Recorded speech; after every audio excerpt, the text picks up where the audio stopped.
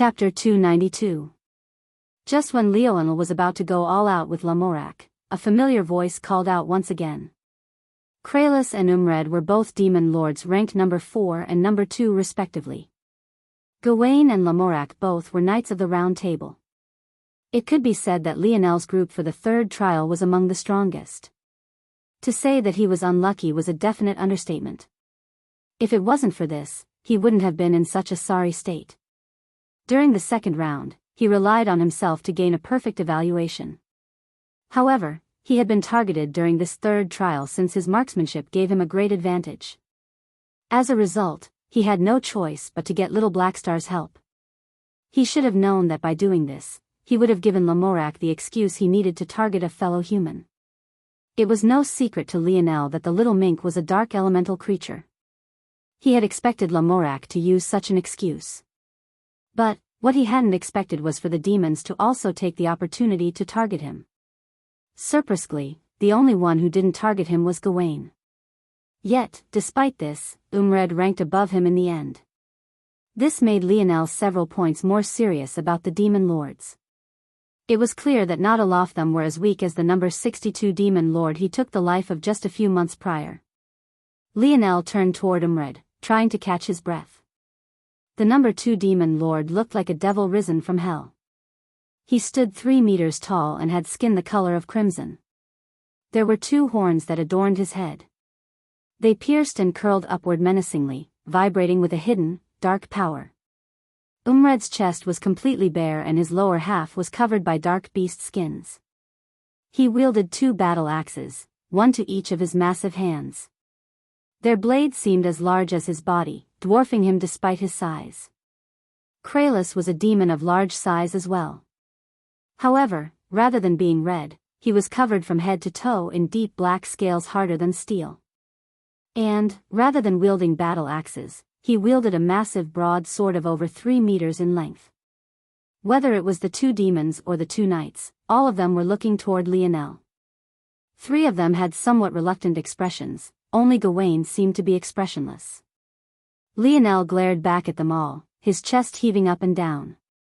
He had already reached the point where just these few had no ability to pressure him any longer. Without another word, he stepped onto his small gray platform and soared back up. "Big brother, are you okay?" Lionel took a deep breath. "I'm fine. It's not a big deal." Little Nana frowned at these words. She could tell from the tone of Lionel's voice that he wasn't as fine with these matters as it seemed. Towards such a reaction, Nana couldn't help but feel somewhat speechless. What was it? Did he expect to not suffer a loss after being targeted by so many powerful beings? In fact, did he even really suffer such a loss? Wasn't he still first? However, Nana had no idea that the reason Lionel was so short and succinct wasn't because of this. Though it played a part, it wasn't everything. At the moment, Lionel had an uncomfortable, suffocating feeling in his chest. It was the kind of feeling he only felt due to Aina. For some reason, Lionel felt as though there was something wrong with Aina at this very moment. Yet, he was still years away from leaving these trial grounds. And, even if he left right now, it would be impossible for him to find her immediately. This left him feeling anxious, so anxious that he didn't even think about why he was so certain these thoughts were reality. It was no wonder, then, that Lionel almost completely snapped just a moment ago. If it wasn't for the trial ending, there was no telling what he would have done in that moment. A pillar of gold descended upon Lionel. He had no choice but to discard any distracting thoughts he had. Even if he wanted to rush to Aina right now, he couldn't do so without strength. If he wasted this time, any small chance he had would just shrink all the more so. Star force rotated within Lionel's body. As time passed, he felt his force growing more and more crystallized. Just a little more. Just a little more and I'll be able to form my final nodes. Each recovery reward Lionel gained was worth 3 to 4 months of normal meditation. After 2 perfect recovery rewards in a row, Lionel had already managed to cover over half a year of meditation. With a few more rewards like this, he would be able to meet his goal. "Nana, come over here." A sudden voice sounded as Lionel opened his eyes. He didn't need to look over to know that it was Pope Margrave. Before Lionel could even react to the words, the first thing he noticed was Nana's imperceptible trembling. It was as though she was deep within a nightmare. Seeing Nana's hesitation, Margrave frowned. "Did you not hear me?" The dignity in his voice raised several levels. Despite the fact he didn't raise its volume, it felt as though his words were thundering in the little girl's ears, causing her blood to rush in reverse. Little Nana's hands gripped at her chest. It looked like she would bend to the pressure at any moment. At this instant, the 8th round of the 3rd trial was beginning, but at least half of the remaining participants had suddenly turned their gazes toward their direction. However, no one could have expected Lionel's reaction. "I'm not in the best of moods right now, Pope." Scram. Chapter 293. Lionel wasn't a person who got pushed to anger easily. Even when he was oppressed several times by Camelot or even the powers he had been a part of in the past, being vicious with his words wasn't normally the route he would take. His usual response would be calm and collected, even to the point of bordering on inhumanly cold. But now, after swallowing several grievances, being targeted by the very people he was meant to save in this damned zone, and now seeing a little girl being so blatantly bullied before so many, he snapped. He looked toward the handsome Pope Margrave, his hair billowing beneath his own aura. Margrave's gaze narrowed. Though Lionel had called him Pope, it didn't carry a hint of respect. And, as if the disrespect wasn't enough, he actually told him to scram? Margrave remained silent for several moments. The motives for his actions were quite obvious. He was the Pope of the Church while Lionel just revealed that his beast companion was a demon beast. How could he allow one of his own people to interact with such a man? Madrid looked over with a hint of curiosity in her eyes. There was even a hint of understanding and compassion within them, as if she understood Lionel's plight. But, just as quickly as it appeared, it disappeared just as fast. Margrave didn't respond to Lionel directly and turned back toward Nana. "Are you sure this is what you want?" His words seemed to be hinting at something. Yet, only Nana herself seemed to understand. Everyone else was completely left in the dark. Little Nana's trembling grew fiercer. It became quite obvious to Lionel that this wasn't just a matter of being associated with him. While others might not know it, Lionel knew that Nana wasn't of this world. In a few years, this Pope would have no control over her life whatsoever. So, while others who heard their conversation assumed that the Pope was an elder advising Nana for the sake of her future, Lionel knew that she wouldn't react like this if it was just about that. Lionel stood up and stepped into the void that separated his and Nana's platform. It seemed like he was committing suicide for a moment, yet in the next instant, he actually took a step on the air, shocking all those who were watching him. Of course, Lionel was using his treasure shoes to mimic such an effect, but the others had no way of knowing this. Little Nana was so shaken that she hardly noticed when Lionel had already appeared before her. If it wasn't for his shadow, she would have noticed anything at all. "Ah. Do you want to leave here?" Lionel asked. "Ah." Little Nana was speechless. If she could leave, wouldn't she have? What was Lionel saying? She was confused about exactly what was happening. "Do you?" Lionel pressed. "Why yes, good." Lionel nodded. Then, he brought out the segmented cube and allowed her to enter. In one instant, there was nothing but a small gray platform and two youngsters. In the next, there was no one but Lionel standing outside of a large 5 by 5 meter box. In fact, the cube was so large that Lionel was able to step from it to his original gray platform without using his treasure shoes. Pope Margrave's brow furrowed. What was this supposed to accomplish? How could Pope Margrave know of the segmented cube's abilities? Entering it was like being disconnected from the world entirely. During the second trial, Lionel had had thoughts of entering the segmented cube. But, something made him rethink doing so and he asked the dictionary about it first. As expected, once he entered the segmented cube, he would be considered to have left the Merlin trials. If he did that, he would lose the right to fight for the 4 Seasons realm comprehension. However, for someone like little Nana, this was perfect for her. She would no longer be restrained by the trials. But, from now until the trials ended, she would have to remain within the segmented cube. There was no telling how the trial grounds would react to a dead participant suddenly coming back. Lionel landed on his own platform, his chest heaving slightly. This was the first time that his recovery didn't bring him back to 100%. However, this only made sense. He had directed all of the star force toward concentrating his force. In addition, for whatever reason, Lionel seemed unaware that he had already awakened the healing branch of his snowy star owl lineage factor. If not for this, how could he ever worry about his Bodis condition? How could he ever have been put into such a sorry state just moments ago? It seemed that Lionel had truly been unconscious during the matters of that day. After landing, Lionel turned back toward the Pope only to see that the latter was already looking toward him. However, Lionel disregarded him the very same way he had once disregarded Lionel. This time, though, the Pope didn't seem intent on maintaining his silence toward Lionel. He sighed. "Are you not aware that your actions have made an enemy of all those here?" Lionel's footsteps paused. If it wasn't for his mood, he may very well have laughed at what he had just heard. He was a Lionel Morales. He was a man who, despite his modest upbringing, managed to gain the love and adoration of a school filled with nobles.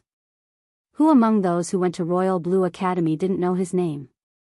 Who among them didn't respect him and have a good opinion of him? Even when he shamed himself and never missed a day of confessing to Aina, not a soul made fun of him for it, and they even encouraged him. Yet, after the world changed, everything seemed to change along with it. It seemed that no matter where he went or what he did, he would be hated, ostracized, and targeted.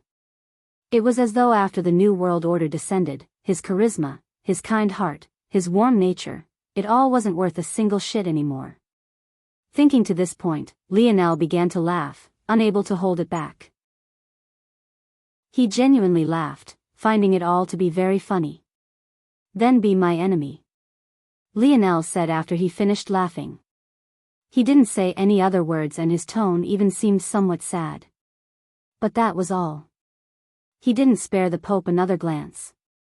Less than 70% or more of those participating have gained animosity toward one trial taker, Lionel. Survival event triggered a 10x the rewards for participant, Lionel. Chapter 294. Lionel's expression changed. This was the last thing he could have possibly expected to happen. However, after a while, he understood why such a thing would happen. The Merlin trials were set up with the utmost transparency. With the exception of hiding what happened within the special store, everything else was laid bare for all to see. Whether it was one's performance and grade or even the skills one chose to unlock, everyone saw it. Beyond this transparency, one could watch everyone battle. This was especially so in single-participant trials like Trial 1 and 2 had been. In that case, even when one waited to unlock skills after using a special store ticket, it was more likely than not that whatever improvements one made would become very obvious, very quickly. As though this wasn't enough, everyone shared the same physical root skill tree. In addition, all those who used the same weapon shared the same weapon root and special root skill trees as well. This meant that even if one wanted to hide their skills and did a good job in doing so, the kind of skills one had unlocked could be deduced just by observing someone else with a similar weapon. What did this all come to mean? It essentially meant that this setup made it very easy to distinguish who was powerful and who wasn't, in addition to who was improving faster than others and who wasn't. In such a situation, a small group of individuals becoming the target of many was very possible. One could even say that it was inevitable. The only question was of when. Understanding this, Merlin would have definitely made some plans accordingly. Or, maybe this was always Merlin's intention to begin with. It feels as though everything is suddenly moving quicker. Whether it was the sudden elimination round or this random event, both were triggered by something that should have only begun to happen much later in the trials. After thinking to this point, Lionel became several points more serious. Though the voice had said that he had 10x the rewards to claim, he knew that doing so wouldn't be so easy. Before Lionel could think anymore, he felt the world warp around him. When his vision cleared, he found himself in a familiar throne room. Except this time, rather than kneeling before it as he had done last time, he was sitting on its cushioned seat. King Arthur's throne room? Lionel frowned. He felt that this positioning wasn't much of a coincidence. After a sweep of his senses, Lionel realized that though he was within Camelot's castle, it was completely deserted. In fact, for as far as he could stretch his internal sight, he didn't spot a single person. Lionel was pleasantly surprised. He hadn't thought that he would gain something like that. This made things much more convenient for him. After a while, Lionel understood the random event. There was a flag in this very throne room. In fact, it was waving above the throne he sat on at this very moment. His role was to protect it, while the role of everyone else was to steal it. Lionel had to protect the flag for a single day. However, should the flag be stolen away, it only had to be protected by the opposition for 10 minutes. The only exception to this is if there was less than 10 minutes remaining to the end of the trial. In that case, they only had to protect it until time ran out. This essentially meant that the most dangerous time for Lionel to lose the flag would be in the final minutes. Of course, the reason Lionel wasn't in too bad of a position was because he could move the flag if he wanted to. The only restriction was that since the chosen location was Camelot, he couldn't leave the city walls. In fact, from Lionel's understanding, he had to stay within the core city's gates as well. However, this was still a large area. Run? Lionel's lips curled, a cold light suffusing his eyes. In order to participate in capturing his flag, Lionel's enemies had to pay 1 star point or 1,000 skill points. This way, most were filtered out. However, it also guaranteed that all who dared to do so would be elites. At the same time, the more who participated, the better his rewards would be. Yip! Yip!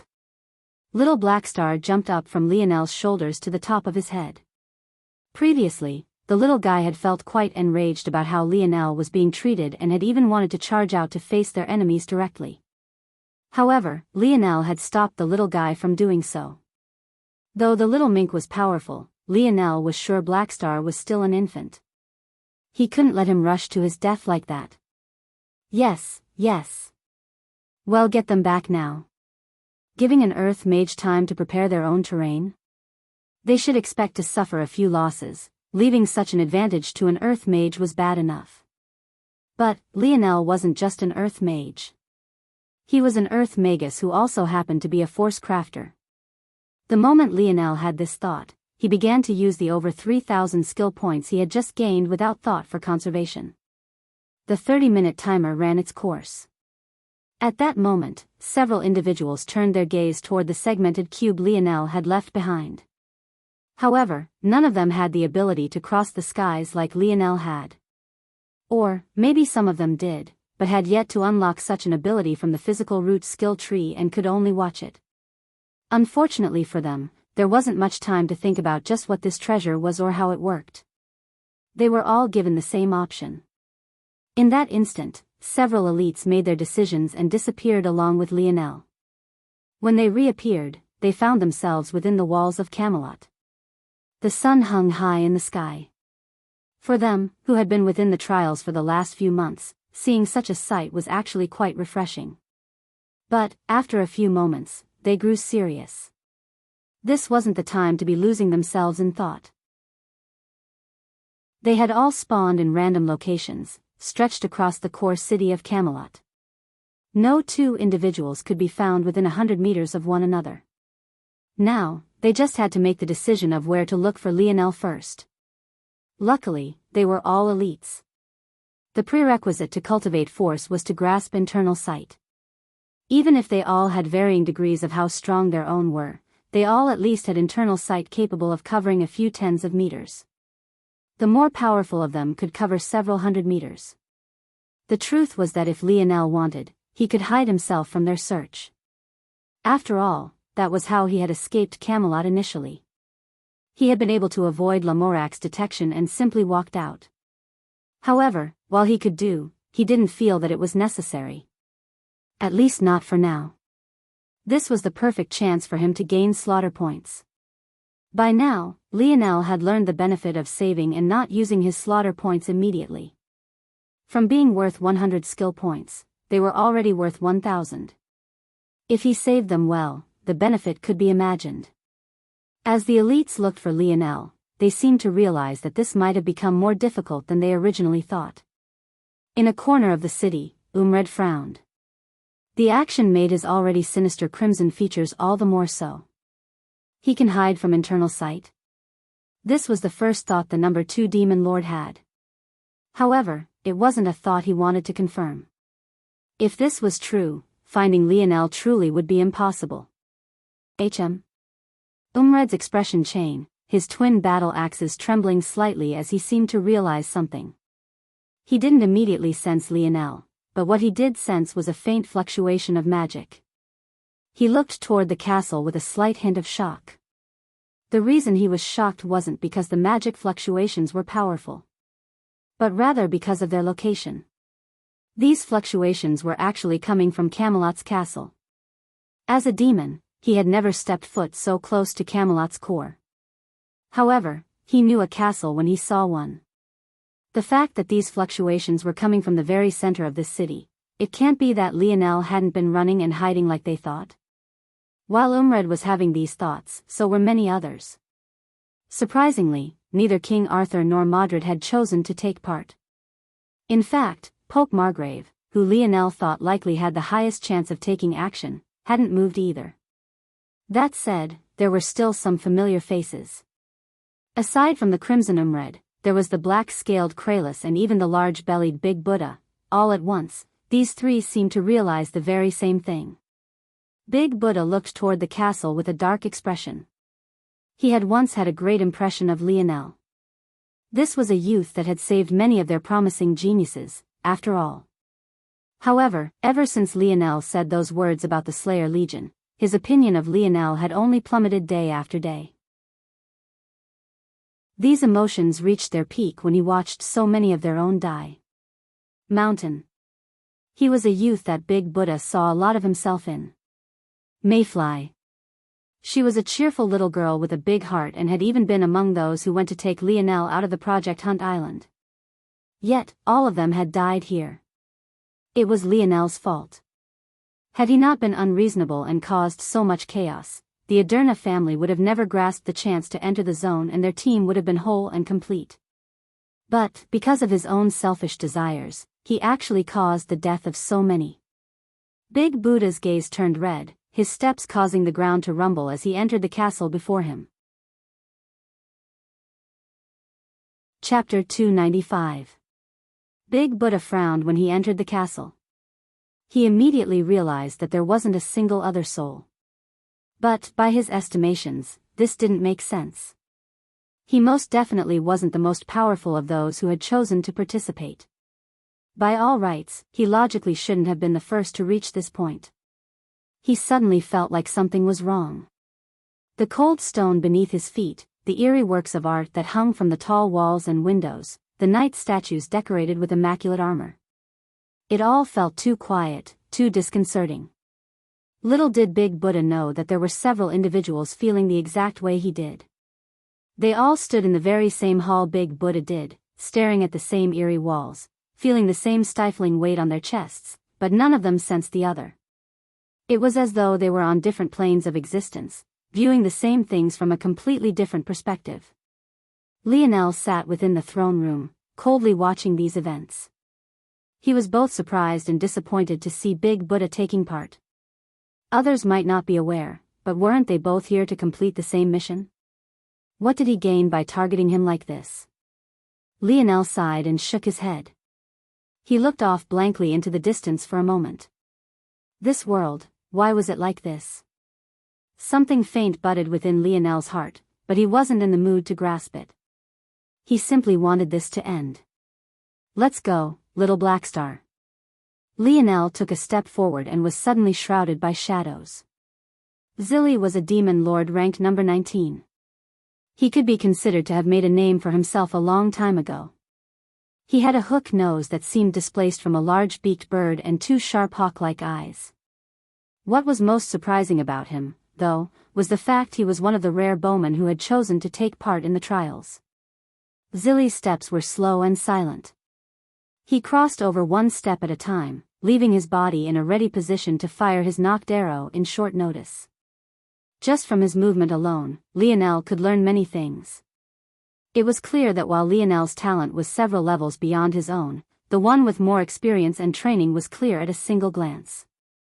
Unlike Big Buddha, Zilli wasn't surprised by the fact he was the only one here. He was confident in his own tracking and sensory abilities. There were very few things that could hide from his hawk-like eyes.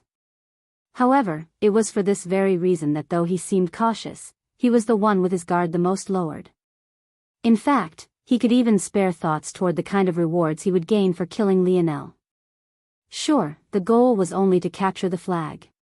But, wouldn't the game end much quicker if he just killed his only opponent? Why waste 10 minutes running away if things could be ended so easily?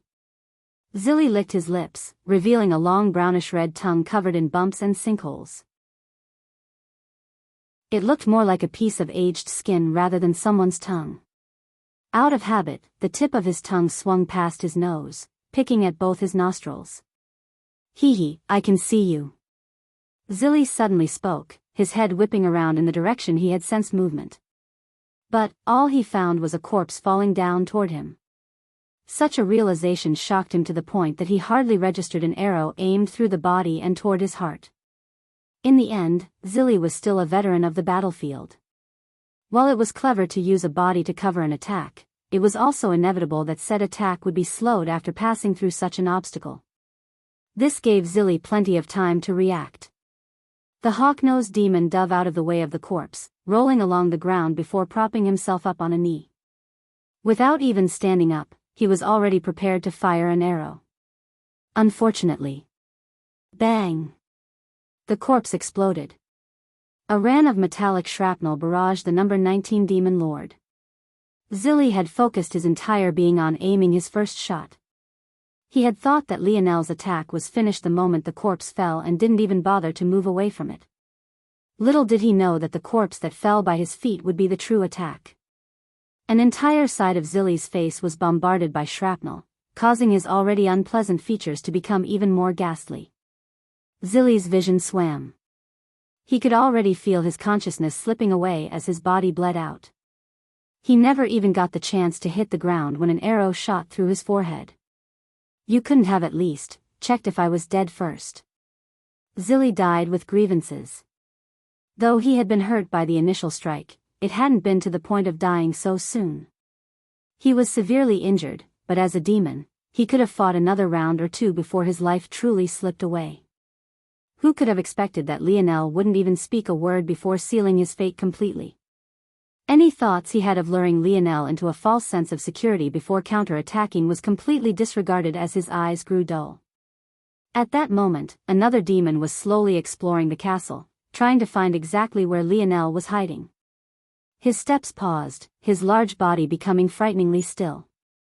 His nose tilted up into the air, a large pair of fiery red nostrils taking a deep breath. Blood, the demon's eyes narrowed. It could be said that Lionel's means were quite clever. Taking advantage of the fact his enemies didn't enter at the same time, he used a few illusions of the eyes and senses to separate them and deal with them one by one. He managed to isolate sight, hearing, and internal sight. However, he didn't manage to do so with scent. It wasn't necessarily Lionel's fault. A human wouldn't be able to pick up the scent of blood from so far away. In fact, not all demons had a strong sense of smell either. But, it just so happened that Imred did. Chapter 296. Lionel steadied his breathing. Not every battle had been as simple as the one against Zilli. Many were more cautious and sometimes Lionel's plans didn't work out as perfectly as they did in his mind. But, regardless, Lionel had already gained 7 slaughter points. 5 of which came from demons and the remaining 2 of which were humans. Now, there were only 3 left, Big Buddha, Umred and Kralis. Lionel felt that there were more who had entered this trial, but it seemed that their senses hadn't been sharp enough to come to the castle. This was already the best result possible. Lionel didn't want to make it too obvious that he was here. If he did, those who were powerful would realize that it was a trap. In that case, it was best to miss out of luring everyone if it meant capturing all of the big fish. Lionel took a deep breath. Of the three that remained, the weakest is, Lionel sighed. He had been subconsciously putting off confronting Big Buddha. In truth, several of those he had already killed were more powerful than the large-bellied commander. Lionel knew that he was still too soft-hearted, even now. But there was nothing much he could do about his own disposition. All of his kills up to this point were strangers or those he hardly knew. Big Buddha could be considered to be the first person he would kill that he had once had a decent relationship with. Even thinking this, Lionel felt silly. After all, this so-called decent relationship was just a matter of conversing with this larger-than-life man for a couple hours, if that. But Lionel still felt that it would cause a knot in his heart. Lionel closed his eyes and took another deep breath. "He's trying to kill you." These were the only words Lionel whispered to himself. They were words no one else would ever hear, but he repeated them to himself again and again. Lionel's eyes remained closed for a long while as he calmed his heart. When they opened again, his calculating gaze had returned. "Get ready, little Black Star." Lionel sent his thoughts over to the little mink. After unlocking perfect union, doing such a thing wasn't an issue. Though the little mink and him couldn't communicate in the truest sense, it was possible for them to understand each other's intentions as though it was their own. In a way, their ability to understand one another was even better than if they used words, and it was also much quicker as well. Lionel shot forward, his steps exceptionally light. One of the benefits this trial had given him was an understanding of movement. Lionel had never really considered its importance before. Originally, he had been entirely focused on just improving his movement speed. The restrictions within the trial were so great that he felt stifled. After all, ever since he awakened his snowy star owl lineage factor, speed had become one of his strong points. However, after unlocking the skills within his physical roots, Lionel began to realize that movement was more complex than he once thought. It wasn't always strictly about straight-line speed. In many ways, agility was even more important than pure speed. It wasn't just about speed, but how he fused a myriad of changes to his movement. Lionel was a marksman.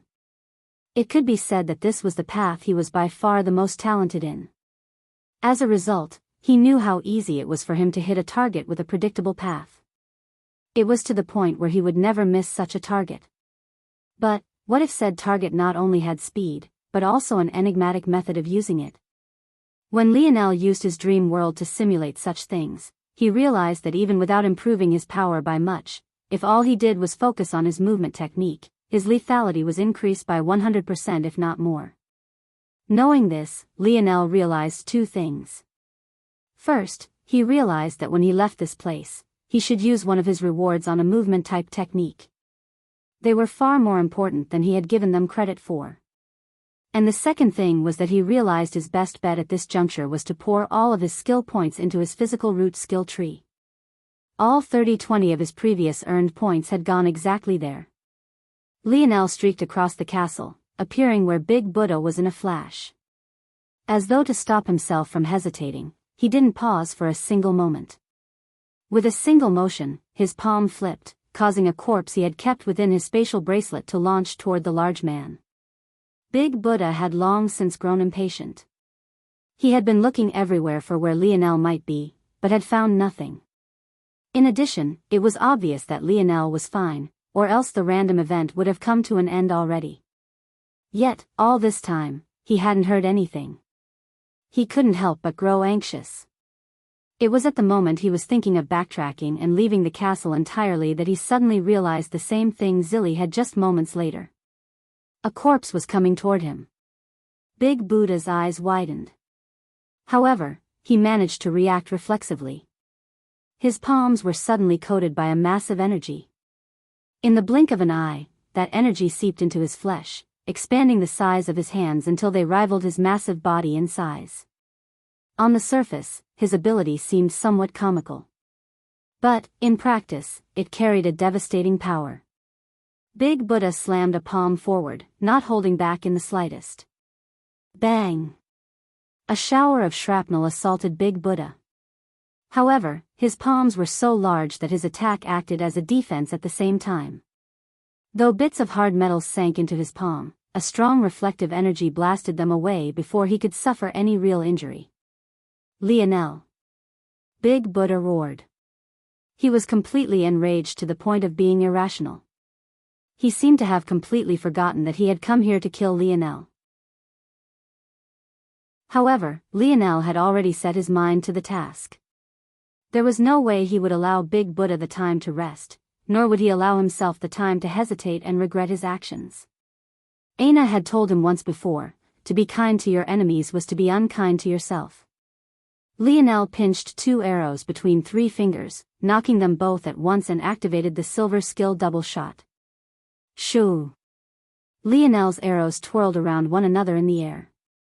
At first, their spiral seemed separate. But in the next instant, they seemed to fuse, becoming a spinning corkscrew of force in the air. Ack! A large finger was severed before Big Buddha could react. It flailed in the air before dissipating the energy that formed it and hitting the ground at its normal size. Unfortunately for Big Buddha, Lionel's gaze remained cold and calculating. Lionel activated the silver skill hot streak, eliminating his cooldowns for the next 10 seconds. Then, he immediately activated the silver skill 5-pronged net. He fired 5 arrows in quick succession. Each curled in the air from 5 different directions, firing toward Big Buddha from 5 separate directions at once. Big Buddha panicked, swatting his 2 massive palms to the left and right, smashing apart 5-pronged net before it could form. Unfortunately, that exposed his front. The silver skill shooting star activated. Lightning crackled and wind sliced. Lionel's gaze met Big Buddha's. Though his heart shook when he saw the fear and helplessness, his steady hand never wavered. Shoo! Lionel's expression suddenly changed. He retreated with his quickest steps, not forsaking his light elemental force for even a moment. A battle axe suddenly smashed down from his side. However, there was no owner behind it. It was clear that it had been thrown toward him. Had he not moved, his arms which had just been holding up his bow would have been severed. However, it was fine. He had already released the arrow. Regardless, Big Buddha would die. At least, that's what Lionel thought before a second variable appeared. A massive broadsword smashed into one of Big Buddha's palms, sending him flying to the side. Big Buddha slid along the ground in a sorry state. It was clear that whoever had saved him hadn't really cared about his well-being because he seemed to be barely alive. It was as though their goal was to prevent Lionel from gaining more slaughter points rather than saving a comrade. Lionel's expression grew heavy. He recognized those 2 weapons. Umred and Kralis had managed to see through his maze of spells. Chapter 297. Lionel didn't have time to think about why it was that these 2 demons managed to find him.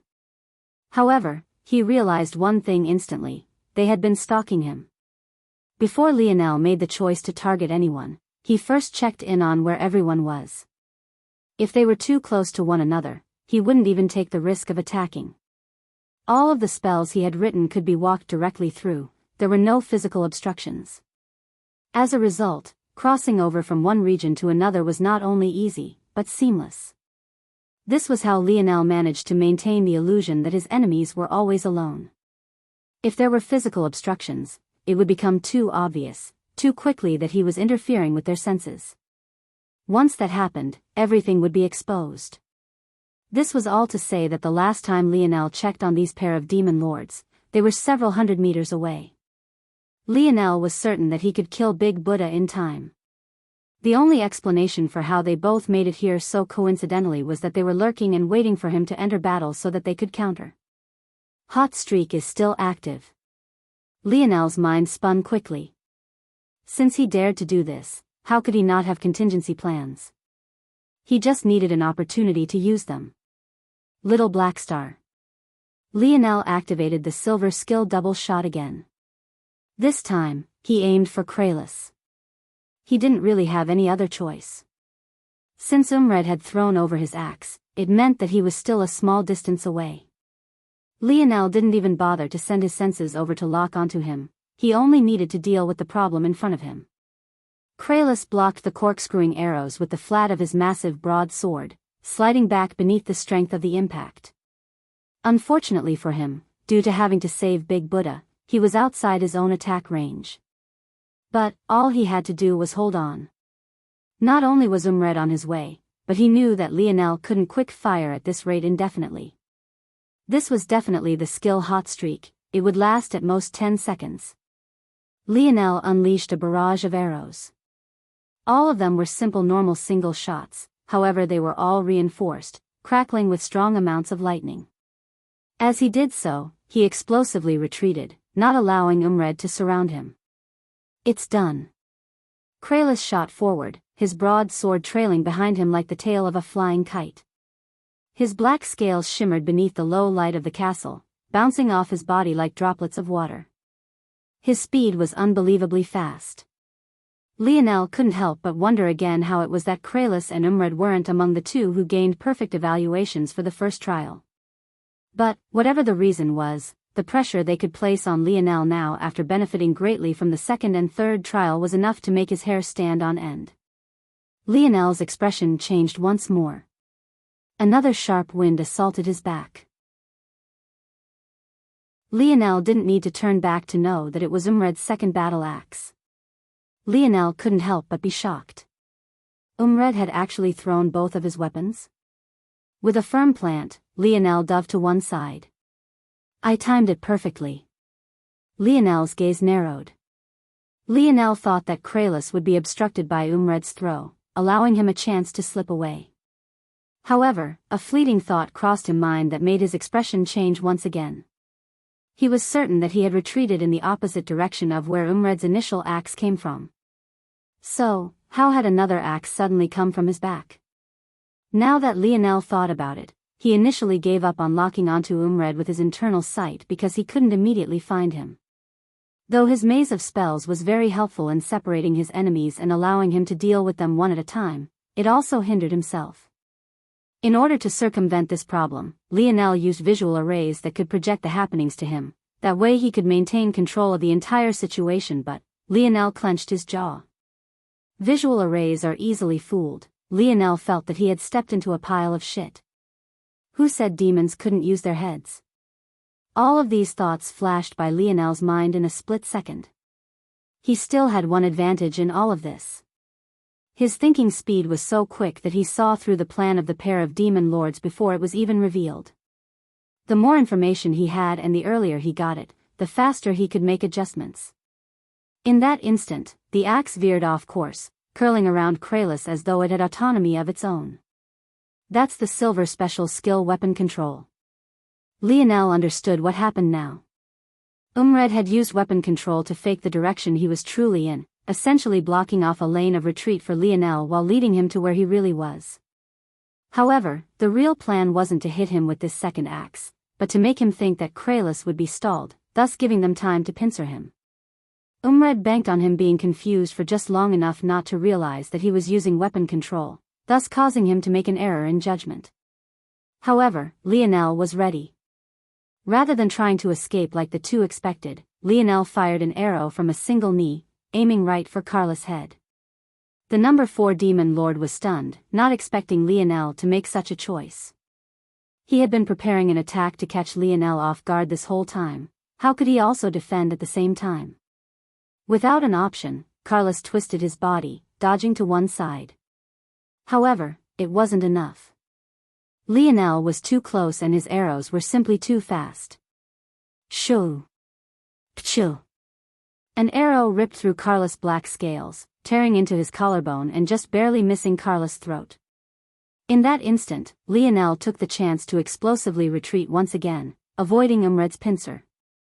Lionel took deep breaths, his bow primed and his arrow nocked. Beads of sweat fell from his brow as he watched Umred's battle axes float toward empty space. In the next moment, a large 3-meter-tall crimson demon with savage horns stepped out, crossing a spell wall Lionel had put up to appear. Chapter 298. Lionel steadied his breathing, his gaze narrowing. Had he been just a bit slower, he would have been forced to take on an attack from the front and the back simultaneously. Taking on such an attack from two such powerful individuals would be like asking for death. At the same time that Lionel was steadying his quickly beating heart, the two demon lords were looking toward him with exceptionally serious expressions. They didn't know if Lionel had lucked out or if he had seen through their plan in such dire straits, but if it was the latter, it was simply too monstrous. There weren't many who could remain calm in the midst of battle. But, remaining calm and analyzing the situation so quickly was something straight out of a fantasy novel. There were those who could make appropriate actions like Lionel's on instinct honed through countless years of battle. But Lionel was simply too young to have cultivated a battle sense of that level. The little mink grew restless seeing these two. These were the same two demons that had been bullying Lionel during the third trial. The moment the little guy recognized them, he bared his little fangs, growling. Though, due to his small size, little Blackstar's growling sounded more like the purring of a kitten than the prowling call of a predator. All right, little guy. Lionel smiled, somehow feeling more at ease after seeing Blackstar's antics. Yip. Yip. Lionel's gaze became more serious as he looked back toward the two demon lords. No, let me fight them on my own for now. A small circle of wind surged around Lionel, his eyes becoming somewhat dull. Since he began these trials, he had yet to get a chance to test his own hypotheses. He originally wanted to see if it was feasible to use his dreamscape in place of his battle sense. What better opportunity was there than now? As his gaze became dull, the entire battlefield was projected into his dream world. A replica of himself stood, as did one of both Umred and Kralis. Everything before him was broken down into numbers and percentages. They flickered by his eyes like the words on a screen, his mind becoming faster and faster with each passing moment. The two demon lords suddenly felt their hair stand on end. They felt an overwhelming sense of danger for a moment, but they had no idea where it was coming from. Did this boy get help? But that was impossible. This was a trial set up by Merlin himself. Before the two could truly understand what was happening, Lionel took a step forward, firing a simple arrow. It was just a simple arrow, but Umred felt stifled. The step he had planned to take was suddenly cut off. He had no choice but to change his tactics midway, but the result was a taboo in battle. He thought too much about his next move, making his reactions slow. In the end, he could only hurriedly block with his two axes in a sorry fashion, stumbling backward due to his base not being solid. Kralis watched this happen with an incredulous gaze. At first, he thought that Lionel and Umred were teaming up to put a show. Could it be that Umred planned on using Lionel to get rid of him? He definitely didn't put such an action past the number 2 demon lord. After all, they were demons. Plotting, scheming, and backstabbing one another could be considered just another event of the day. However, in the next instant, he realized that it wasn't Umred scheming against him at all. He couldn't understand how a single arrow could put him into such a sorry situation. It had no flair, no complexity, there was hardly even any curve to it. It simply didn't make any sense. Kralis roared, swinging down his broad sword with all his might. But, due to the fact Lionel had shot through his collarbone earlier, he could only use a single hand, causing him to end up in an even sorrier state than Umred. Lionel's barrage was relentless. Even with Heat Streak being on cooldown, he had long since unlocked the silver skill superior quick fire which cut his reload time to 0. 70 seconds. Such a small time wasn't enough for the 2 demon lords to recover. As though that wasn't enough, Lionel had already ungraded to the silver quiver. His quiver could now hold 50 arrows and it could respawn 2 arrows every 20 seconds.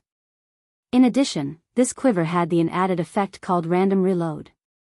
There was a 10% chance of an already fired arrow reappearing within the quiver after being let loose. By Lionel's calculations, if he fired at his highest rate, he could expect random reload to activate 2 to 3 times every 20 seconds. This essentially meant that Lionel could expect 5 extra arrows whenever his quiver's respawn was ready. If he went all out, had 55 arrows to use in a single spurt. Maybe more if he got lucky. All of these thoughts and calculations spun by Lionel's mind, but they neither uplifted his mood, nor diminished it. His entire focus was on the battle at hand, while Umred and Kralis were like two frogs in slowly boiling water. Lionel shot another arrow with every step he took. His imposing aura was no less than a mighty warrior. If it wasn't for the bow in his hands being so obvious, one would think he was wielding a halberd, brandishing it to taste the blood of his enemies. The moment the two demon lords lost the initiative, it was like they could never gain it back. Lionel seemed to perfectly see through their weak points, not allowing them a chance to regain their footing. And, in that very instant, pung! Lionel activated Shooting Star, causing a light of panic to enter Kralis' eyes. He hurriedly blocked with his great sword, only to find he couldn't step as far back as he thought he could. All this time, he had completely forgotten that they were still within the castle walls. The pressure Lionel placed on them made them forget everything about their surroundings but him. He awkwardly blocked with his great sword, unable to get as much leverage as he was expecting.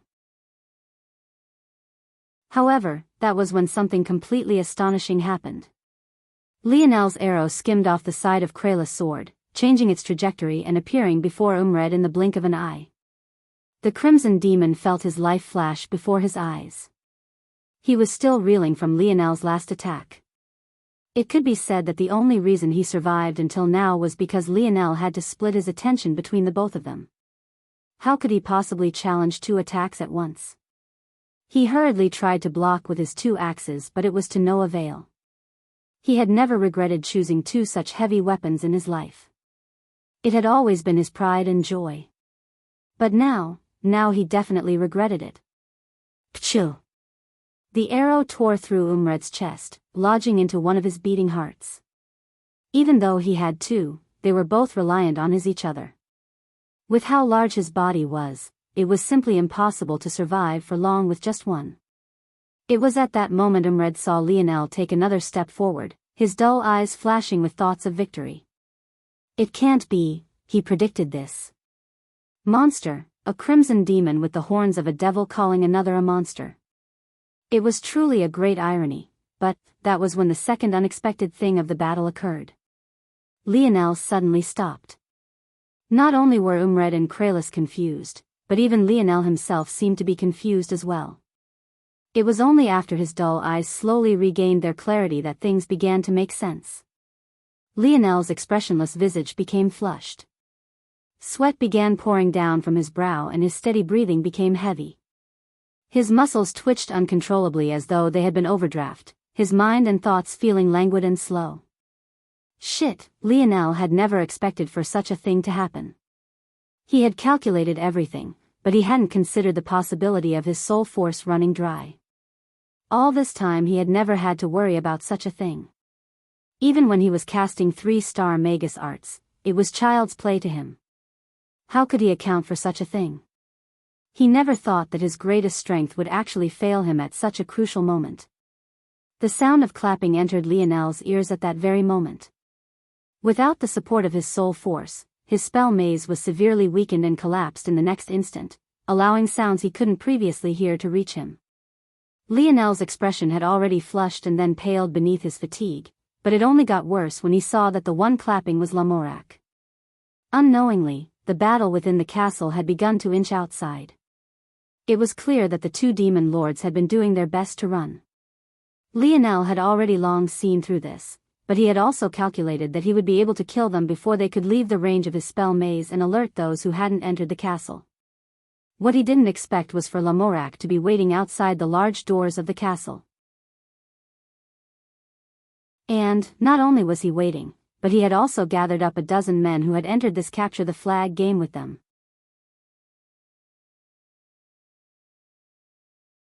Chapter 299. Lionel breathed heavily, sweeping over the enemies before him with an expressionless gaze.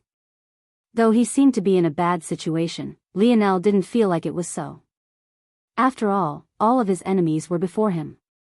He hadn't been surrounded and still had a lane to retreat. Lionel's gaze landed on Lamorak, measuring him up and down. He didn't bother to speak any words as there was nothing he could say that could change the current situation. In a lot of ways, Lamorak and Big Buddha were incredibly similar. They were both die-hard supporters of their own individual ideals, one for the Slayer Legion and the other for Camelot. To them, the moment Lionel challenged their bottom lines, he was already deemed to be an enemy of theirs. To people like them, things were only in black and white. And, even if they were aware that there might be a region of gray, they would rather stamp any instances of it to protect themselves from having to challenge their own ideals. Lionel didn't feel like wasting his breath on people like this. Lamorak was already willing to go all out to kill him. But, the moment he saw the little mink in action, he felt as though all of his previous preconceptions were validated. This only made his fervor all the more great. Lamorak would never consider what he would have done had the little mink not been on Lionel's side. He was simply a hypocrite, the kind of person who only sought to confirm their own biases while ignoring all else. If Lamorak was any sort of objective, he would be considering why it was that a young man who could wield the light element would choose to side with a dark elemental creature. Logically, things shouldn't be as simple as they seem. But, would such a fanatic consider such a thing? And, even if they did, how seriously would they take it?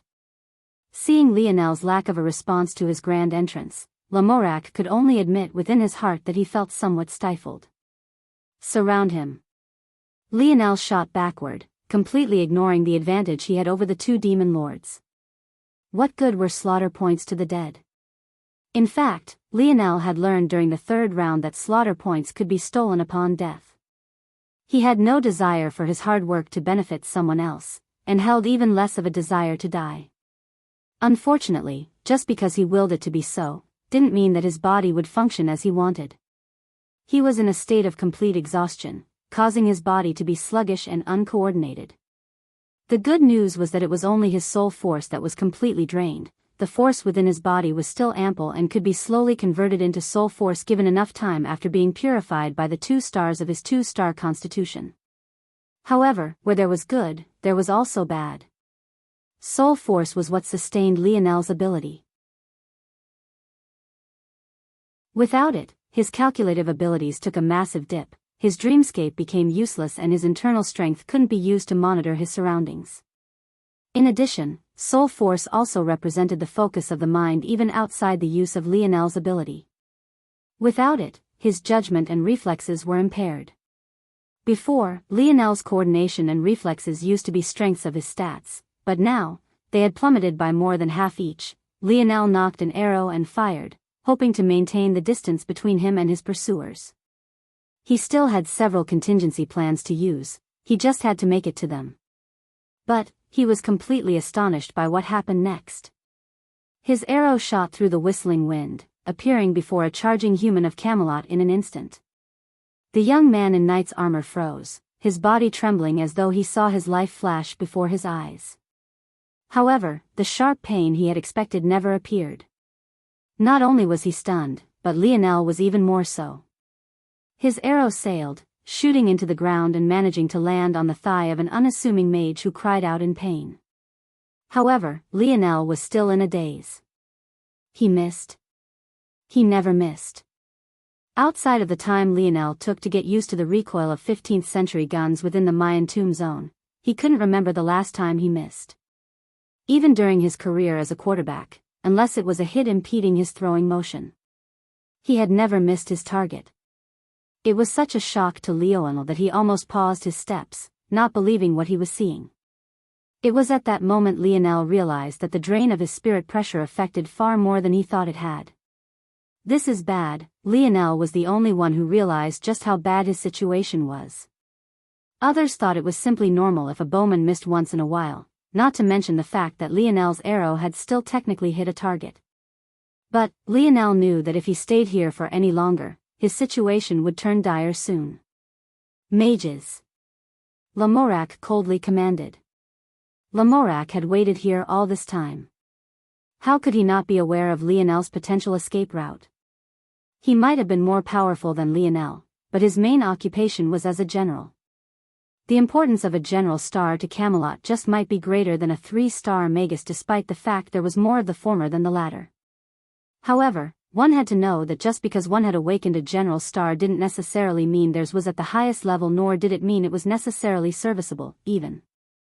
It could only be said that Lamorak's was far beyond a normal level. A volley of arrow spells shots into the skies, falling toward Lionel like a rain of meteors. Arrows of earth, fire, wind and water. It felt as though all the elements of the world were converging onto a single man. The surge of force was so great the front wall of the castle collapsed, widening the doorway until it was dozens of meters across. Little Black Star. Lionel grit his teeth. He knew this move took a lot out of the little guy, but he had no choice. Most of the spells he had prepared in advance had collapsed after his soul force ran out. And obviously, he had no ability to cast any more. The little mink stood on his 4 little paws, latching onto Lionel's hair. He growled, his hair standing on end until he seemed to double in size. Just when Lionel was about to be completely overwhelmed, his body was suddenly covered by a thin layer of black fog. Shoo! The violent fluctuations of magic shot through him completely, shattering the ground beneath him and leaving the ground of the castle in shambles.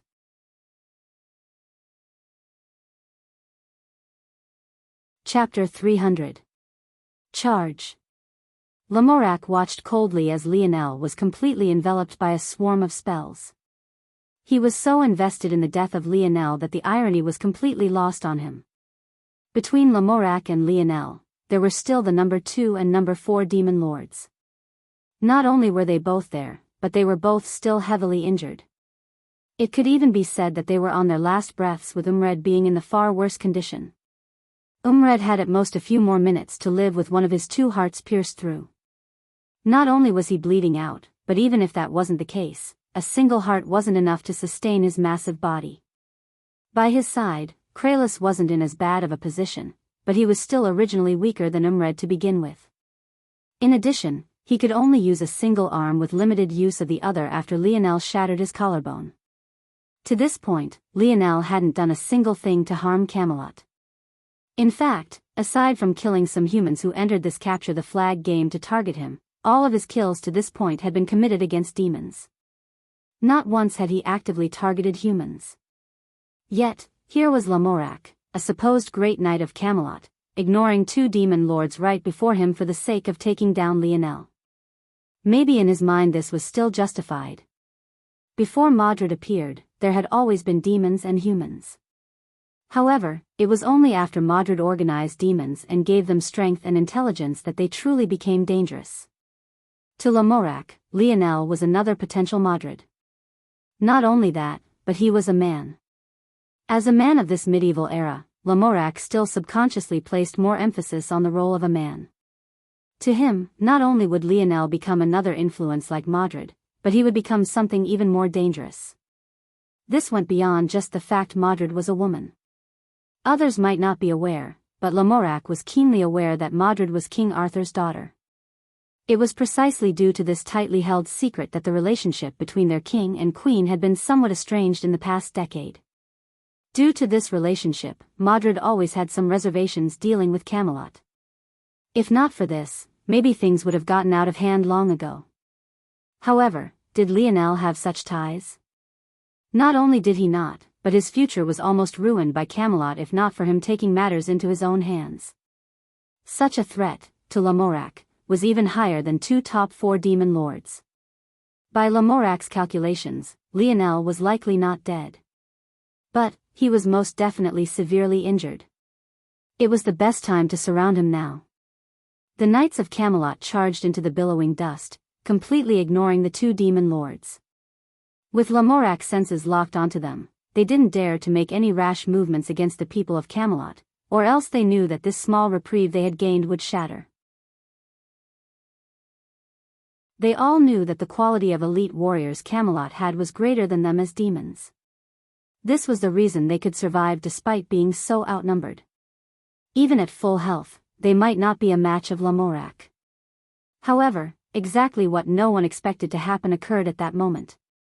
Streaks of darkness shot out from the cloud of dust. Though they were faster than most eyes could follow, they came in sets of 3s as though a creature of the darkness had torn space apart with their claws. the front line of knights completely collapsed. Those who didn't die had their armor collapse and their bones broken. Those that were more unlucky were torn in half, their bodies erupting into a rain of blood and gore. At that moment, Lionel shot out from the back of the crater, using it as cover to escape as quickly as he could. The little mink no longer had the strength to cling to his neck or his hair. Lionel could only hold the little one in his arms, careful not to harm its fragile little body. In the instant before those magic arrows landed, the little mink had taken Lionel into his shadow world. Though it was very easy for the little mink to enter that land as it pleased, making him immune to attacks. Taking someone else with him was enough to drain more than half of the little guy's stamina. As though that wasn't enough, the little mink had to send out its most powerful attack an instant later. Little Blackstar had given Lionel all he had. Lionel couldn't ask for any more. This was the most important reason Lionel had been hesitant to use the little guy to now. Blackstar was still an infant. Not only were his actions quite childish, but his stamina was still lacking. Lionel felt terrible even asking this much of the little guy. Lionel ran with all he had, charging out and putting distance between him and the others. He couldn't use his light elemental force at the moment. Unfortunately, he learned another important use of his soul force in that moment. The embryo of Lionel's light elemental force was within his ethereal glabella. In order to communicate with it, he relied on a basal amount of soul force. Without soul force, he couldn't communicate with it and thus couldn't use his force-strengthening deviations. Lamorac's expression changed. Was that a final attack on his last legs? From his vantage point, Lamorac couldn't see Lionel through the cloud of dust. To make matters worse, since he had used his senses to lock onto the two demon lords so that they couldn't act, he hadn't spared any internal sight toward Lionel. By the time he clenched his jaw and removed a strand of his senses to look toward Lionel, he realized that there was actually nothing in the crater. He didn't have time to guess about how Lionel had done it. He completely abandoned his command, charging forward personally. The difference in speed was striking. Lionel might have his normal force, but with his coordination lacking, his speed suffered a 10% drop. In addition, without his light elemental force, he didn't have access to his usual speed either, making matters even worse. Under normal circumstances, Lamorac wasn't a match for Lionel in speed at his current peak. But now, Lamorac shrouded his forward path with his senses, searching for Lionel. Without his soul force, Lionel had no ability to hide himself from detection. It took no more than a few seconds for his position to be locked onto. Lionel continued to charge as though he didn't realize he had been found. I can make it. At this current speed it should take, Lionel furiously shook his head. Without his ability, he couldn't even finish calculations that used to be as easy as breathing for him. Lionel began to wonder if his ability had become a crutch. Lionel grit his teeth. He didn't have the mind space to waste for errant thoughts. He had only one goal, to make it to his destination. As long as he did, he could ride out the rest of his trial. While his other spells had dissipated, there was one that hadn't. Teleportation arrays were magic arts specially designed to be autonomous from their creator's soul force. If not for this, how could Camelot rely on them for transport? This was Lionel's last and final contingency plan. He just had to make it. Boy! Accept the punishment for your crimes. Lamorac's roar felt as though it was just over Lionel's shoulder. Had Lionel still been able to use his internal sight, he would realize that Lamorac was less than 200 meters away. With their speed, such a distance could be covered in barely 10 seconds, if that. Lionel couldn't afford to pause. "I'm close, I'm close." Lionel shot through the corridors, reaching the hallway that acted as the final stretch to the throne room. It was at that moment, just as Lionel rounded the final corner, that he felt a mighty force suddenly slam into his body. The air was completely knocked out of him. He felt his bones quake and his inner organs tremble.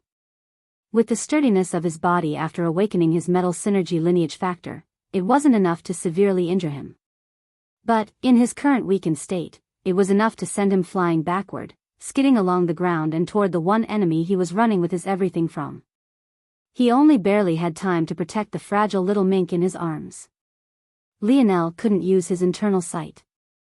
But he vaguely saw a massive palm through his swimming vision. And, behind the massive, larger-than-life palm was a severely injured big Buddha.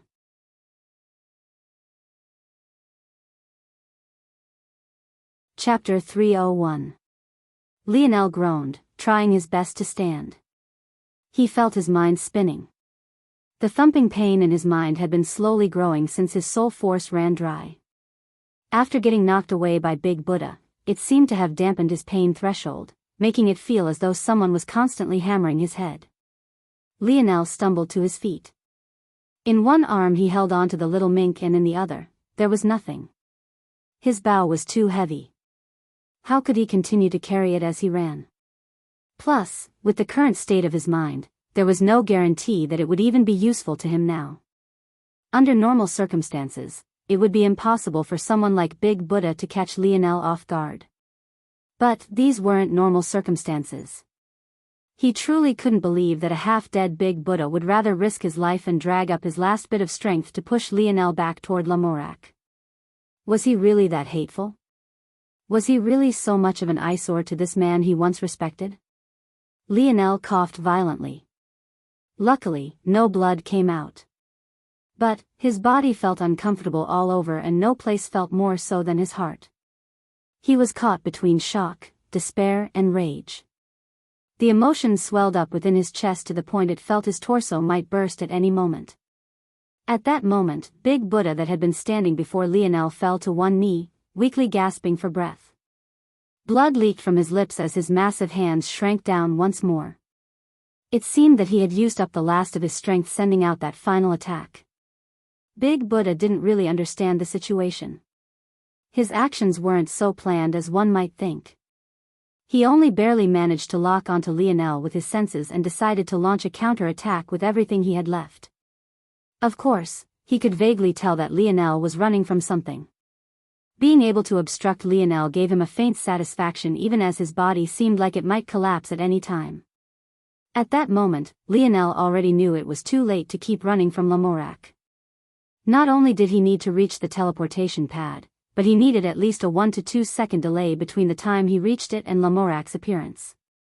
It was such a small time requirement, yet it felt worlds away at this point. Just a single action of Big Buddha's had brought all of that crumbling. Lionel clenched his jaw, turning his gaze back toward Lamorak's figure. As though realizing the situation, the latter had long since stopped running. He walked with a calm pace, closing the rest of the distance between him and Lionel in what seemed like the blink of an eye.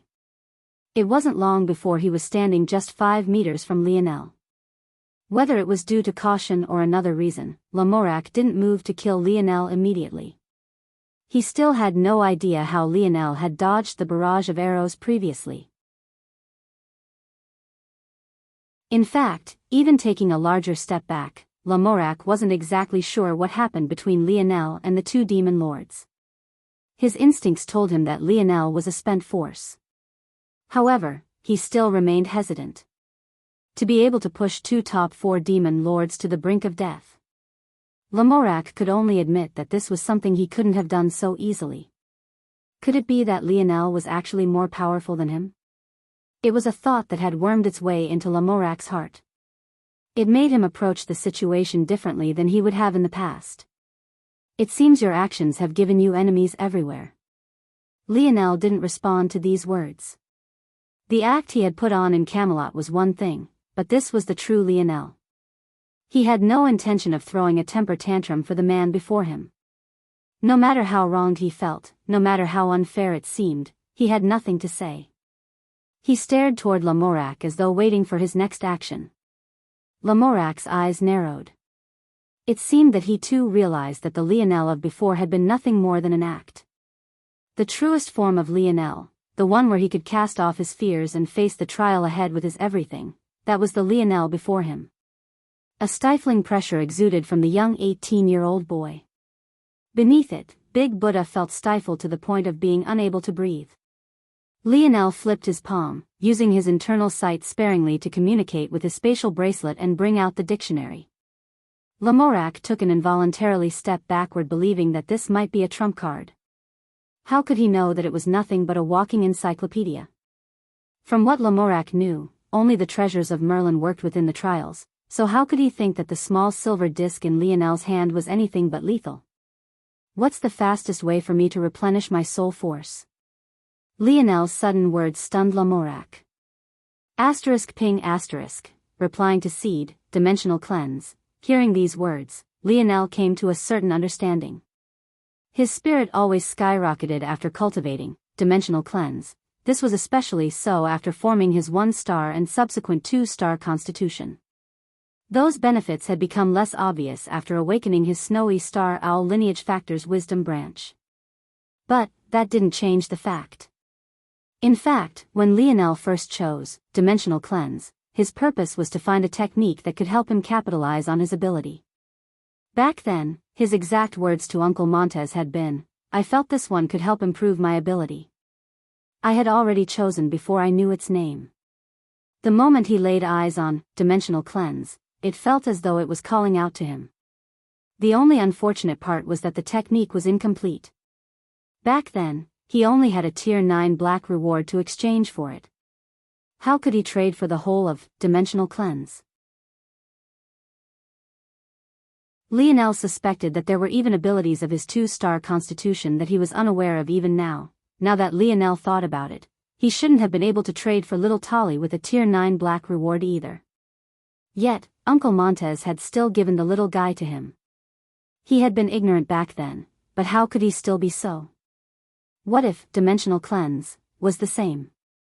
A reward he shouldn't have been allowed to lay hands on, yet Uncle Montez bent the rules in his favor.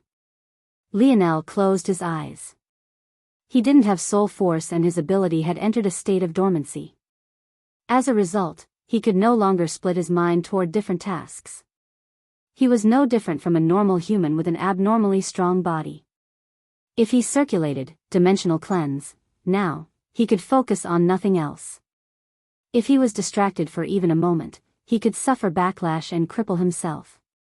Lionel clenched his jaw. When his eyes opened once more, he looked toward Lamorak with a piercingly cold gaze.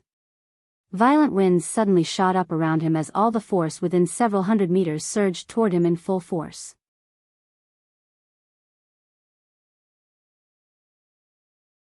Chapter 302. Lamorak's expression changed. He didn't know what soul force was, it was a completely foreign concept to him. He had no idea that what Lionel called soul force was the very same spirit pressure he had known all his life. This had been deliberate on Lionel's part. Without understanding what was going on, Lamorak only became more hesitant, allowing Lionel a few extra precious seconds. To the current Lionel, every single one of these moments mattered. Still, it was just for a few seconds. Lamorak wasn't a fool. He knew whatever was happening now would inevitably help Lionel even if he didn't know what soul force was. If he kept hesitating because of the unknown, the role of predator and prey might flip right before his eyes. Ultimately, he was a veteran general of countless battles. The one thing he didn't lack was decisiveness. Without hesitation, a fiery red and dense force shot up around him like flickering flames. He reached toward his back, pulling a massive, blunt and cylindrical mace from its holster before shooting toward Lionel. He put his everything into the strike, not holding back in the slightest. He put so much power into his attack that the sturdy polearm of the mace bent into an elegant arc, whistling through the air with an opposingly grating sound. Bang! Lamorak was stunned. This time, it wasn't because he missed or that Lionel managed to find a way to evade. Lionel hadn't moved a single inch. His brow didn't twitch, his fingers didn't tremble, his cold eyes didn't waver even as the mace smashed into his body, sending him flying into the sturdy walls of Camelot's castle. Lamorak couldn't help but watch on with a speechless expression. What just happened? Was Lionel suicidal? He knew himself just how much strength he had put into that strike. It was more powerful than any attack he had used against Lionel during their first battle. Back then, Lionel couldn't even take on a casual strike of his. That alone had been enough to fracture Lionel's bones. In truth, Lamorak had been stunned even back then. After all, a normal person would have been blasted into a cloud of gore after one of his strikes, let alone the fact Lionel hadn't been wearing any armor. However, that was all. Besides being somewhat stunned, it wasn't enough for him to lose his mind. This time, Lionel was also not wearing any armor. How could he possibly survive? Lamorak sighed a breath of relief. It was finally over. Just when Lamorak wanted to relax completely, he suddenly realized that the violent surge of internal strength was still spiraling. In fact, now that he wasn't panicking, he was stunned by just how much there was. It couldn't be that Lionel was trying to meditate. Wait, no, how could a single person's meditation cause such a thing? Lamorak looked toward Lionel, who had cracked apart the walls of the castle. A spider web of shattered stone hung around him. But those cold eyes were still there. His gaze never left Lamorak. They didn't flicker with pain or anguish. They remained completely emotionless as force continued to seep into his body. The force entered his ethereal glabella, causing the 2 stars within his ethereal glabella to begin to slowly spin once more.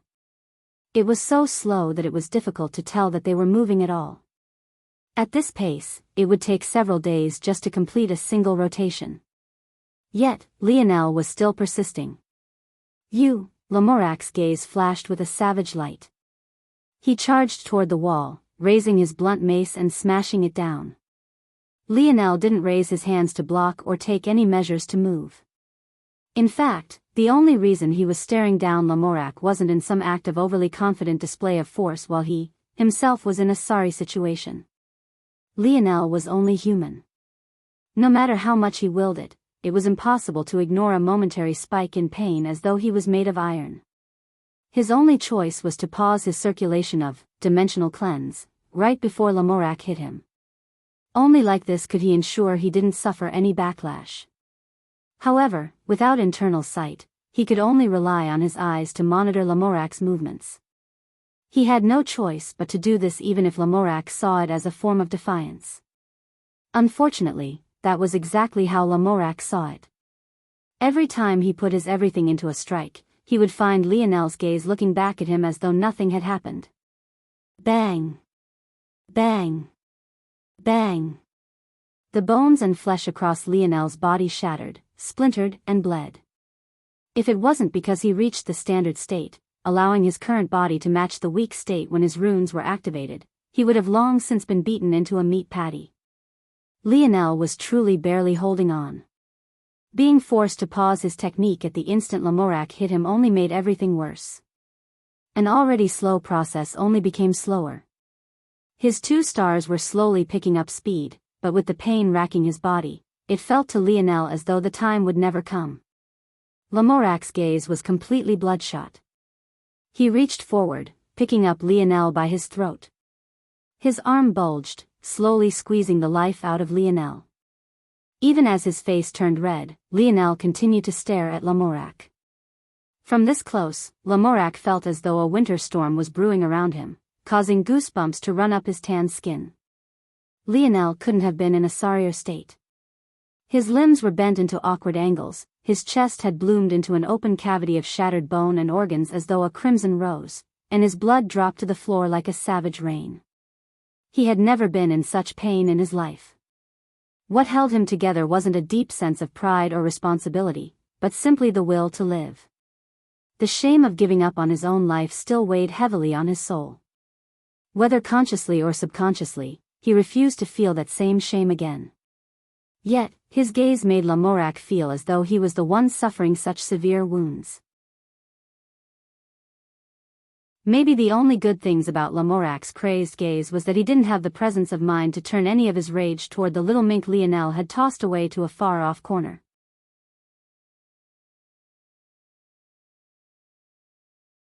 Chapter 303. Lionel's legs hung weakly in the air, his face slowly turning red as Lamorak's hand clamped down on his throat. It felt as though his whole body was washed by pain. It was an endless torrent that rammed through his senses like a tsunami, crashing through his mind in a repetitive, infinite cycle. In his current state, lasting without oxygen for tens of minutes at a time, though difficult, wouldn't be impossible. However, having one's throat clamped down wasn't just about oxygen, it was also about blood flow. Lionel felt his head becoming light, the pounding headache he had earned himself after his soul force ran dry was only getting worse. Yet, maybe in an odd twist of fate, he could just barely ignore because its level of pain was nothing compared to what was happening to the rest of his body. Lamorak became irrationally enraged, staring toward Lionel's unwavering gaze. Whether it was consciously or subconsciously, he felt as though all of his actions were being judged. It was impossible to tell whether he knew he was in the wrong, but all that was important was that he didn't like having to question himself in this way. A roar escaped his lips as he slammed Lionel into the already cracked walls. The result was Lionel's already slipping consciousness swirling once more. Lionel found it difficult to tell which way was up and which way was down. The whole world seemed to swim. He only barely managed to hold on to two thoughts. One was the circulation method of dimensional cleanse, and the second was the start and stop timing of this circulation. He knew it was the only way for him to survive. He just needed his soul force to recover. It seemed so close and yet so far at the same time. At some point, the pain began to numb his body. But, was this a good thing? Pain was a sign of life, so what was numbness a sign of? Lionel clenched his jaw, weathering the storm of Lamorak's rage. Just a little more, just a little more. Lamorak's grip tightened around Lionel's throat even more as though trying to twist his head off. However, he found his actions no different from trying to squeeze a thick metal pole. When he looked at Lionel's body, though his flesh was beaten and battered, along with his bones being broken in several places, it all seemed far too shallow for the punishment the Grand Knight had inflicted onto him.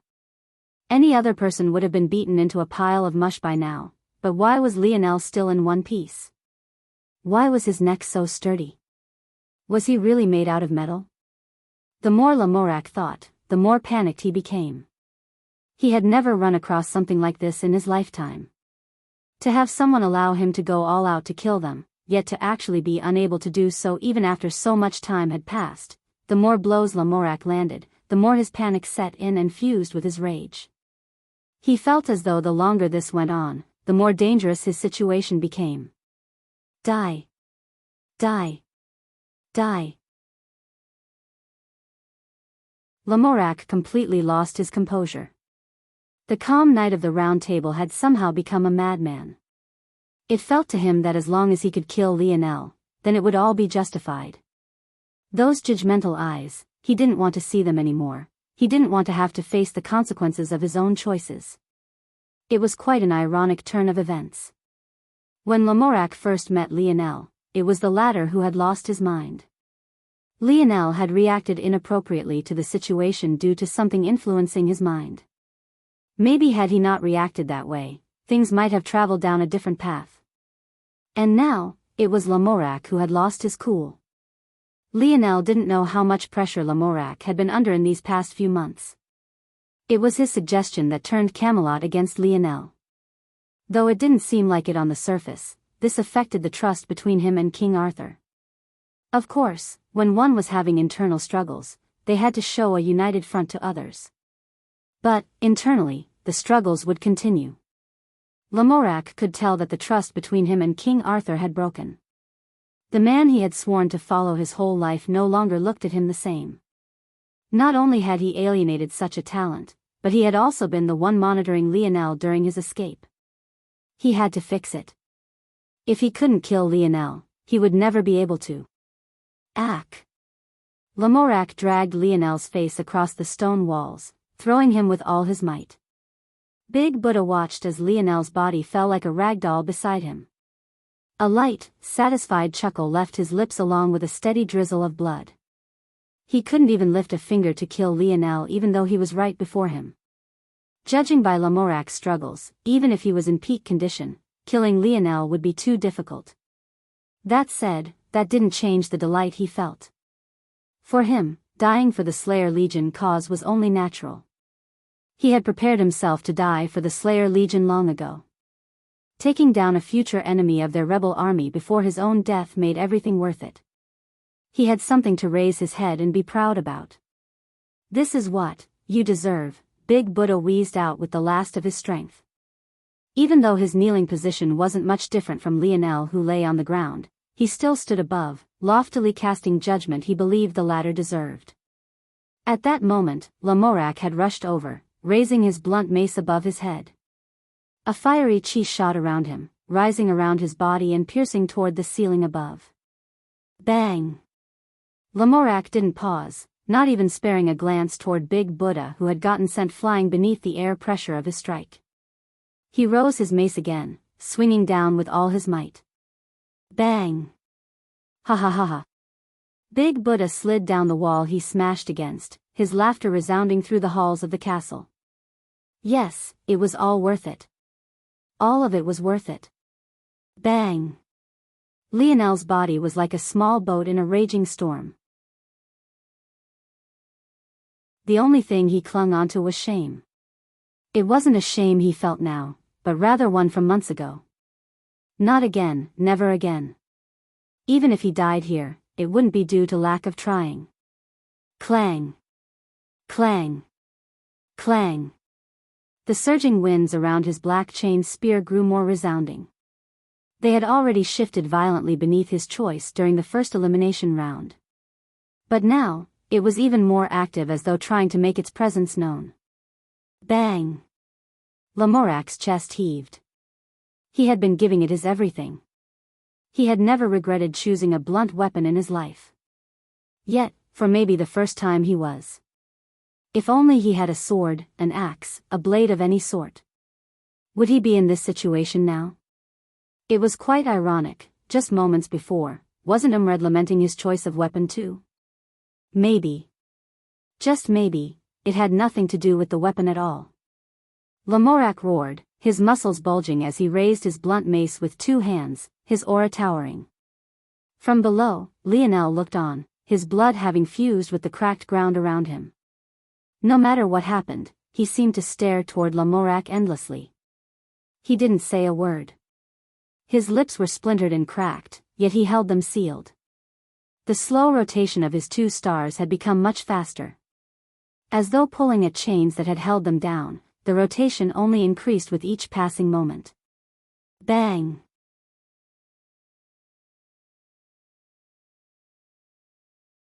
Chapter 304.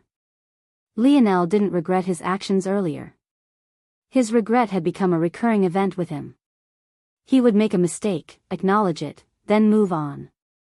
Over time, he wouldn't make the same mistake again, but that wouldn't stop him from making more and continuing to regret them. For all intents and purposes, this was another mistake. Lionel didn't consider the fact his soul force could ever run out. This was only natural. He had become so used to using his soul force with impunity, he didn't even think reaching his limit was possible. It seemed impossible to him. After all, he had a mind with the capacity of a fifth-dimensional entity, even if he was lacking in the power. Running out of strength while battling within the third dimension would seem ridiculous to anyone. However, this was the reality before Lionel, yet, he didn't regret it. In fact, it was something that filled his heart with anticipation and fervor. The power his dreamscape battle sensibility gave him was something he could have never imagined. He toyed with the lives of two demon lords. Even if it was Lamorak before him, he would have been able to force the Knight of the Round Table into a corner as well. Lionel was certain of this. It was a power he created himself. It wasn't something he was born with like his metal synergy or his spear domain lineage factor. He had built it with his own two hands. There was something about this that filled him with pride. He had earned it. It was his. Whatever consequences might come with it, he would take. And why not? It was his. Maybe the reason Lionel felt this way was because these emotions were in such sharp contrast to his shame. These thoughts had been floating within Lionel's mind for so long already. How many times had he been lucky to survive? Lionel still remembered the conversation he had had with Roaring Black Lion within the Hive Cave. He might have had very few interactions with Roaring Black Lion, but that one in particular resonated with Lionel. The new world older seemed to make the pains of the past worse. The bad of human nature seemed to have been peeled back like a festering wound, open to being damaged more and more with every passing moment. Lionel realized how lucky he was to be in his position. Whether it be the talent passed down to him by his parents or the odd twists of fate that had allowed him to keep his life until now. His dreamscape battle sense was one of the first things that wasn't just luck. Sure, his ability was gifted to him, but how he used it was built with his own hands. That budding feeling within his chest seemed to grow. With every strike Lamorak landed on him, these thoughts only reaffirmed themselves. This pain that he was suffering now? Was it worth it? Bang! Was it still worth it now? Bang! How about now? Were you still proud? Did you still hold your head high? Are you not willing to beg for mercy yet? Bang! It was a repetitive cycle. The whistling wind, Lamorak's roar, the sound of metal meeting flesh, Big Buddha's cackling laughter, it was all imprinted within Lionel's heart. Even he didn't understand what this budding feeling was or what it represented. Maybe that was just how human nature was. People thought about inexplicable things at inexplicable moments. They felt ways they couldn't explain and ignored what might have been logical at any given instant. However, there would come a day where Lionel understood even if it wasn't now. For now, though, he felt a welling sense of pride. Because at least this time, he hadn't given up. Lamorak raged, his mace swinging down with everything he had. He lost himself in his emotion. He didn't hear the sound of his weapon connecting, he couldn't feel it either as his arms grew numb. He couldn't even hear the sound of Big Buddha's laughter. All he saw was Lionel's gaze. That empty, calculating gaze as his body was slowly being beaten into the ground. At that moment, a massive crater had appeared within the castle. As Lamorak pounded down, he sunk further into the crater along with Lionel, not caring for what might happen to the foundation of Camelot. By this point, many of the warriors he had been commanding had long since caught up. They watched this scene with astonished gazes, not knowing what they should be doing. But Lamorak didn't notice them either. All he saw was that gaze, those two pale green eyes. They seemed to be the only part of Lionel's body left untainted by blood. Then, he swore he saw those two eyes smile. Grand. Heal, Lionel's voice cut through the whistling wind. At that moment, the situation changed. A blinding surge of light encased Lionel, repelling Lamorak back several feet. Grand heal. Lamorak didn't believe what he had just heard. In the whole of Camelot, there were only two people who could use this spell, each more respected than the last. One was Pope Margrave and the second was the man he respected the most in this entire world. King Arthur. It was a 3-star magus art on a completely different level than minor heal. In fact, it was so difficult to cast that it was even set apart from other 3-star magus arts. The reason this art was so difficult to cast was because not only was it a healing spell, but it was simultaneously a defense spell.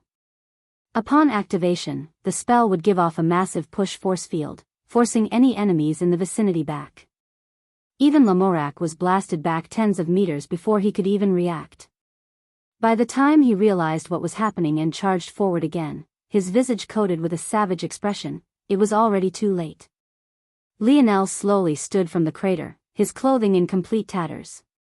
His movements were slow, yet they held an undisguised strength behind them.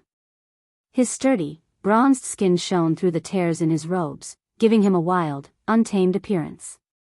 In the past several months, Lionel's hair had grown uncontrollably. Plus, due to the fact it was as sturdy as thin filaments of metal now, it was simply too much of a hassle to cut. By now, it was already approaching the small of his back, completing his unrestrained look. With a flip of his palm, his bow appeared. Even without an arrow knocked, Big Buddha's laughter came to a grinding halt and those warriors who were in the surroundings involuntarily took a step back. I hope you had fun. Lionel said indifferently. It's my turn now.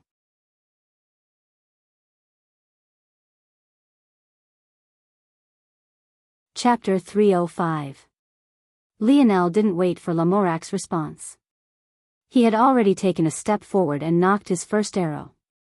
Bronze runes lit all across his body, a halo of violet bronze hanging above his head. At the same time, a crown etched itself across his forehead, making him look no different from a holy king. This experience taught Lionel something very important. His soul force stamina wasn't just about the amount of soul force reserves he had, but also about how quickly he was able to replenish it. The slow spinning of his 2 stars wasn't meaningless. At all times, they were siphoning force from the surroundings and converting it into soul force for his use. The reason he had ended up in such a sorry state before was because he had used up his soul force faster than his constitution could replenish it. Once his soul force dried up, the power balance of his ethereal glabella broke, causing his stars to lose their impetus to spin. As a consequence, he needed far more soul force to allow them to begin to spin once more. However, the instant they began to move once again, Lionel didn't have to wait for the rest of his soul force to recover. He could entirely rely on his stars to replenish his spirit pressure faster than he was using it. Lionel activated Hot Streak without a second thought, firing out 5 shots before Lamorak could even understand the change to the situation. 5 mages found a bloody hole to their forehead before they registered any pain. Their dazes became dull, falling down in a heap of their own flesh. Lamorak was stunned by the sudden change before his eyes turned a furious shade of red. "Boy!" Lionel's expression turned cold. "I have long since been tired of you." These were the second time Lionel spoke these words. But, compared to the first time, he meant them even more. He watched Lamorak pick himself up and charge toward him with a cold expression. As though he didn't realize the danger he was in, he continued firing. It felt as though every step forward Lamorak took, another one of his people would fall. No matter how much he raged and shouted, Lionel didn't seem to hear any of it. You monster!" Lamorak's steps had almost reached Lionel, but his spirit was tired. He hadn't held back at all while trying to kill Lionel just now. It could be said that he was already a spent force, yet Lionel was actually alive.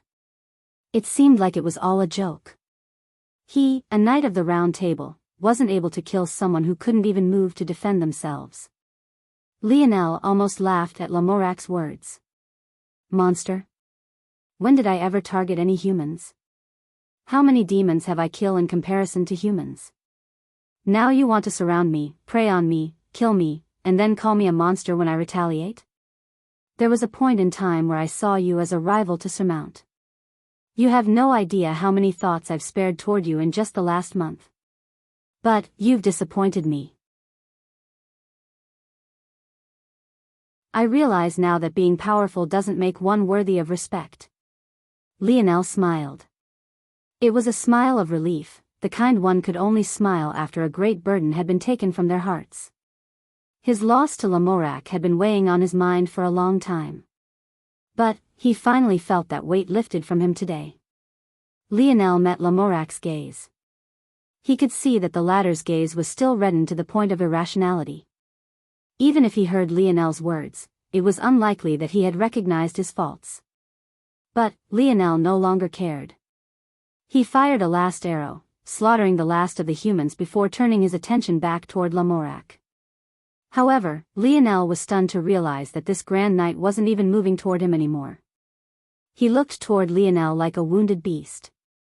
Then, did something that left Lionel not knowing how to feel. Lamorak stared toward Lionel with bloodshot eyes. His force surged, building up toward his head. In the next instant, his head exploded. It was a level of gruesome that couldn't even be explained. Blood and brain matter fell from his headless shoulders. And, not long later, his body slumped to the ground, keeling over. Lionel stared forward for a long while, not knowing what to say or do. In the end, he could only shake his head and sigh. Was it something about this world that made people act like this? He really wished he could do something about it. When Lionel regained his bearings, his gaze turned cold as it swept toward the one person he had left alive, Big Buddha. By now, the large man had long since stopped laughing. His gaze looked dull, he only slightly trembled when he noticed that Lionel was looking toward him. Was it worth it? Lionel asked. He didn't know why he asked. He didn't expect to get anything out of it, yet he did so anyway. Ha! Big Buddha chuckled. You're alive, how could it be? Lionel shook his head before piercing Big Buddha's throat with an arrow. He looked up toward the ceiling of the castle and sighed. At that moment, within the Merlin trial grounds, everyone was waiting silently. Those who hadn't gone had made a strategic choice. After all, not going was essentially like gaining a free 24 hours of rest. Such a break was incredibly rare during the trials. Obviously, the recovery rewards simply weren't enough, especially for those who chose to use the energy more toward cultivation rather than toward healing themselves. Like this, many kept to themselves. Some tried to pry into the segmented cube Lionel left behind, but it was too difficult to cross the void to reach it. Plus, even if they did, they thought that since Lionel dared to leave it here, it was likely something they couldn't pry into all that easily to begin with. Soon, the time limit approached and many began to go on alert again. Those who had lived through the random event should be coming back any time now. That boy, he's probably dead, right? Most were thinking along these lines. Though the choice to go wasn't made public, it was pretty obvious by those who were here. 2 top 4 demon lords had gone along with 7 other lower-ranked demon lords. On top of that, there was Lamorak who had clearly disappeared as well, and he had even taken what seemed like a small troop of humans. That boy was finished. King Arthur looked up from his meditation with indifferent eyes. He wasn't thinking about whether or not Lionel survived, this was a foregone conclusion in his mind. He was thinking about how he would get his hands on the segmented cube afterward. Unlike others, this wasn't a matter of greed for him. It was rather about the little girl. King Arthur knew Pope Margrave well, and he had information channels monitoring the church. This little girl seemed to be very important to the Pope, he just didn't know why. Since he couldn't understand, it was better that he controlled this card in his hand. As he was lost in thought, a small flash of light swept through. At that moment, dozens of pairs of eyes landed on a young man who appeared with an indifferent expression, his clothes ripped and covered with blood. He held his bow in his hand and swept an unperturbed gaze over those stunned gazes. Lionel had returned.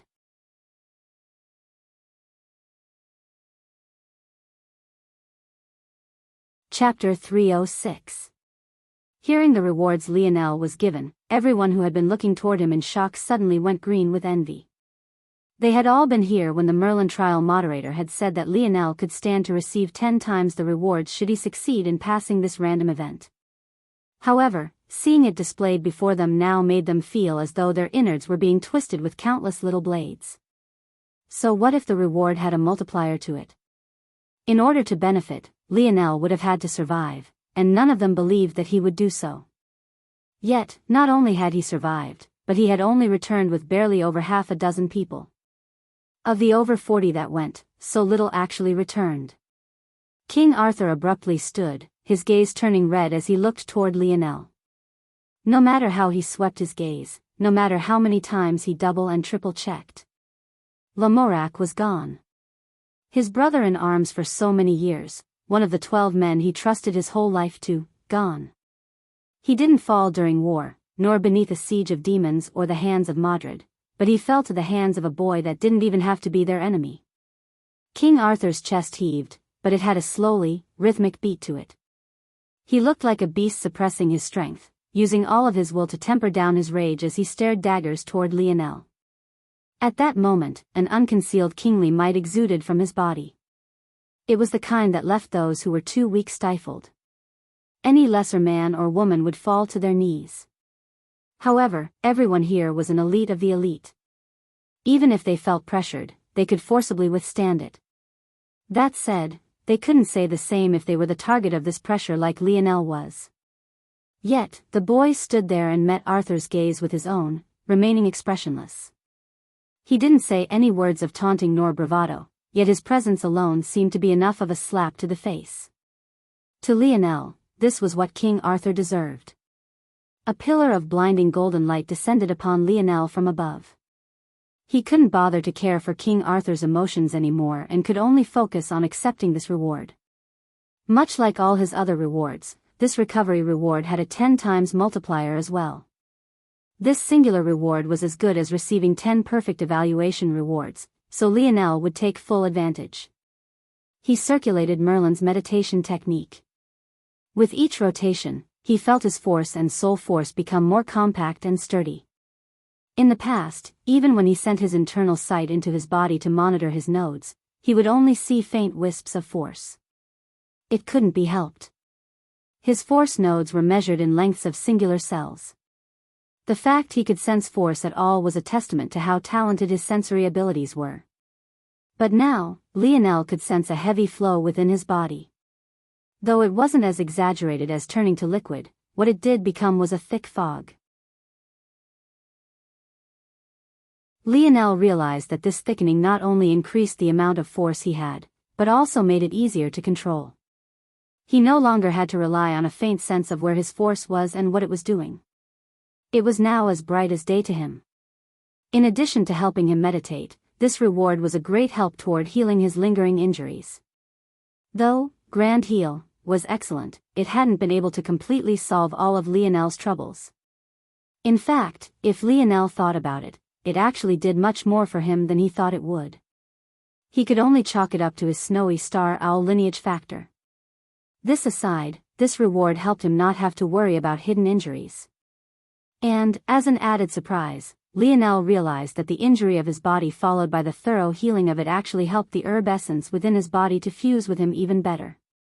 He felt that he was already faintly reaching the peak of the standard stage and might even have another breakthrough soon. Just the standard stage alone was enough for Lionel to resist Lamorac's barrage for several minutes, and that was without activating his runes. He couldn't even imagine what would happen if he broke through again. Would it even be possible for anyone within the third dimension to hurt him at all? Just a little more, just a little more. Lionel had no idea that others were looking toward him with a bit of fear in their eyes. While he was completely focused on accepting his reward and compressing his force so that he would have enough assurance to form his 10th node, others were looking at him like some sort of monster. They could all tell that Lionel was in the process of compressing his internal strength, but that was exactly what made them shudder. To receive the reward was one thing, but to be able to accept it was an entirely different matter. Was this boy's body made of metal? However, Lionel didn't know about their worries, nor would he care even if he did know. Normally, it took decades of meditation to reach Lamorac's level, not only because meditation was slow, but because it took time for the body to acclimate to thicker force. However, Lionel didn't need this acclimation time. After all, he was a scion of the metal synergy lineage factor. A violent surge of wind kicked up around Lionel as he took a deep breath and opened his eyes. For a moment, his irises seemed to shine with a bright light before dimming back down to their usual pale green. Then, without sparing those watching him a glance, he used one of his special store tickets and disappeared. Since he could hide his purchases from them, why not? It might give him a small edge for a while. After all, there was no other archer even close to his level at the moment. When Lionel entered the special store, he was faced with an immediate dilemma. He had 100,000 skill points right now, 470,000 if he converted all of his slaughter points and 570,000 if he converted all of his star points as well. The question was whether he should buy the goddess necklace he was eyeing before or not.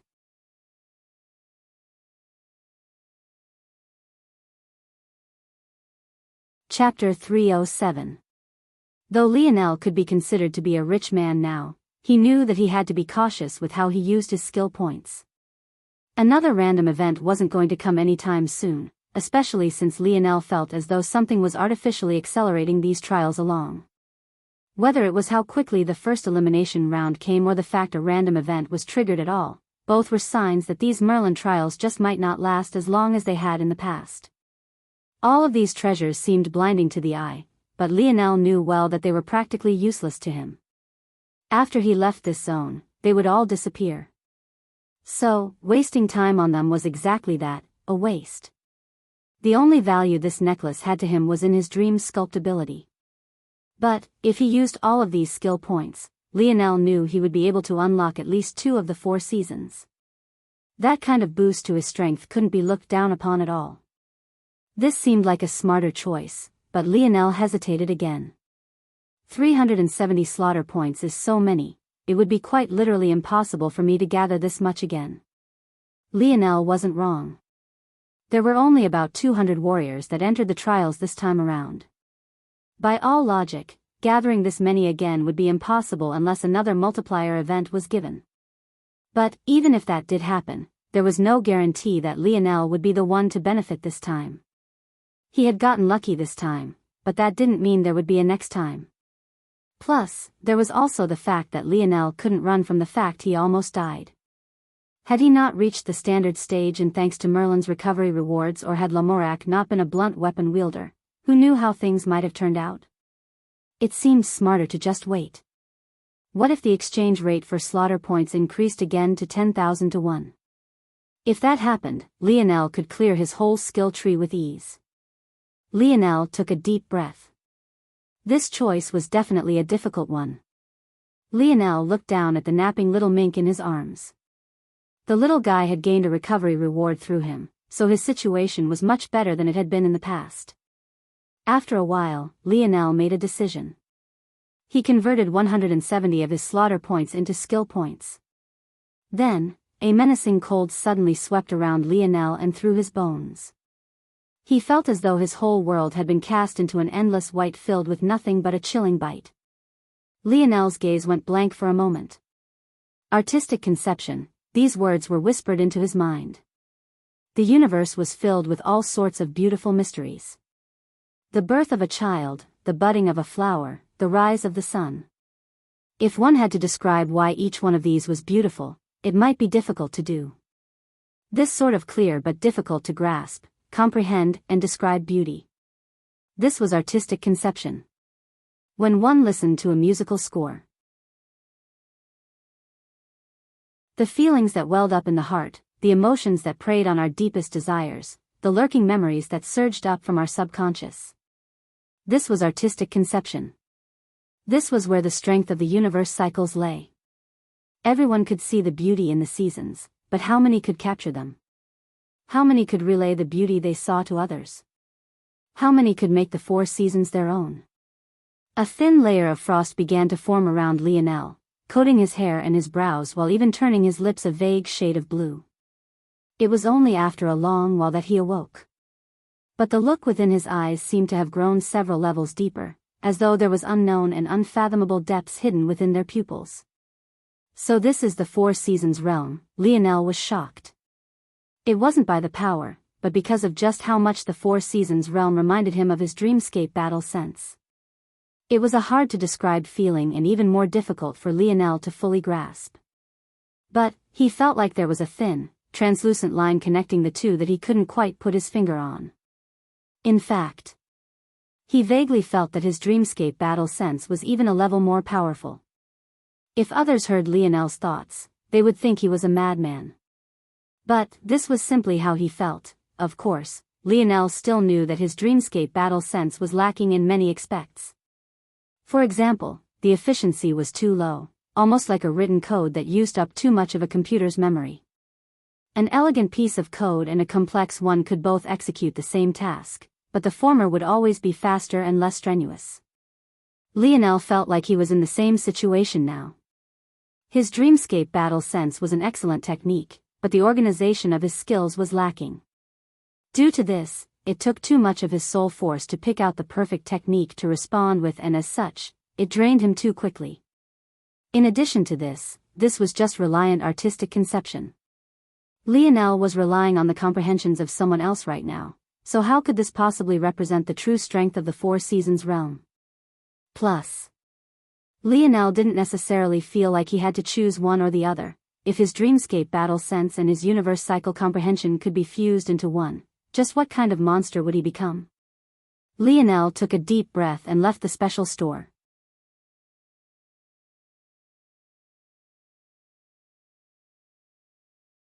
Chapter 308.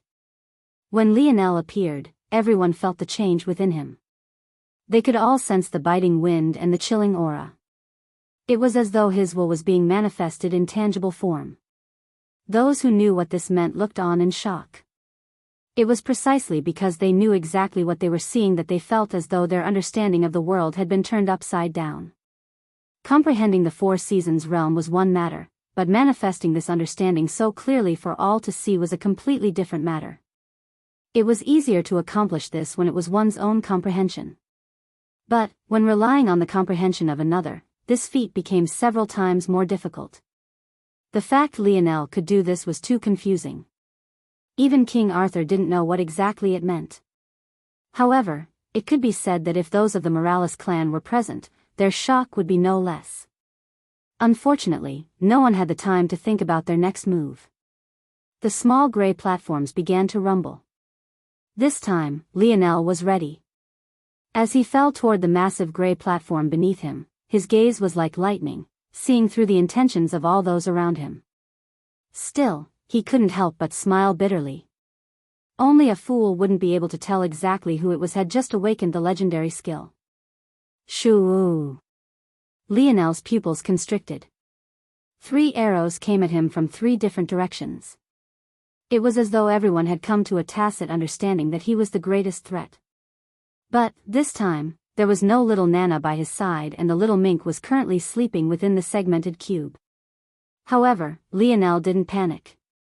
During the random event, Lionel had cast Grand Heal. But, by all rights, he shouldn't have been able to. After all, within the Merlin trials, the only skills one was allowed to use were the ones they unlocked with skill points.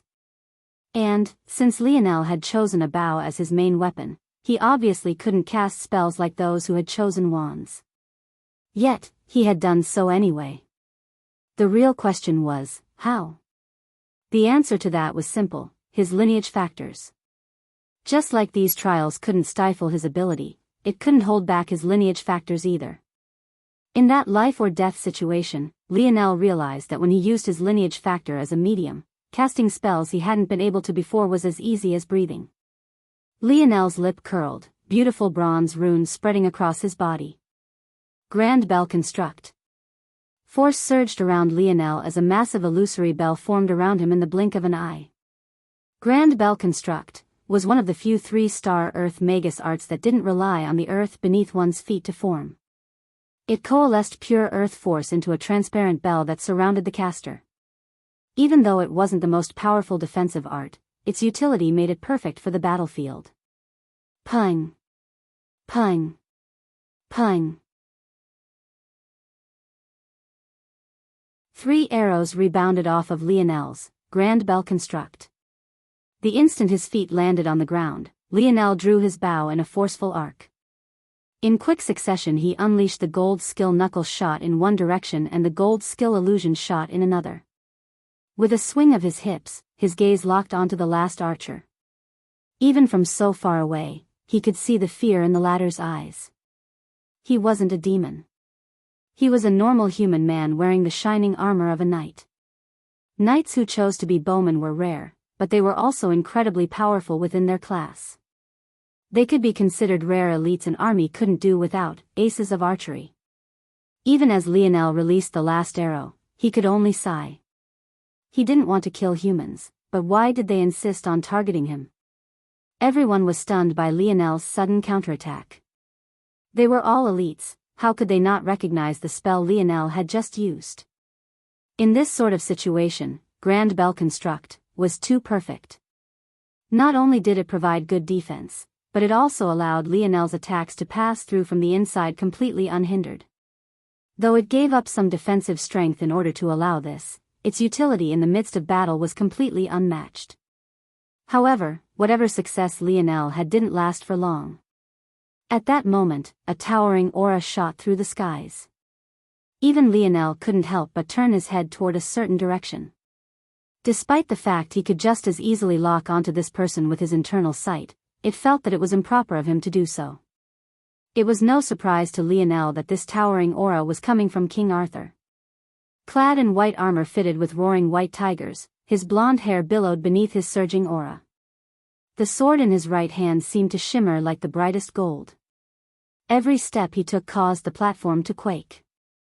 With reddened eyes, he slowly walked toward Lionel. No matter who he came across chose to take a step out of his way. Not a single person seemed to want to get in his way at this very moment. The humans of Camelot looked toward Lionel with reddened eyes. Their rage could be imagined. How long had the Knights of the Round Table held up the hope of their nation? How much had they taken on their shoulders? All of them were brothers in arms. Yet, for Lamorak to fall not at the hand of a demon, but a fellow human, it ate at their hearts and organs, making them shed hot tears. In Camelot, the tears of men were rare. Maybe this was the same no matter which society it was. With rarity came a certain heaviness. It was a weight that suffocated the atmosphere, bearing down on it until even the air one breathed felt like scorching lava. As a king, Arthur couldn't shed the tears he wanted to. He put the whole of his rage into his sword, causing a sword force that could cut mountains to sing through the skies. He wanted Lionel dead. He wouldn't rest until he was.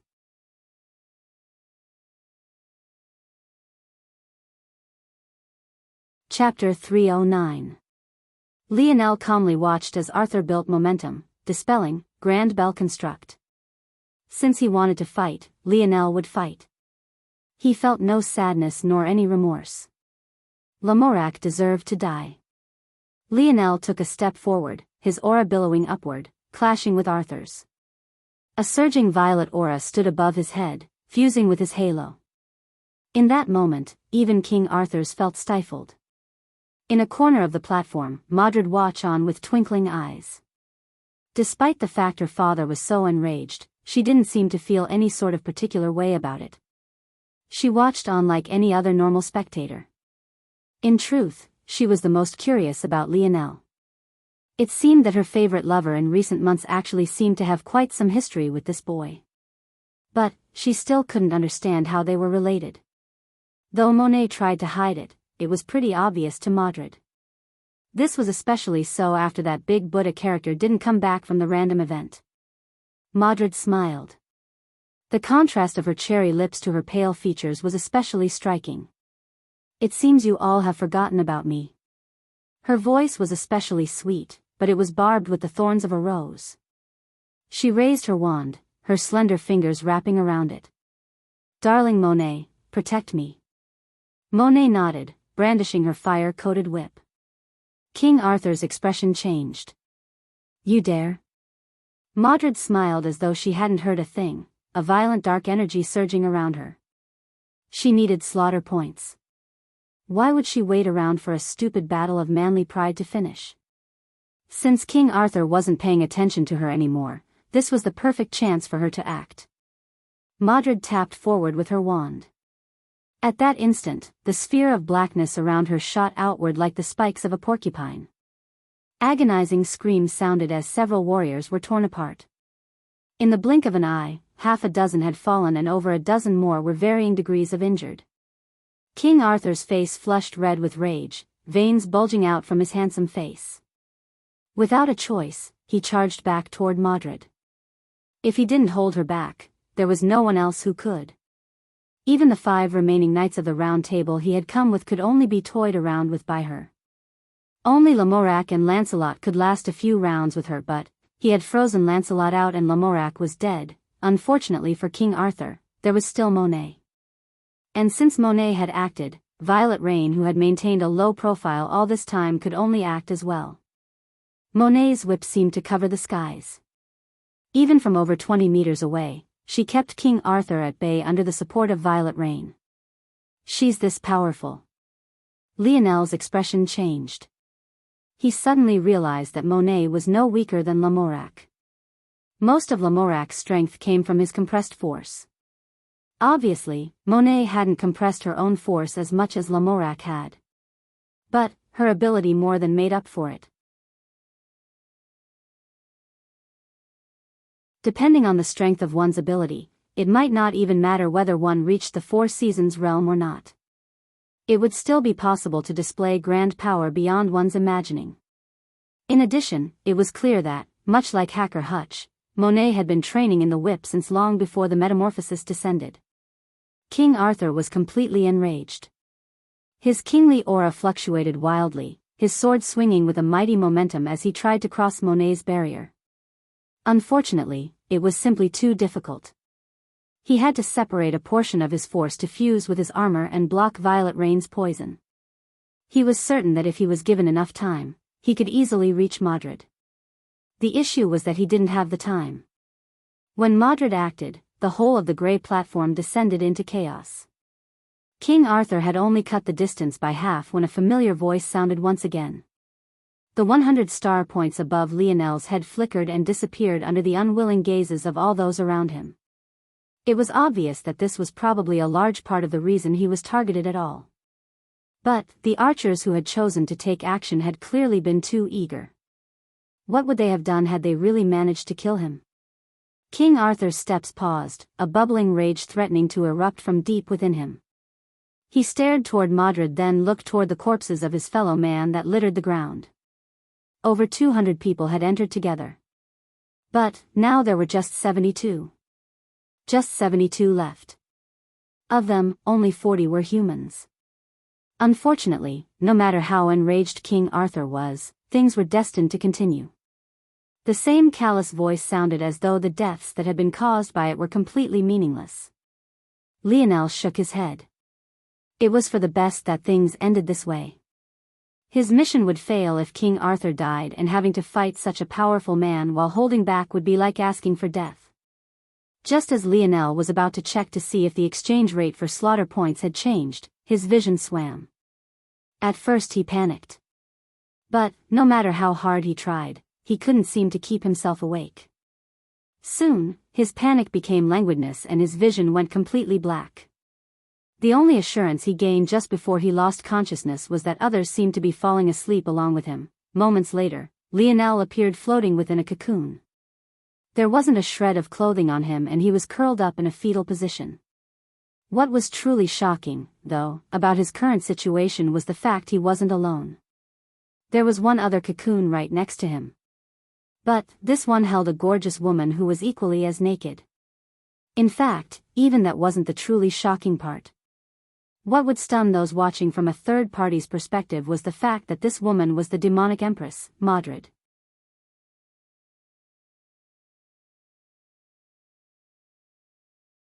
Chapter 310. Lionel felt his vision blur. When it cleared again, he was shocked to find that he was a bird in the skies. The suddenness caught him off guard, causing him to almost plummet from the clouds entirely. After he regained his bearings and figured out how his wings seemed to work, Lionel soon realized that his eyes seemed capable of peering through everything. Whether it was seeing to the ground as though it was right before him or even seeing through the walls of tall buildings, he could do it all. In fact, he realized that if he focused, he could even filter out noise and focus on individual conversations. This must be the fourth trial. But what am I supposed to do? All of the trials up to this point had been related to battle. Lionel had been entirely prepared for another long drawn-out battle. He never expected to be thrusted into a place like this. Still, Lionel realized that he had to remain calm. To this point, the only trial the voice of the Merlin trials actually explained was the random event. Outside of this, everything else was figured out by the contestants themselves. As much as this was a trial of brawn, it was also one that tested one's observational abilities. Thinking to this point, Lionel began to focus on the task at hand. The first thing he realized after a long while was that the city he was restricted to flying above was definitely Camelot. Normally, it wouldn't take him so long to realize something like this. The reason it did this time around was because of two factors. For one, he wasn't used to seeing Camelot from such a vantage point. And secondly, this Camelot wasn't exactly like the one he had come to know. From Lionel's observations, he believed that this Camelot was displaced through time. It was either a version of the kingdom from the past or from the future. Judging by the overall smaller scope, Lionel concluded that this was more likely a Camelot of the past, probably a few decades younger than the Camelot he had come to know. Why would this trial send me to Camelot's past? Lionel's heart was a bit perturbed. He still remembered the trial he had to complete. His main trial was to save King Arthur. His two side quests were to kill Madrid and resolve the love triangle. And, finally, the hidden quest was to make Camelot a part of true history. At this point, with how difficult everything had become, Lionel had resigned himself to not perfectly clearing this zone. As long as he saved King Arthur, he would be able to leave here alive. However, recently, Lionel realized a problem with that line of thinking. This was an SS grade zone.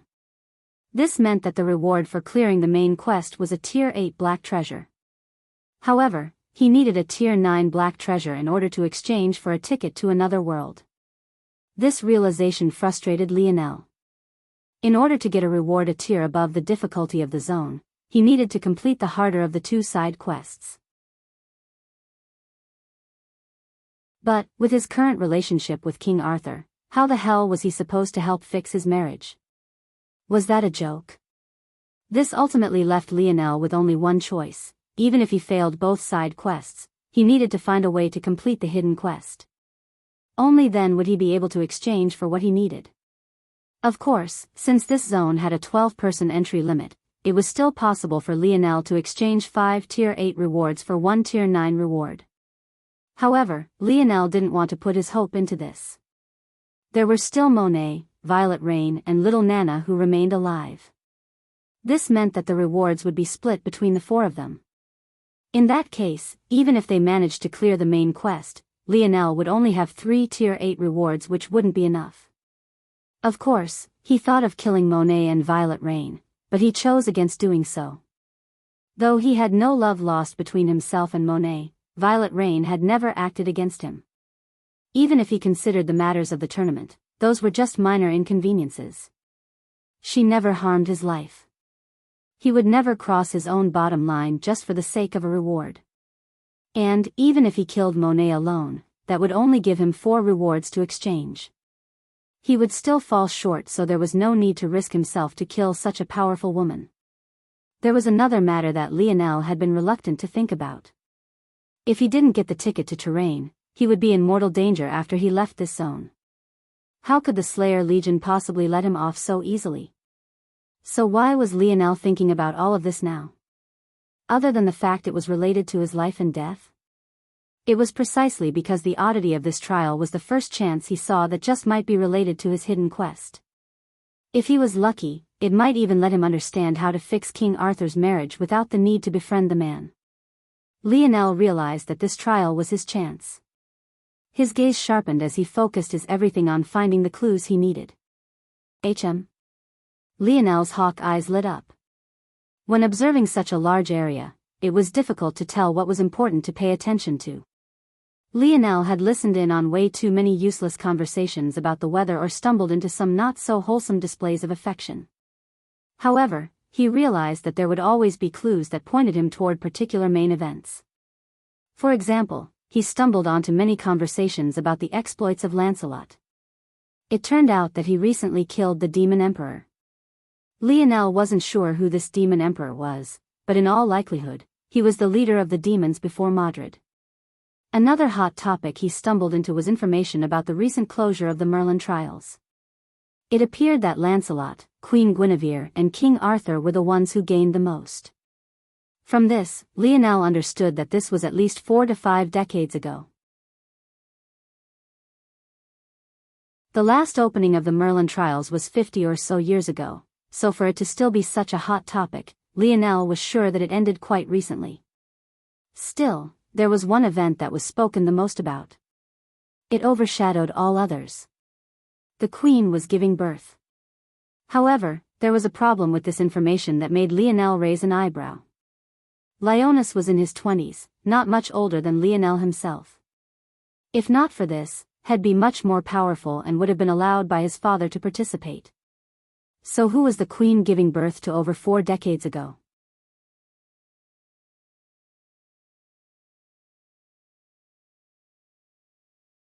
Chapter 3:11. Lionel realized that this birth must be the main event of this world. So, he focused in on the castle. Lionel was shocked to find that the instant he did, time accelerated around him. This is a good thing, Lionel concluded. It must mean I'm on the right track. Though time accelerated, Lionel caught everything that occurred. Everything unrelated to the birth was cut out, but Lionel was able to capture everything about the birth itself. He saw the happiness of the king and queen. He saw the difficulty of the birth. He saw how Queen Guinevere almost lost her life giving birth to this child. And he finally saw the child being born, a beautiful little baby with large black eyes. Unfortunately, this baby was sickly. She had overly pale skin and a feeble breath. She would often nap for long portions of the day, only letting the world see her large, blinking eyes for a few minutes a day. Arthur and Guinevere were devastated. As the most powerful pair of mother and father in the land, how could they not pour their everything into the health of their baby girl? At that time, after exhausting all their options, they turned their attention to the budding religion of the land, led by a pope who was rumored to be even more talented than King Arthur himself in the light element. Pope Margrave, please do your best. Queen Guinevere held the little baby girl in her arms. By now, the little girl was already 2 years old, yet her development was severely stunted. Despite already having grown to the age of a toddler, she had yet to be capable of walking on her own, and her size alone made it seem as though she was still a newborn. This left the two new parents completely heartbroken. They didn't understand what they had done wrong. Even when their little girl had been in the womb, they had traveled far and wide to find treatments to take care of her. Guinevere had been fed the best tonics and given the best medicines for all 9 months. They hadn't missed a day of nurturing their child. Yet, their little girl had come out like this. How could they not be heartbroken? Pope Margrave looked just as handsome as he always did, but a hint of immaturity marred the momentum of his dignity. He smiled lightly toward the two parents and spoke. I am of course willing to do my best. I only hope that the royal family will protect the church. We only hope to spread our beliefs to the people. King Arthur's expression slightly hardened. His kingdom was just budding. Though religion could help to stabilize the people, it could also serve as an adverse variable. The faith of the common people was a hard thing to overcome. If it was weaponized, the consequences could be imagined. However, when Arthur looked toward the tear-stricken face of his wife and his frail child, his heart wavered. You have this king's word. Arthur spoke resolutely. Pope Margrave smiled and nodded, taking the little girl into his arm. Lionel watched the next sequence of events with shock. Arthur and Guinevere believed that their little girl was being treated with light elemental magic, but this wasn't the case at all. When he had left the eye of the family, Pope Margrave brought the little baby girl to a quiet room. Twisted world. Lionel watched as a surge of darkness shot up around Margrave. The room that had once been bathed in light became surrounded by darkness. Lionel panicked slightly, thinking that the Pope was going to harm the little baby girl. He had unknowingly become attached. He even wanted to see the little baby girl become better. However, deep inside, he knew that it was impossible. He had already been to the future. It was either this little girl died or she became, Lionel sighed. The latter was confirmed by what happened next. Rather than being harmed, the little girl which had been napping suddenly became lively. Her sickly little body gained some strength and even let out an adorable little giggle. It was the kind of childish laughter that could warm the heart of even the most cold individual. She raised up her little hands, grasping at Pope Margrave's face. Pope Margrave smiled and let the child play with his finger. He seemed to get a slight happiness from the little girl's eagerness. Lionel finally understood. He had watched it all from start to finish. It was true that King Arthur and Queen Guinevere had done everything they could to nurture their little baby girl. But, all this time, they had always used the light element. Whether it was the tonics Guinevere drank or the medicines she ate, all of them were of this element. It wasn't really their fault. From their understanding, the light element was the best at healing.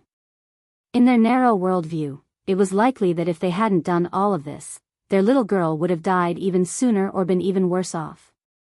But, the truth was that their little girl was healthy.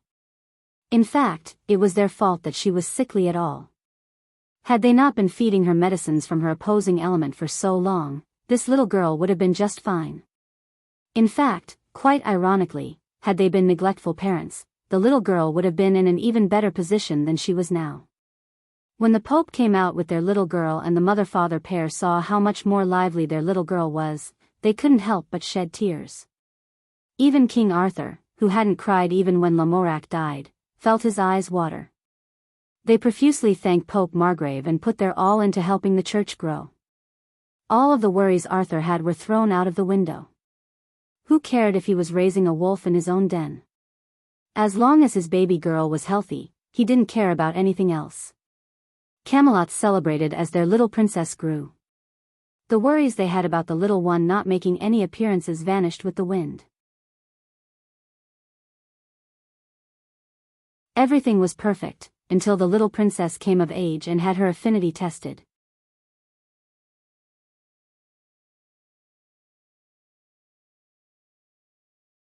Chapter 3:12. The idea of someone standing against the world seemed like something great and valiant to do. Just thinking about it made one's blood boil. There were maybe few other things that could elicit a person's pride than this. However, what if the person tasked with such a thing was just a little girl of barely 10 years old? What if she was subject to the silence of all the most powerful men and women of a kingdom, all of whom were staring down toward her with varying expressions: shock, apprehension, disgust? The little princess stood in a flowing white dress, her innocent face still smiling as she placed her little hands on a crystal 3 times the size of her body. Her large black eyes sparkled as she watched the flowing black lights. It all looked particularly beautiful to her. She didn't seem to notice the reaction of those around her. She was simply ignorant to them. Her mind was still a blank slate. How could she ever think that she would be shunned by something completely out of her control? Wow, pretty. The little princess giggled. It was the same giggle that caused the hearts of those around her to flutter. It even cracked the expressions of those that were looking toward her little body with disgust. King Arthur and Queen Guinevere looked toward their daughter with shock, not able to understand what they were seeing.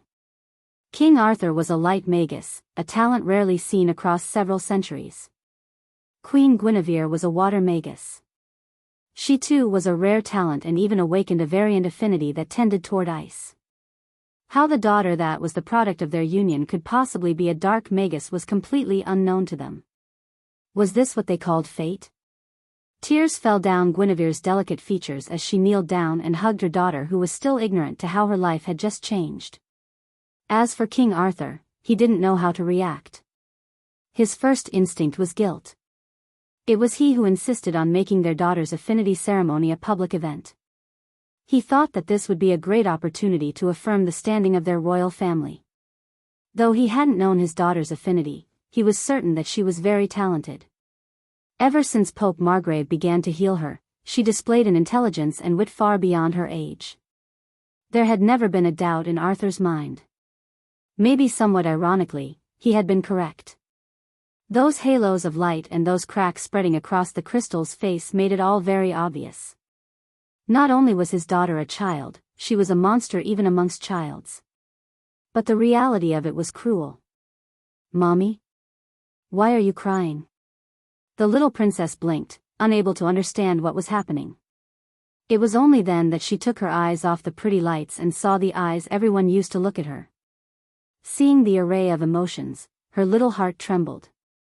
Even if she was mostly ignorant of the ways of the world, she was still an intelligent little girl. "Mommy. Did I do something wrong?" Hearing these words, Queen Guinevere felt her heart breaking. "You're all dismissed." King Arthur finally spoke, his expression not giving way for anyone to respond. Those of the court left one after another. Lionel shook his head, watching all of this from start to finish. Was this how superstition worked? Even to the point of forsaking one's own daughter? If it wasn't for the fact the little princess was in fact a princess, maybe she would have been killed on the spot. Unfortunately for the little girl, things weren't ending here, they were only beginning. "What did you just say to me? You want my daughter to do what?" Queen Guinevere's words came out in a hoarse screech. She couldn't believe the words she was hearing. No, it wasn't that she couldn't believe them, but rather that she didn't believe who they were coming from. How could the man she loved say such words? Was this really the same man who she shared a child with? King Arthur was taken aback by his wife's reaction. Had what he said really been so bad? He couldn't help but take offense. Guinevere, why are you acting like this? I only want to protect our daughter. By keeping her out of the public eye? Guinevere's lips curled into a sneer. All you want to do is protect your precious kingdom. If you have to sacrifice your daughter's freedom and happiness, you wouldn't mind, right? Guinevere. You're living in a fantasy land. Do you really think it's possible for her to live a normal life right now? What kind of freedom could there possibly be in her situation? Her. You can't even say your own daughter's name anymore? Does she disgust you now too? King Arthur's eyes reddened with rage. Why wouldn't this woman listen to what he was saying? This decision is final. He roared. Guinevere's sneer only deepened. A deep divide seemed to split the two despite the fact they still stood within the same room. Please do put your foot down, oh esteemed majesty. This is what you always wanted, right? The power to stand over and rule the world? But don't you find it a little sad that you spent all this time fighting for this power, and now you're so scared to lose it that you don't even dare to stand beside your own daughter? What a great king you are. Guinevere's words held a cold to it. Her irises involuntarily shone a bright blue as she momentarily lost control of her own magic. King Arthur seemed stunned by what he had just heard. His chest heaved, but he didn't have the words to reply. He stormed out of the room, the boom of the closing door resonating throughout the castle. Ultimately, King Arthur's words were final. Lionel watched as the little princess grew up. He watched her optimism wither and her liveliness dim. The palace maid seemed to keep a wide berth. Her own father was too ashamed to see her. Her mother was the only light in her life, but the pain of the splintering relationship with her husband left even her as a mere shell of her former self. It could only be said that the little girl was alone.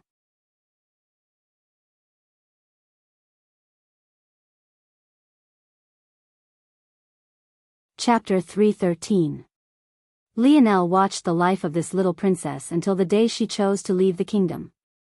With her father estranged and her mother unable to provide the same warmth she once had, the one to ultimately suffer the most was a young girl who knew nothing of the world but the same coldness. At that moment, Lionel felt his world swim once again. When his gaze cleared, he found himself floating within a cocoon, facing a young woman that was in the same position. However, while he was awake, she seemed to still be in a deep sleep. The cocoon around Lionel popped. First his clothing came back, then all of his equipment. Even the bow weighed heavily in Lionel's hand. By now, Lionel had gained a faint understanding of the trial. He was meant to understand and empathize with his opponent. The faster he did so, the faster he would awaken and the greater advantage he would gain. If he wanted to win, all he had to do was put an arrow through Modred's head. She couldn't resist him even if she wanted to. She was clearly still immersed in what he assumed were memories of his life. Lionel sighed. What a cruel trial. Lionel didn't particularly understand what the point of this trial was. Did Merlin want to show him that the people he killed to gain the rewards he had were people too? Did Merlin want him to understand his enemy before he killed him? Was there another purpose Lionel had yet to think of? Lionel knew that killing Modred now would be too beneficial to him. If he killed Modred and killed Monet before he left this place, that would allow him exactly the 5 rewards he needed to exchange for a tier 9 reward. Lionel sighed again, closing his eyes. He didn't even need to think about it, he knew that he couldn't do it. He wasn't naive enough to believe that Modred was a good person just because she had a tragic backstory. No matter how understanding he was, it was still clear and obvious to him that her actions in the past several decades had definitely caused a lot of pain to a lot of people. Though Modred looked like a young woman, she was definitely over 40 years old. Even if he saw the reflection of that little girl within her, Lionel knew that she was no longer than innocent little girl and shouldn't be treated as such. Still, Lionel had his own bottom line. So, he waited. Seconds turned to minutes, then hours, and even days. Lionel knew that Madrid's challenge was comparatively more difficult than his own. Lionel's childhood was on Earth, which had a population of billions. Just finding his storyline would be difficult, let alone coming to understand his world. Merlin had definitely not accounted for this possibility in his trials. Lionel wasn't from their world, so how could it not be far more difficult? Plus, Lionel's ability was especially suited to taking in and organizing information. This sort of trial where he was required to filter out the unnecessary and focus in on the important was practically created for him. It wasn't until an entire week later that Madrid's lashes finally fluttered. She slowly opened her eyes, the cocoon she was in breaking to reveal her defined body, which was quickly wrapped up in a long, flowing black dress. Her gaze flashed with a hint of surprise when she saw Lionel calmly meditating before her. He hadn't opened his eyes even after she awoke, but Madrid could tell that he was already on high alert. After a moment, she came to understand what must have happened. After all, she could draw the same conclusions Lionel could.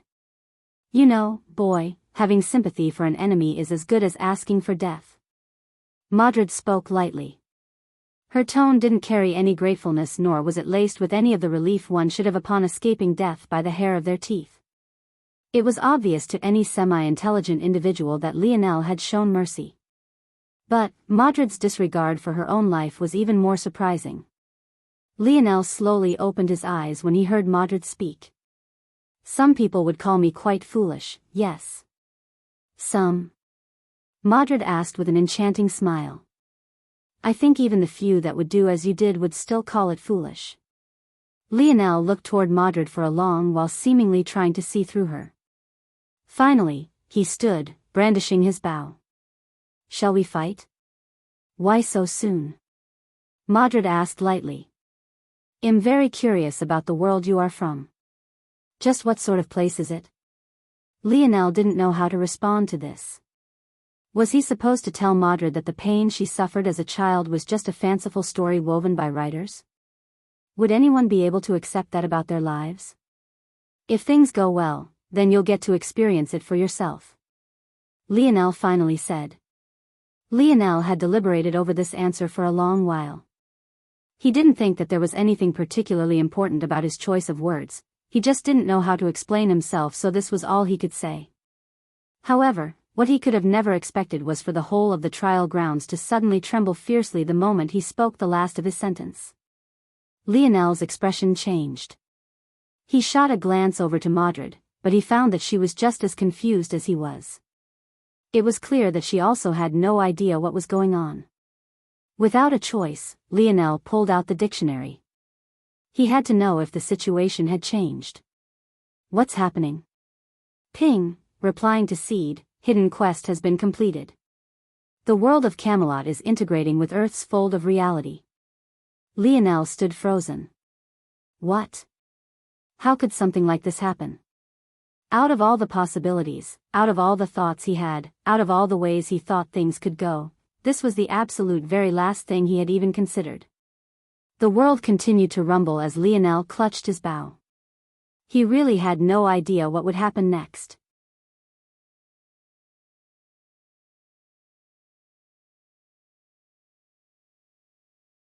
Chapter 3:14. Lionel wasn't sure if this was a good thing or a bad thing. What did it mean for Camelot to integrate with Earth's fold of reality? Did that mean that its history was becoming Earth's history? In that case, would there be changes to the current normal zones of Earth? Did it mean that Camelot was descending onto Earth? In that case, did that mean that Earth was gaining new citizens? Or potentially enemies in the demons? Lionel couldn't make heads or tails of what was happening. He couldn't wrap his mind around just how a fairy tale could become a part of real life. But, now that he thought about it, hadn't he been interacting with them all this time? How were the people of Camelot any different from real people? If Lionel had to differentiate them between the people of Earth, he really had no ability to do so. As though this wasn't already confusing enough, Lionel had no idea how he had passed the hidden quest requirements. He had done nothing to this point to work toward that goal. In fact, if he thought about it, he was really stupid for having not at least questioned the dictionary about it first. It was just that he was distracted by learning this new magic system and all the drama that had come with it. Lionel shook his head, completely ignoring Madrid for the time being. What requirements did I meet to cause this? More than anything else, he was the most curious about this. Actually, it might have very well been possible that he wasn't the one who met the requirements at all. After all, there was still Monet, Violet Rain and little Nana here. Even though little Nana had been booted from the trial, she was still one of the zone participants and Lionel had left her alone for a long while already.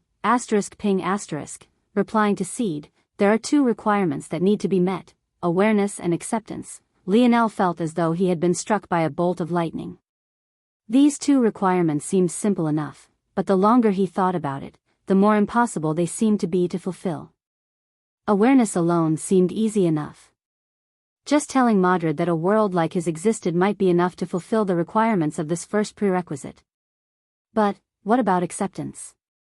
How could you possibly get someone who was born and raised in Camelot to both be aware that there were other worlds and accept their existence? In truth, even if someone wanted to accept this, it might not necessarily be possible. The only person in this world one couldn't fool was oneself. It was not possible to make oneself think something one didn't want to think or feel a way one didn't want to feel. Let's say, for instance, that Lionel was told that a metamorphosis was coming before it descended. Let's say he was also told that he and everyone else who managed to survive would gain amazing powers beyond imagination. And, let's say that it was his father who told him all of these things and warned him to prepare or else it might cost him his life. Lionel might want to believe these words. After all, they came from his father. If he couldn't trust the man he trusted the most in this whole world, then who the hell would he trust? But even if he wanted to believe, could he? At that time, Lionel would have known nothing of the world but what was right in front of him. On top of that, he would have been raised in an environment where science and research was above all else. How could he so easily throw all of these things to the back of his mind to accept what sounded like a nutcase's rantings? This was what it meant to gain acceptance. Madrid not only needed to be aware another world might exist, but she also needed to accept to her very soul that it did. After coming to this understanding, Lionel couldn't help but chuckle. This fourth trial might have been exceptionally cruel, but it actually did him a massive favor. If it wasn't for living Lionel's life from start to finish, how could Madrid so easily accept the truth? Lionel took a deep breath and calmed himself, looking up to see Madrid's playful gaze. The trial's rumbling continued and seemed to only intensify with each passing moment. It left Lionel feeling disoriented and a bit dizzy. This seemed to remind him that there was much more he had no idea about. How is the integration happening? ****, Camelot will form its own satellite and orbit around the core of Earth's fold of reality. Lionel raised his brow. He knew that satellite was a technical term astronomers used. It described both artificial and celestial bodies that orbited a planet. Did that mean that Earth was getting another moon? What did this mean for Earth? What would it do to the already volatile political climate? How would the Empire react? What about those hidden families? The Slayer Legion? Lionel felt a massive headache coming on. But something felt off about this continuous rumbling. Lionel subconsciously felt as though something was hindering Camelot's progression. How long will this take? And does this mean the zone trial is over? Lionel asked. Madrid blinked her pretty eyes. Zone trial? She seemed to be very curious about this. What did it mean exactly? This little toy also seemed to be quite interesting. ****, Lionel was stunned. The dictionary wasn't answering. This was the first time this had happened. What did this mean? Just when Lionel wanted to ask again, the rumbling reached a peak. Lionel's vision blurred and swam. He felt his entire body being forcefully ejected. It felt as though his body had been sucked into a black hole, stretching into a thin line that was pulled out of his current reality. Bang! Lionel crashed onto something hard, but his vision was still too black to see anything. However, what he did see when his vision cleared left him stunned.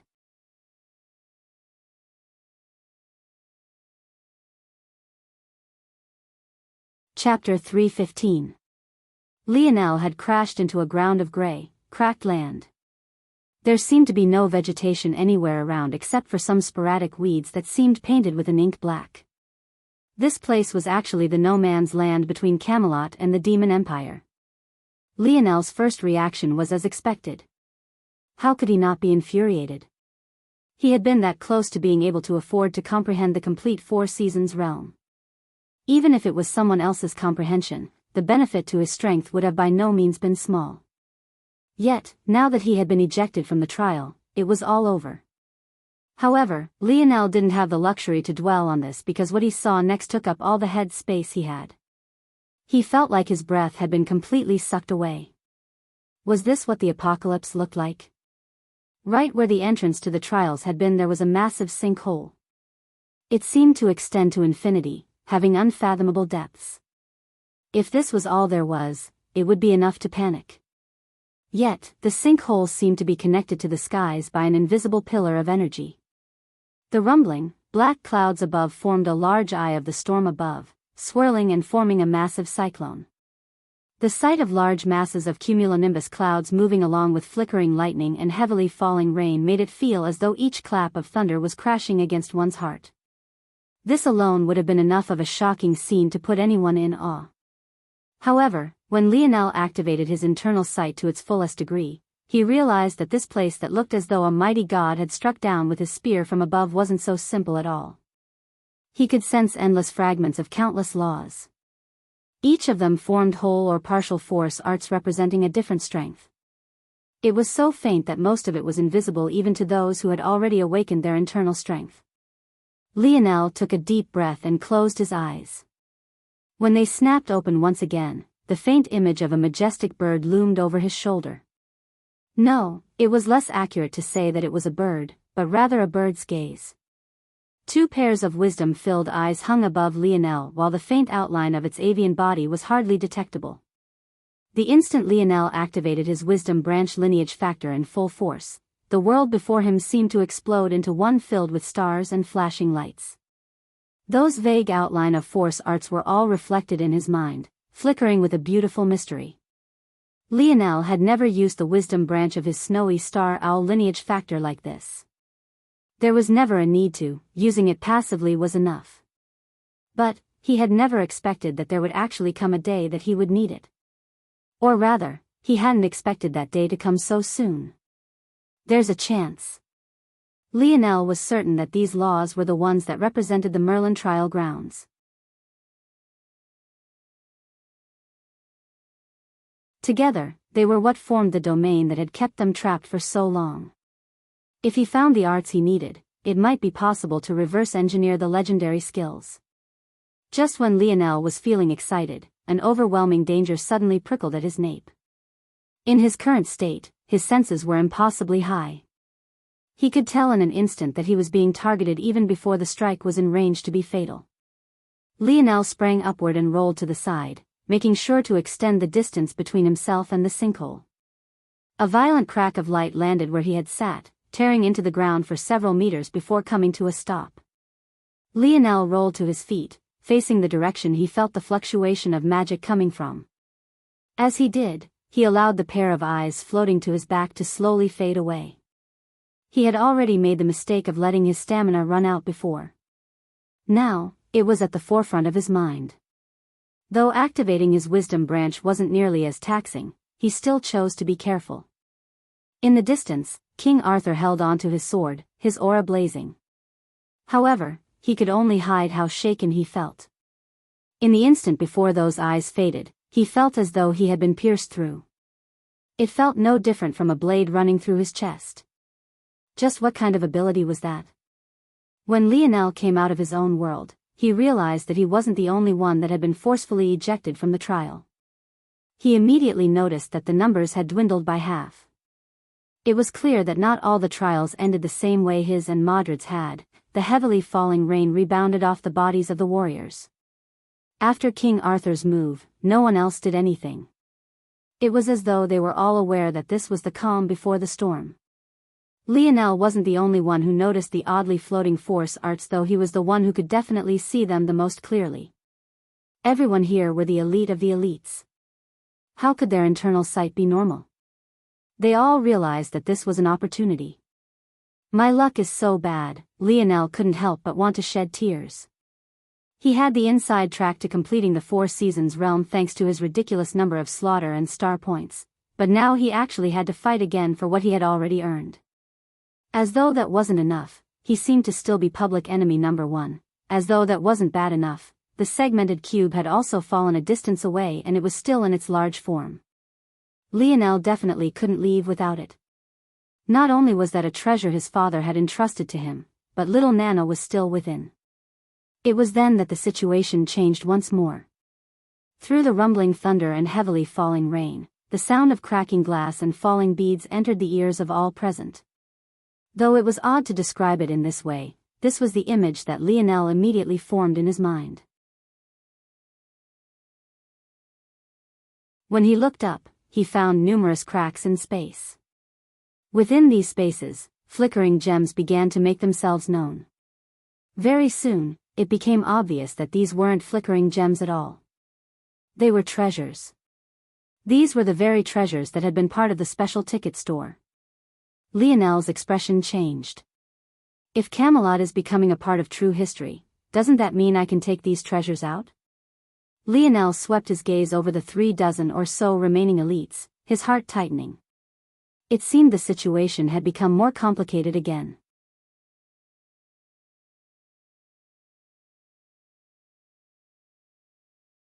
Chapter 3:16. Lionel took a deep breath. This was no longer the trial grounds. While this meant that he was no longer restricted by cooldowns and limited by skills, it also meant that this was the same for everyone else. This made this situation several times more difficult than it had been in the past. Lionel believed that if he tried to use his dreamscape battle sense now, the drain on his mind would be even greater without the limitation on the actions his opponent could take. But, for the time being, Lionel couldn't worry about this any longer. Lionel's senses reached out once more. Though it seemed like he was paying attention to the opponents before him through the heavy rain, he was actually looking for legend skills. Lionel realized something very important. Though it was negative that he could no longer guarantee himself the Four Seasons realm with his bow, that didn't mean it was a net negative. While he couldn't guarantee anything anymore, his paths had suddenly broadened. With all of these force arts floating around, did that mean that he could find the legend skills for his spear as well? Just as Lionel was about to act, someone else couldn't hold back any longer. Lionel locked onto a demon lord. Surprisingly, it was the very same zombie demon lord he had met during his first battle in this no man's land, Coyote. Lionel remembered what Lancelot had said about this demon lord. Back then, he had been with the demon lord Dagon, a skeleton demon with heavy balls chained to his wrists and ankles. According to Lancelot, Dagon was ranked in the high 20s amongst demon lords and was even comparable to those in the top 20. Yet, compared to him, Coyote was much more dangerous. The reason was simple: there was simply too little information about him. No one knew his likes, his dislikes, his tendencies, nothing. Maybe even Mordred was in the dark about this. Coyote shot forward, his rotting eyes completely placid as though he didn't notice the tense situation they were all in. A foul stench wafted from his body as heavy droplets of acidic rain rebounded off his dead skin. A spear. Lionel took notice of Coyote's weapon immediately. This was most definitely not the weapon Coyote had used during that battle. It seemed that he had been hiding even his main choice of weapon from others. In fact, as far as Lionel remembered, he barely had any impression of Coyote during the trials. However, now that Lionel thought about it, he remembered that the only time he ever saw Coyote display any types of emotions was when the latter felt greed after Lionel took out his black chain spear. Back then, Lionel had been paying particular attention to the two demon lords in case they interfered in his battle with the Minotaur. With his ability to read people, he would never mistake such an emotion. Wait, Lionel's frown deepened. For someone like as cautious and low-key as Coyote to be making a move now. Lionel's gaze flashed, locking onto a certain direction. When he realized what was happening, his frown couldn't help but deepen. Coyote wasn't running in the direction of a legendary skill. But Lionel knew it was impossible for such a man to take such a risk for nothing. So that's how it is. Lionel finally understood, but he hesitated. He already had so many enemies. If he made one of Coyote too, while no one had moved after Coyote did, Lionel could guarantee that if he did, several wouldn't stay idle any longer. Lionel shook his head, steeling his heart. This hesitation, it wasn't like him. Lionel shot forward, his sudden movement catching the attention of all those who had been paying particular attention to him. Still, of those paying attention, Coyote was the most shocked. He had been very cautious since the beginning. Before he made this move, he had deduced that there was a better than 50% likelihood that no one would bother with him and would choose to instead observe from afar. After all, the situation was still tense. Humans and demons alike had a tendency of letting others test the waters for them. Like this, it would be possible to test for any dangers ahead of time. However, he could have never expected that Lionel would actually throw all of this to the back of his mind. In fact, not only had Lionel done so, but it seemed as though his target was completely different from Coyote's. Yet, judging by the fact Lionel's gaze hadn't left the zombie demon lord from start to finish, Coyote knew that he had been seen through. A smirk curled Coyote's lip. It seems that I've been seen through. But so what?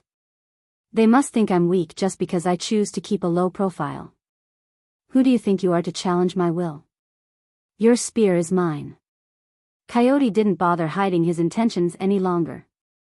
With a hard plant of his foot, he deviated his intention direction slightly, shooting toward the empty space between himself and Lionel. Those with weak internal sight wouldn't be able to see anything but a foggy space. However, it was clear that both Lionel and the zombie demon lord had seen something others hadn't. Lionel was just 50 meters from his location. The sloshing of the growing mud beneath his feet didn't seem to impact his speed in the slightest. But it seemed that he had underestimated just how much King Arthur wanted him dead. Minor teleportation. Lionel knew the spell well. Not only did it take up a large amount of stamina for a usual magus, but it took half a minute and sometimes even more to cast. It was simply impractical to use during battle unless one was at the level where casting multiple spells in conjunction was possible. For King Arthur to use this spell now only meant one thing: he had begun preparing it long ago and saved it for the expressed purpose of obstructing Lionel. No matter how kind-hearted and understanding Lionel was, he couldn't help but feel a flicker of rage from the depths of his heart. From start to end, it was always this so-called King Arthur obstructing him in every way and fashion. Did this king really think that he was a pushover? Did he look like a man that could be targeted for death time and time again without consequences? Lionel's aura billowed, his bow disappearing in favor of a heavy spear. Clang! Clang! Clang! The sound of the black spear's chains drowned out even the thunder in the sky above. Lionel could feel that his spear had been waiting to be released for a long time. He had repressed it for a long time already, it was finally time to unleash it. Lionel's gaze seemed to pierce through the space separating himself and the king. Even if he couldn't kill this bastard, Lionel didn't mind teaching him a harsh lesson he would never forget. How could he wield that sword so arrogantly without an arm?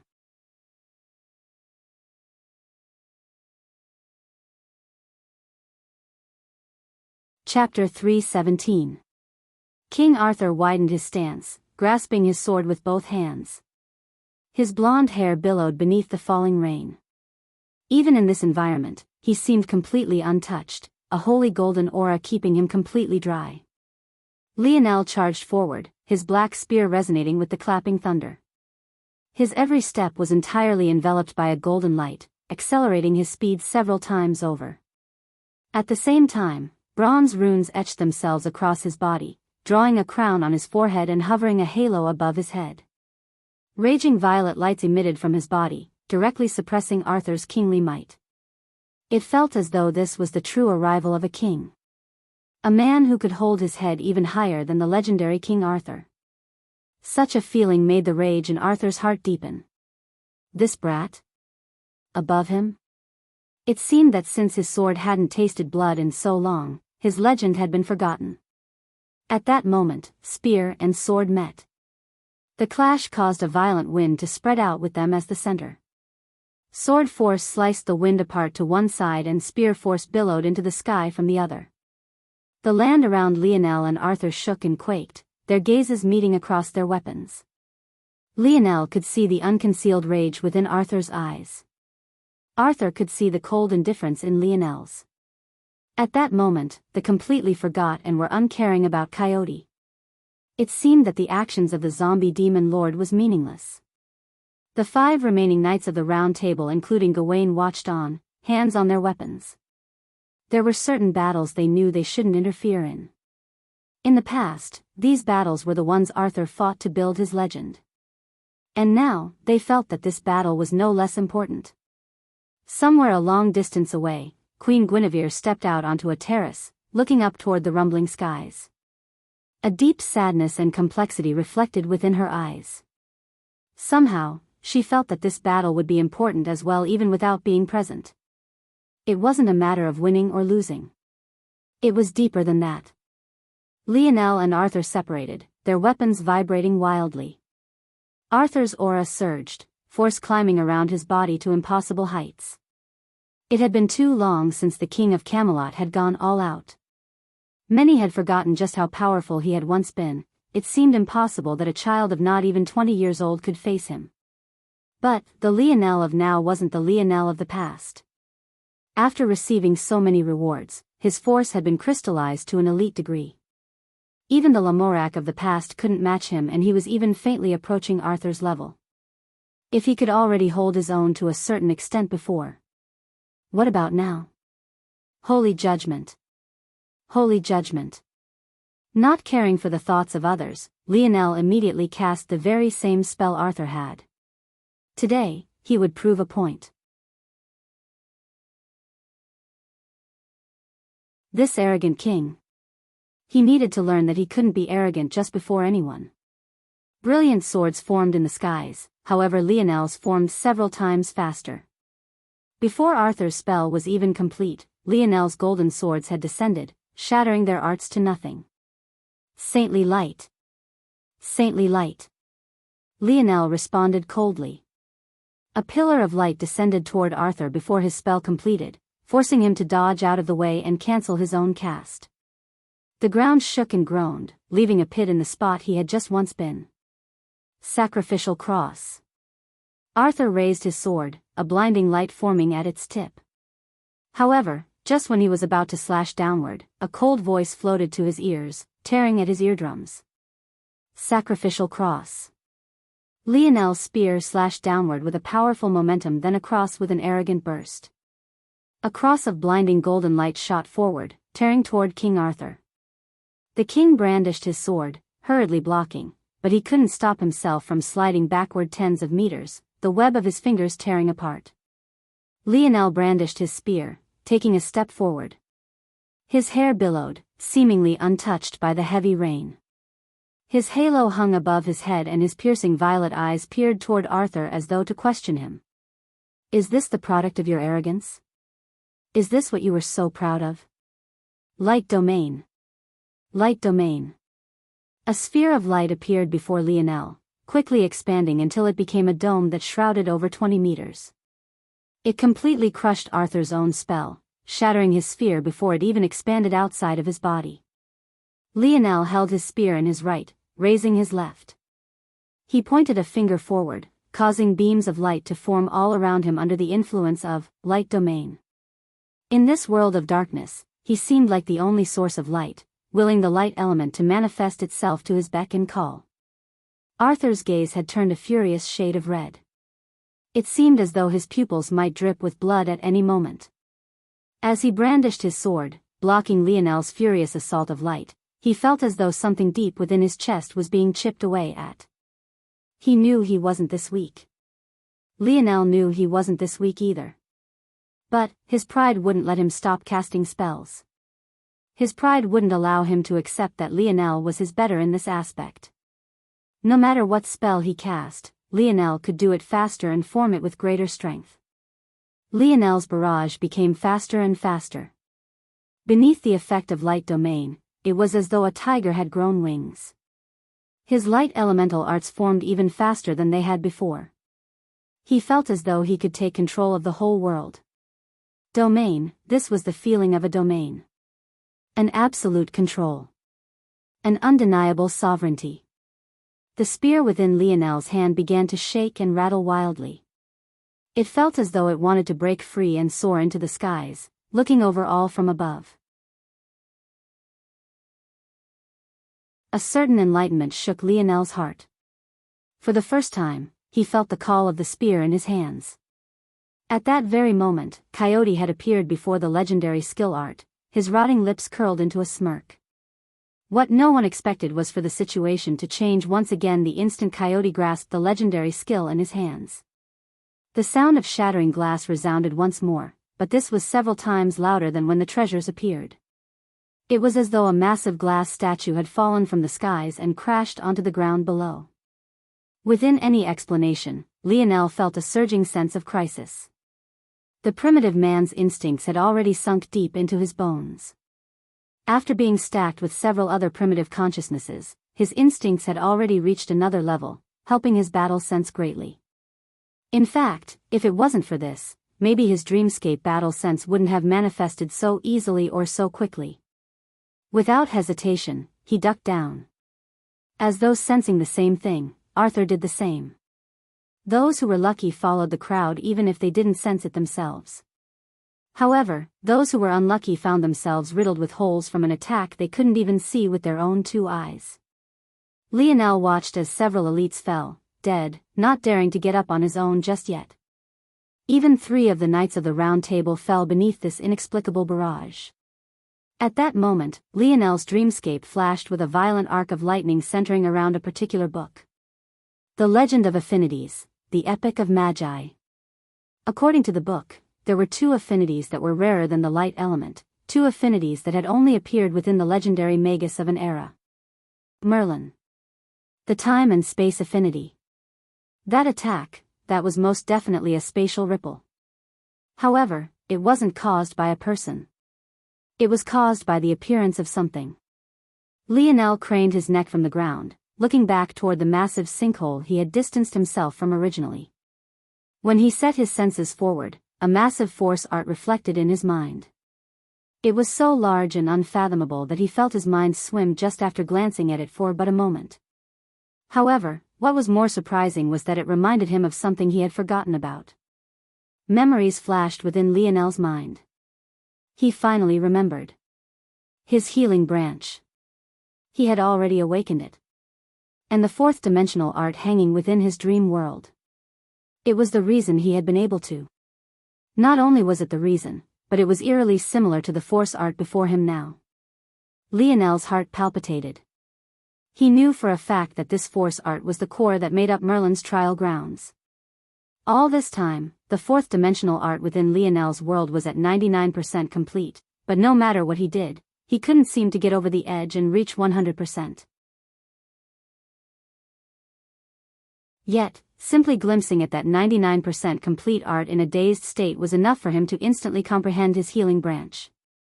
Just what kind of effect would it have on other things?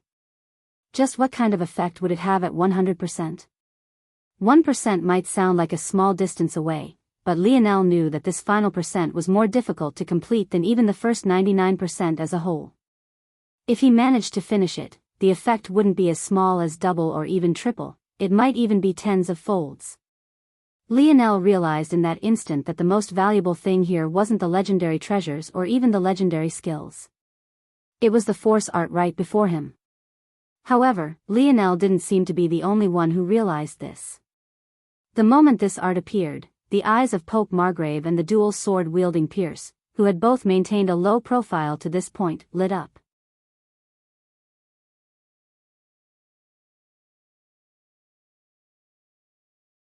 Chapter 318. Pierce stood from the mud-soaked grounds and took a step forward, brandishing his 2 long swords. Stand down. Gawain looked toward Pierce with reddened eyes. They had just lost 3 Knights of the Round Table. As things stood now, there was only Gawain and Ector remaining. It could be said that this was the greatest blow Camelot had taken since its establishment. Gawain's number one priority was protecting the lives of those that remained. He couldn't allow a moment of hot-headedness or greed to ruin the foundation of Camelot. The gaze he looked toward Pierce seemed only a step away from madness. He had too many clashing emotions in his mind. On the one hand, he didn't agree with the way Arthur was doing things. But, on the other, he didn't want to see his king lose like this, nor did he want his fellow brothers to sacrifice themselves one after another. In the height of his emotions, Gawain believed that Pierce was trying to step in to defend Arthur's honor. Everything he knew about Pierce to this point defined him as a man of honor and nobility. Acting to defend Arthur at this point was exactly what the persona of the past would have done. However, Gawain would have never expected for a simple command of his to cause Pierce's sword to find its way to his neck. Gawain might have been in an emotional state, but he was still one of the 12 strongest knights beneath King Arthur. He reacted with an inhuman quickness, arching his back toward the ground and barely dodging the long, slightly curved sword. Still, he felt a cold wind across his throat. When he brought his fingers up, he found that a thin line of blood had already been drawn across his Adam's apple. Death had been just that close. When Gawain got over his shock, he immediately felt a surging anger. Pierce. What do you mean by this? Gawain's roar seemed to be trying to rival the rumbling clouds above, but it was, maybe fittingly, completely drowned out. Pchoo! Before Pierce even got a chance to respond, Gawain suddenly felt a sharp pain to his back. He looked down, shaken. His body trembled, blood leaking from his lips as he tried to speak. But the spear that had gone through his chest didn't seem apt to allow him to do so. Gawain struggled to turn his head back, only to be shocked to find his brother in arms, Sir Ector. Shock, unwillingness, resentment. It all flashed through Gawain's eyes in those last moments. But, all he saw in Ector's eyes was a dullness, as though he didn't care about taking the life of his friend of so many years. Gawain's body fell limp and lifeless, the plop of his figure onto the wet ground somehow resounding more than his final roar. The eerie sound seemed to wake Ector from his daze. He blinked, his eyes squinting in confusion. He looked from his bloodied spear to the body on the ground. When he thought of a certain possibility, his heart shook. Ailiard. Ector's tragic cry sounded like a wounded beast. He was so furious that the blood vessels of his eyes popped, causing streaking tears of blood to coat his cheeks. However, they were quickly washed away by the heavily falling rain, as though the world itself didn't want him to grieve. Ector turned his gaze toward an unassuming Magus, a seemingly amiable old man Lionel knew well. If it wasn't for Ailiard, Lionel wouldn't have lost control of his emotions during his first meeting with Lamorak, and maybe their relationship wouldn't have turned out as tragically as it did. PCHU. A spurt of blood flew of Ector's neck, his head snapping backward as small bits of remaining flesh tried to keep it attached to his shoulders. In his death, he didn't get to see who did it. However, there had only been one person in that direction. It could only have been Pierce. Ector could have never believed that he would be betrayed by not one, but two people of Camelot. This entire sequence of events was witnessed by both Lionel and King Arthur. The latter had reached such a state of rage that his visage had returned to an eerie calm. It was a kind of calm that even made Lionel's heart tremble. What kind of feeling was it to watch 6 of your brothers killed one after another? Not only killed, but to even be betrayed by 2 you once thought you could trust with your life? There were many times that Arthur had thought of expanding the Knights of the Round Table to 13 just to add Pierce. Magus Ailiard was a pillar of Camelot, one of the 7 more powerful mages of their kingdom. Yet, both of them had slighted him in this way. At this point, his rage toward the 2 of them was several levels beyond the rage he felt for Lionel. Lionel cautiously rose, his eyes narrowing as he looked toward Ailiard. So that's how things are. Maybe even Lamorak was being unknowingly influenced. There were many people Lionel thought that might be traitorous. He knew there was a high likelihood of a mythological zone becoming a unique zone, so he had always been paying attention. He subconsciously focused on Lamorak because the latter had not only humiliated him, but always seemed to be outrageously antagonistic for little to no reason. Then, after he saw Mordred's backstory, he realized that the Pope might very well be involved as well. But he had forgotten one thing. Aeliard had been there that day too. And he was a mage that specialized in mental attacks. What if from beginning to end, this was all orchestrated by Aeliard? Lionel's eyes fell on the seemingly amiable, scholarly man.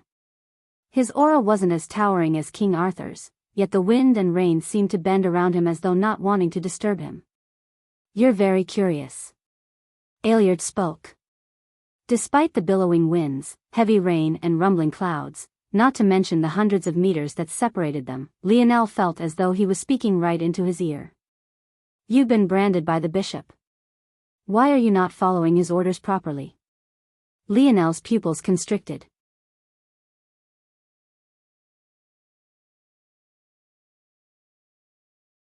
Chapter 319. The Bishop. It had been too long since Lionel heard mention of this person. Within the Joan zone, this entity seemed to rule the lives of Joan and the men around her. At first, Lionel had thought that the bishop was the man in the tunnels, Nicholas. Lionel still remembered the fanaticism in Nicholas' gaze when he asked him if he was well known in the future. Despite the fact the man was his enemy, Lionel couldn't help but feel bad for him at the time. These people were likely promised great things, but how many of them really got to enjoy these rewards? Nicholas thought he had become some famous legend in the future, yet Lionel had never heard of him. Wasn't that too sick of a joke? The moment Lionel heard Aeliard's words, he realized that this really was related to the matters of the Joan zone. In all likelihood, his previous conjecture that their purpose in the Joan zone was related to their successful entry into this mythological zone was most likely also correct. But what made Lionel more apprehensive was that Aeliard said he had been branded. Was he talking about the force art he had drawn on the back of his left hand? But hadn't he gotten rid of it? How was it that Aeliard still thought he was branded? The moment Lionel returned to Earth's pseudo-fourth dimension, the art's effects were shattered. Could it be that Aeliard had sensed its previous influence? Lionel looked toward the back of his left hand. He could still see the vague outline of the once prominent scar, but the magic it once held had long since disappeared. Lionel looked back up, facing Aeliard. "So you're the one who made Lamorak target me?" he asked coldly. Aeliard didn't respond. He seemed to feel that this conversation was meaningless. Lionel's gaze narrowed. It seemed that he had been a puppet on a string from the very beginning. Whether it was his battle with Lamorak, his terrible reaction back then, even down to the fact Aeliard's disciple Ellis had been the one following him and guiding him all this time, it might even be possible that Aeliard was slowly manipulating things in the background to make more and more people turn their blades toward Lionel within the trial grounds. The more Lionel thought about it, the more he felt his heart chill. He closed his eyes, settling the rolling waves in his chest. When he opened them once again, his calm had returned.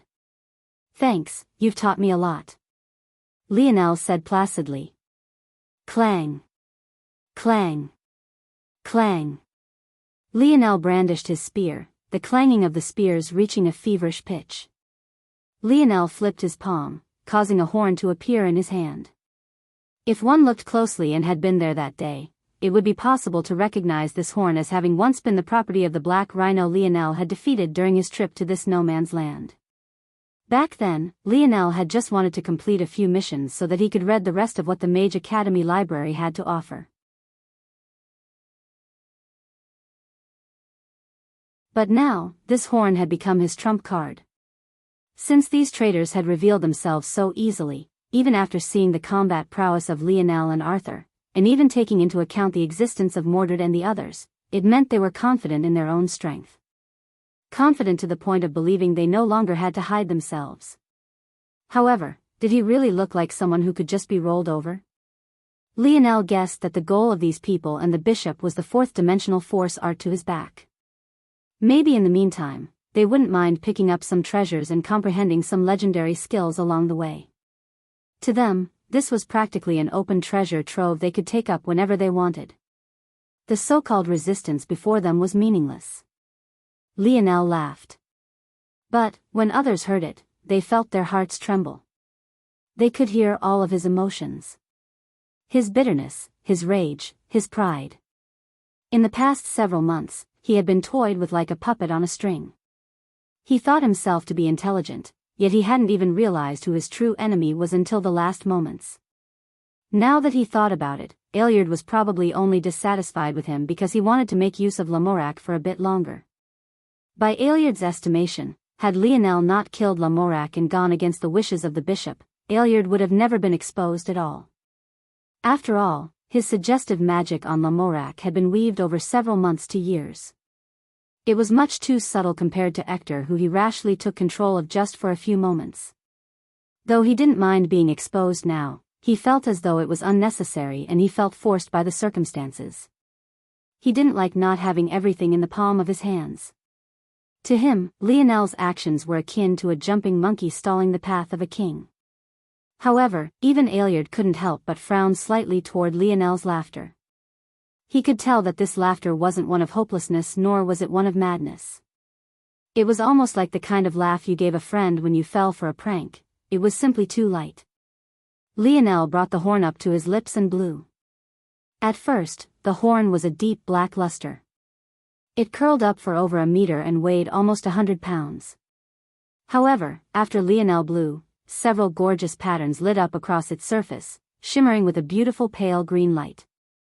The billowing wind from Lionel's blow tore into the skies, causing the thunderous storm to pause for just a moment. Ailiard's pupils constricted. It wasn't just him, but so did Pope Margraves. As the two most accomplished mages on the battlefield, they realized exactly what just happened. This was definitely beast-taming magic, but they had never seen it used in this way. Lionel calmly put the horn away as though he hadn't done anything special. In its place, he pulled out a familiar golden rod. Though it no longer held France's flag on one end of it, Lionel would never forget this pole. It was none other than a replica of Joan's weapon. I didn't get to use this against the monocle-wearing bastard. But, that's just fine. I happen to hate you all almost as much. Did they think that he, Lionel Morales, was someone they could easily deal with whenever they wanted to? He would make Ailiard and the other lackeys of this so-called bishop pay a price for their arrogance. And, the cost he was asking for was nothing less than their lives.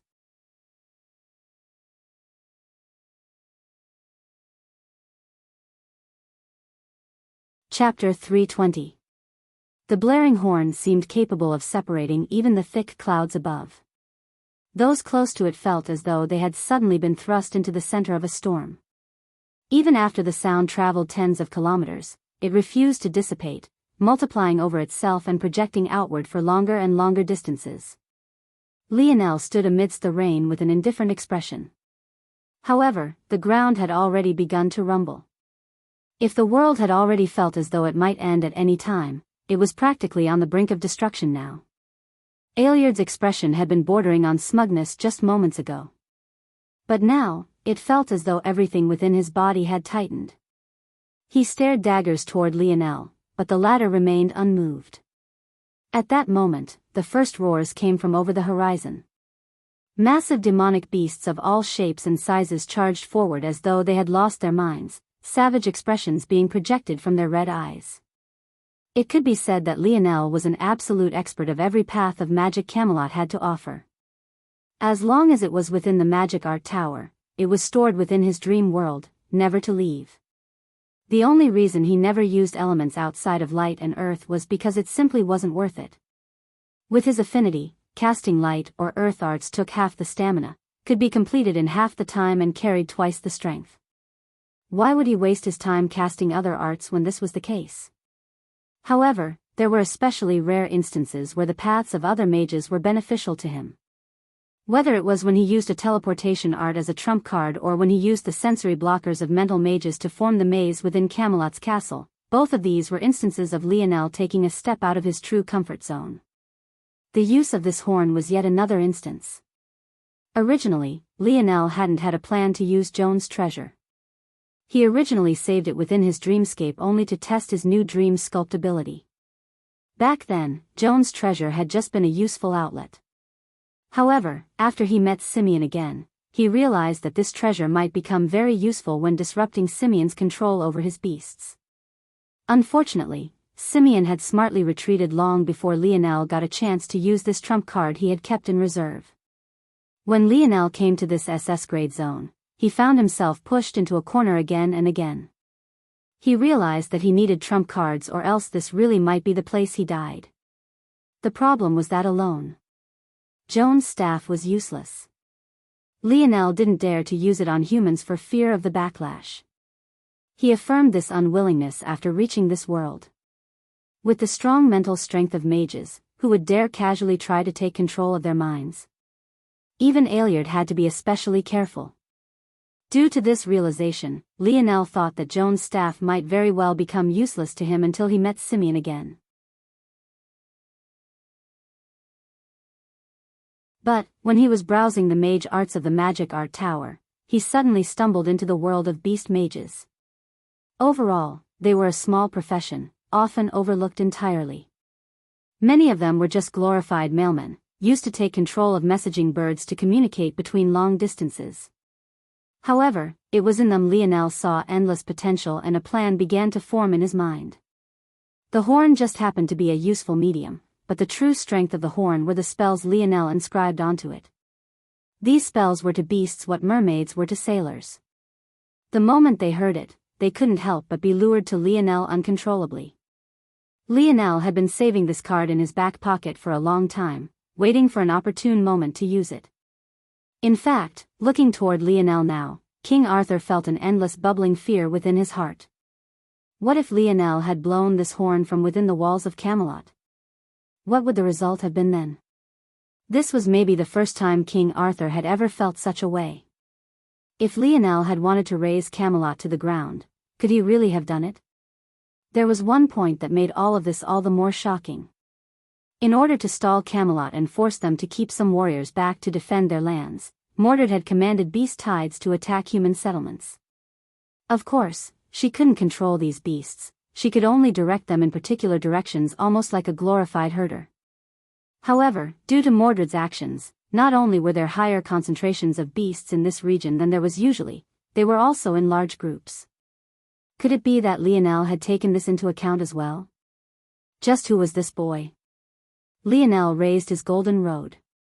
A powerful, surging spirit pressure shot into the skies, separating into dozens of thin lines of energy. Arthur, Mordred, come here. Arthur frowned. His initial instinct was to reject Lionel's words. But, what the latter said next made his blood freeze. Come here, or the first person I trample will be you. Lionel's voice turned completely icy, carrying an air of majesty that seemed to project directly from the halo above his head. If it wasn't about his own life, he would let Arthur be trampled to death. As for saving Mordred, that was for two reasons. For one, he still felt a hint of sympathy toward this beauty. But, more importantly, she was the key to fixing her father's marriage. Mordred's lashes blinked somewhat flirtatiously. Her tastes were usually quite young to begin with, as she had once told Monet. In fact, she had never even considered being with a man, nor was she attracted to them. But, she had quite a good impression of this child. Even within the rain, she glided forward elegantly, completely ignoring Arthur as though he didn't exist. At this point, the battlefield was caught in an odd stalemate. Unfortunately, the first of the beasts had already crossed into their fields of vision.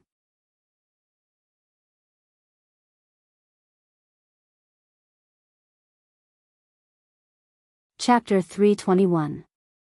Aeliard and those with him wanted to charge toward Lionel, but they were hesitant to do so. Though they had previously looked down on Lionel, this didn't mean that they thought they could defeat Lionel in a few exchanges. They knew that they would have to at least put forward a small effort. The root cause of their confidence was their larger number of quality experts. Whether it was Pierce, Margrave or Aeliard, they could all battle King Arthur and had better than 50% odds in defeating him. This was without even counting any other trump cards they may or may not have. However, if they charged for Lionel now, they would become embroiled in battle. By then, the beast tide would definitely be upon them. They weren't naive enough to believe that Lionel would summon these beasts without the ability to control them, and they could see that it was most likely related to the golden rod in his hands. At that point, they would have to battle not only Lionel, but an endless swarm of beasts. Could it be that they would really fall just like this? Aeliard stood opposing the growing group by Lionel's side. Just moments ago, one could have never expected to see such a sight. Not only were there humans by Lionel's side, but even the number one demon lord, Krakos, and a few others of his side had converged. These demons had fully expected Lionel to reject them, yet he said nothing. When the beast's tide reached them, the immediate area around Lionel became a safe haven. As though the land around them was sacred to the point even mindless beasts didn't dare to step on it, the swarm took a curved path around them, charging toward the group of 3 men. Pope Margrave, Pierce and Aeliard stood in an inverted triangle position, protecting Aeliard to their backs. Solemn expressions coated each one of their faces. Individually, these beasts were nothing to them. But when they came in swarms like this, just how long would they be able to last? But they had to. Their goal had been planned out for too long. If they failed here, the consequences would be unimaginable. They couldn't afford to bear them. Pierce's twin blades were like twin scythes, leaving blurred images beneath the rain as trails of crimson blood followed their every movement. Pope Margrave held his cross to his chest, chanting solemnly with his eyes fluttering close. A barrier of light enveloped Pierce and Aeliard, replenishing their stamina with each passing moment. Aeliard himself had several veins popping across his forehead. Every time a surge of spirit pressure came from him, another beast seemed to be ripped from Lionel's control, crashing into the others and starting a battle to the death. Lionel watched all of this with a pair of cold eyes. He didn't care about Aeliard wresting control from him. In fact, Lionel hardly resisted against it. Without a medium like the Golden Staff, it took Aeliard far more effort and stamina to succeed. Lionel was happy to let him do it, it only meant that this battle would end all the more quickly. He knew well that the 3 were holding on, hoping that his stamina would run out first. But, was there such a good thing in the world?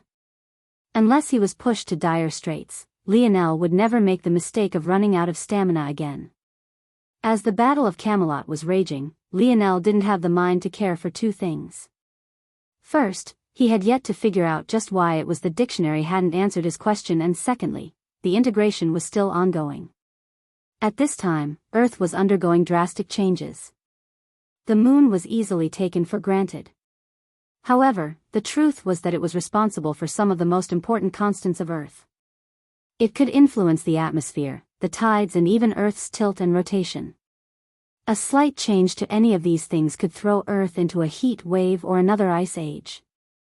If this was true, what would happen if a second moon suddenly began to form? What would happen to Earth's rotation? Its atmosphere? Its tilt? Its climate?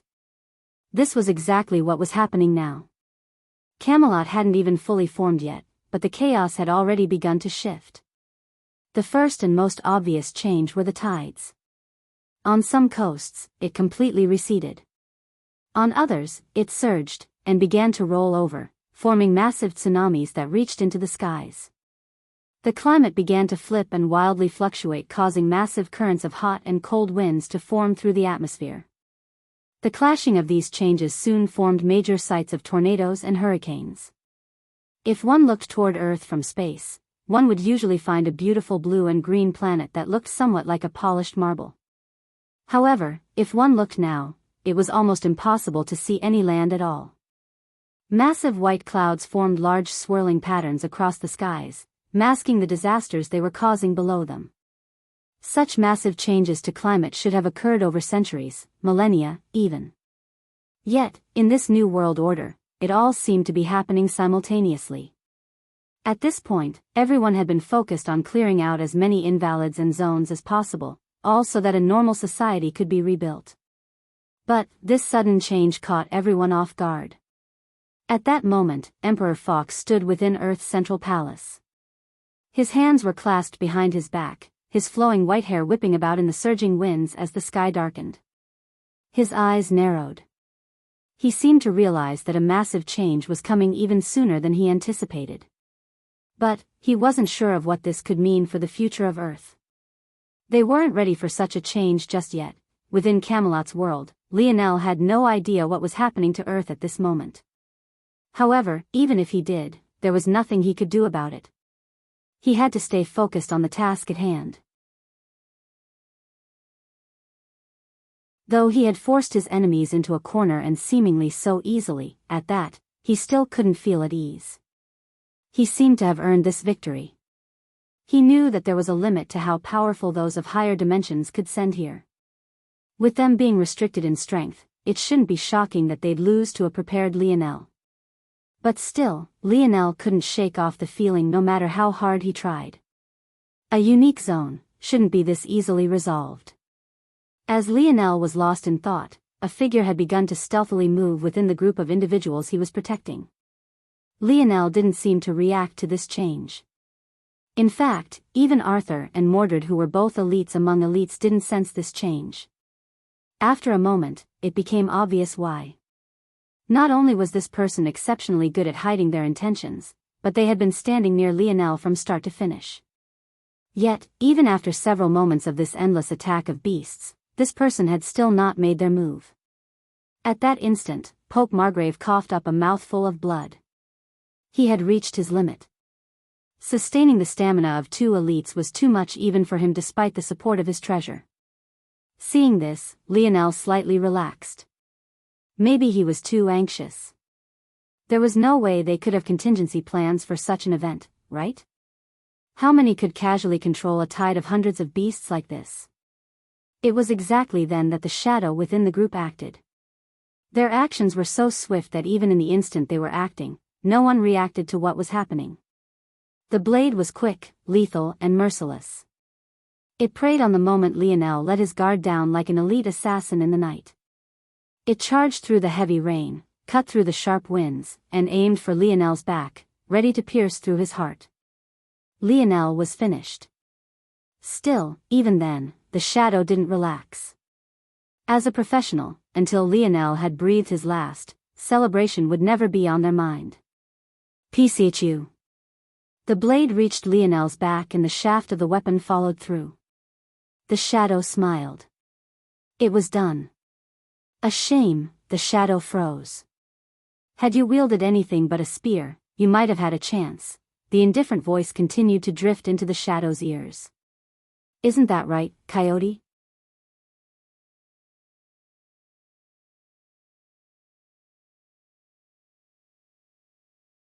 Chapter 322.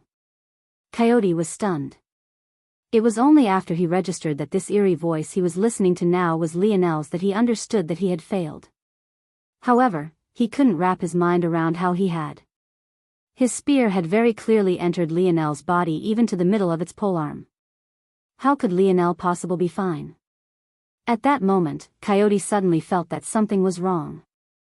Though the shaft of his spear had disappeared, he didn't feel the resistance he should after driving his spear through someone. My spear, Coyote was stunned. His spear, its tip had completely crumbled.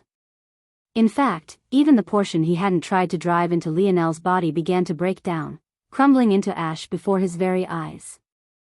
Lionel turned his head back to watch this scene indifferently. It was clear that this was exactly what he expected to happen. To try and use a spear against the owner of the spear domain ring was practically asking for death. Any spear not acknowledged by the ring on Lionel's finger would crumble beneath its influence. Clearly, Coyote hadn't met these lofty goals, so he was destined for failure the moment he stepped forward.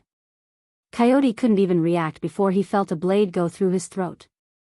He was simply too close to Lionel and he had suddenly found himself without a weapon. Why would Lionel give him a chance to recover and escape? He had already flipped his palm and swapped out his spear for an arrow. Coyote could only die with grievances, having no idea how he had ended up in such a situation. Arthur and Mordred looked toward Lionel with shock, not understanding what they were seeing either. However, Lionel didn't have the time to mind their reactions. He had already turned his attention back toward Aeliard and his companions.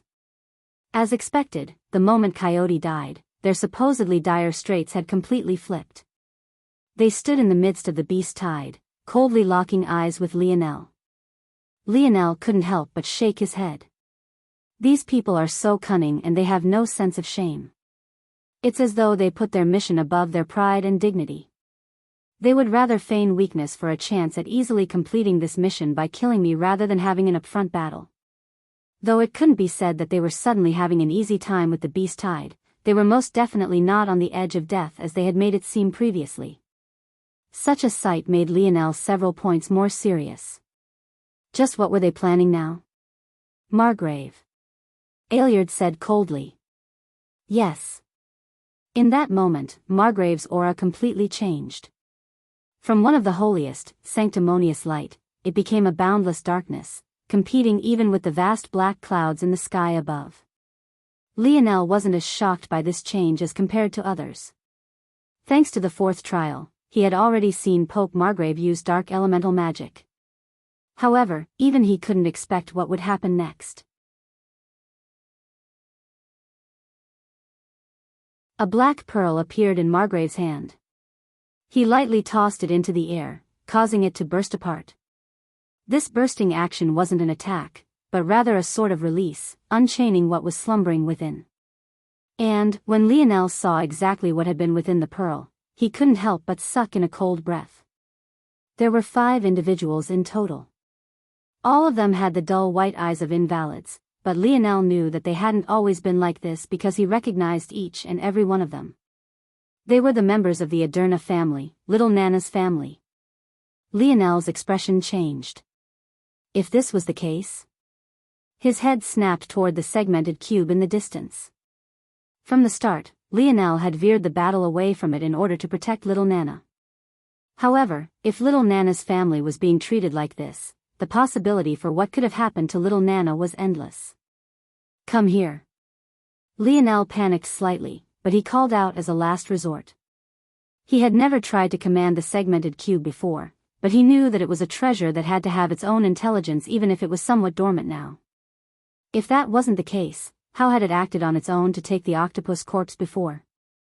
Or what about when it acted on its own to take the corpse of the naked sniper he crossed paths with after leaving the fort? Aeliard's gaze flashed seeing Lionel's panic. Do it. He said calmly. Before, Aeliard had been apprehensive. He didn't know what kind of treasure the segmented cube was, so he had no idea what might happen if he tried to execute his contingency plan with it acting as a barrier. However, Lionel's panic seemed to put him at ease. Margrave acted on Aeliard's orders almost immediately, sinking into the ground like a shadow. When he reappeared, he had already left the scope of the beast tide, standing before the segmented cube. Lionel's panic grew. The segmented cube actually didn't listen to his command. Could it be that he was wrong about it having intelligence? Could it be that it couldn't hear him? Was there another reason? Lionel's mind spun. He didn't believe for a moment that the Pope hadn't done anything to Little Nana. Judging by the methods of these people, they wouldn't go easy on her just because she was young. After all, even the 2-year-old Mordred hadn't been spared. The only reason why Lionel could trust having Mordred by his side was because he had been there for every one of her so-called treatments. Lionel's mind spun as he forced himself to calm down. Think. The defenses of the segmented cube weren't infallible. Lionel knew this truth firsthand. Back when he awakened his metal synergy lineage factor, he managed to blast a hole right through it. He didn't believe that it could protect itself against an assault from Margrave. Margrave gathered his strength, the darkness around him surging endlessly. Lionel diverted a portion of the beast tide toward him, but he already knew it would be too late to make it. Lionel's gaze suddenly trembled. Place any lifeforms into suspended animation. His roar shot across the battlefield. At that moment, the segmented cube finally reacted. It spun in place, suddenly shrinking and dodging Margrave's palm. It then shot across the battlefield at an almost impossible to track speed, reaching Lionel in the blink of an eye. It was only after the segmented cube landed in Lionel's hand that he finally sighed a breath of relief. However, in the next instant, he felt a surge of anger. These people were really damnable. Not even letting a little girl go. Lionel didn't know little Nana well, but she had already saved his life once. If for nothing other than this favor, he wouldn't let anything happen to her. Beneath his rage, his aura seemed to surge, his violet eyes gaining a slight touch of red. Aeliard slightly frowned at the failure, but it was only that. Looking toward Lionel's rage, he couldn't help but sneer. This boy dared to have such an expression before him? Aeliard stretched out a hand. He had already decided. He would crush this boy with absolute strength and wipe that arrogance between his brow away. It seemed that they had taken his will to end this as easily as possible as a sign of weakness. They would pay dearly for this. His hand continued to raise. At that moment, most of the beast tide was blocked by the 5 Aeliard family puppets Margrave had taken out. But, what Aeliard did next would make them nearly obsolete. Bind. He spoke coldly. It was then that it happened. Dozens of beasts were grinded to a halt beneath the might of a single word. Lionel's eyes widened. That ability. It was little Nana's.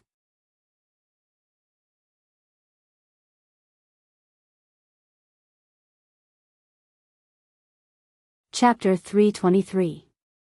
Lionel's gaze went completely red. Within the Joan zone, he had already seen those like Pierre and Nicholas gaining abilities through force arts. They drew these arts directly onto their bodies, gaining power through their pain and sacrifice. However, what Lionel had always understood was that these abilities had to come from someone. He didn't know who they came from, but he knew that this was the only way things made sense. Remembering little Nana's fear when Margrave asked her to come to him, Lionel's fists clenched so tightly that veins threatened to burst along his forearm. Maybe if it wasn't for his impossibly strong physique, that's exactly what would have happened. How exactly had they extracted little Nana's ability from her? What had they put her through? If the pain for just receiving the ability was so great, what was the pain like for snatching an ability? Was little Nana already under their control? Lionel couldn't imagine any other reason they would allow her to roam so freely. The more he thought about it, the more furious he became. The first person that Lionel had ever wanted to kill was the junior governor duke. That bastard shot cannons at his own citizens, men, women and children who relied on him for protection. Such scum deserved no less than the worst of deaths. Lionel had never expected that his desire to kill would be unleashed again so soon. As though something constrained within his body was completely released, the muddied ground beneath his feet quaked, sinking in beneath his might. Without a thought for anything else, he placed the segmented cube within his spatial ring and shot forward. Watching his back, Arthur and Mordred looked toward the valiant young man. The halo above his head, the violet bronze aura swirling around his body, his dauntless charge, the father-daughter pair looked toward one another. A swirl of complex emotions lit Arthur's eyes, but to Mordred it was as though she was looking toward just any other person. Mordred smiled somewhat playfully, but it was most definitely not the kind of look one gave to their own father. "I'm going to support him." Without another word, she too shot forward. Arthur looked down at his sword, then toward the corpses of his comrades. He sighed a sigh that seemed to resonate from the depths of his heart. Rain finally fell onto his body, pelting across his valiant white armor and drenching his golden hair. Maybe it was only at that moment he decided to come back to earth. Then, he too charged. Those who had remained in Lionel's circle of protection looked toward each other. They were just an odd mix of humans and demons. The most powerful among them was probably the number 1 demon, Lord Krakos. They were unsure if they should act as well, but there was truly no choice in the matter. They weren't fools. They felt that if they lost this battle, they would regret it for a lifetime. Lionel didn't pay attention to who was coming with him. Maybe it was that he didn't care, or maybe this was the charisma of a king. When a general led a vanguard, did he need to look to his back to ensure his knights were following? When a king entered a room, did he need to check to make sure everyone had bowed? When an emperor looked over a world, did he need make all understand his sovereignty? Lionel didn't need to look. With a flip of his palm, the arrow vanished, being replaced by his black spear. Clang! Clang! Clang! Clang. The sound seemed to resound even more now than they had in the past. It was as though it could feel Lionel's emotions, his valiance, his kingly aura. Lionel appeared before the 5 Ailiard family puppets. But, before he could act, he heard a giggle by his ear. "I'll take them on, little one." Lionel didn't look back. His steps suddenly became unpredictable and erratic. Silver skill abrupt stop. Silver skill explosive first step. Gold skill irregular steps. Lionel brushed by the 5 as though they weren't there at all. In that instant, Pierce appeared before him, his 2 long swords blurring into long shadows beneath the falling rain. "Leave him to me." Another voice trailed behind Lionel carrying a fury no less than his own. Pierce's betrayal was like a knife to King Arthur's heart. He felt like everything he had built as a king was crumbling before him.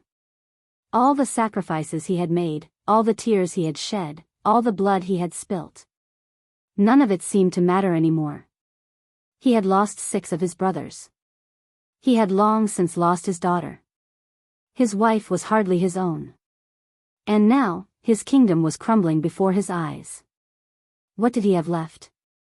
King Arthur roared beneath the rain. It drenched him from head to toe. He poured his everything into his strike. If he couldn't strike Pierce down today, he would never be able to take a first step. Lionel used Arthur to surge past Pierce, his eyes training on Ailiard. He entered the range of the mental mage, his mind having returned to a state of eerie calm. This was the man who had caused him so much trouble from the very beginning. He was the one who set Lamorak against him. He was the one who caused the death of so many innocents. He was the one who treated the life of a little girl as though she was just expendable cattle. Ailiard's lip curled. "You're courting death." He raised his hand again. "Bind." Lionel felt formless shackles cover his body. He could tell that these restrictions were many times more powerful than when Nana used them. It might have been because she was still too young, maybe it was because she still had too little understanding of her own ability, or maybe it was because Ailiard's abilities as a mental mage stacked well with Nana's ability.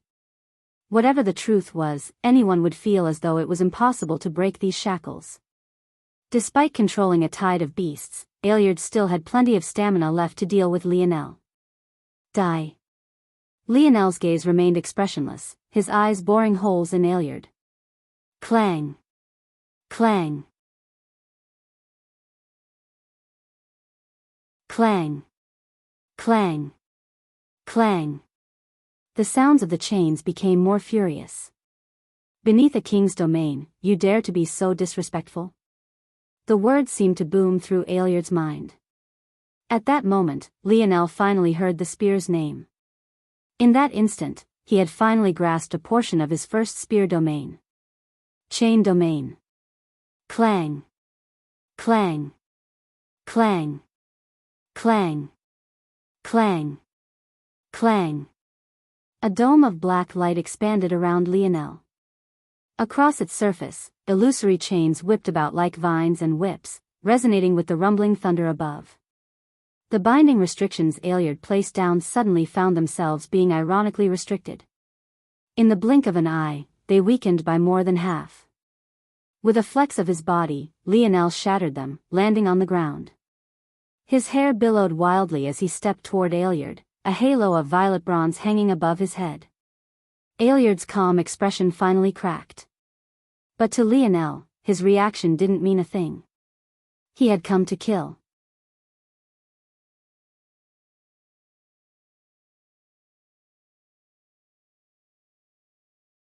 Chapter 324. Lionel's momentum was stifling.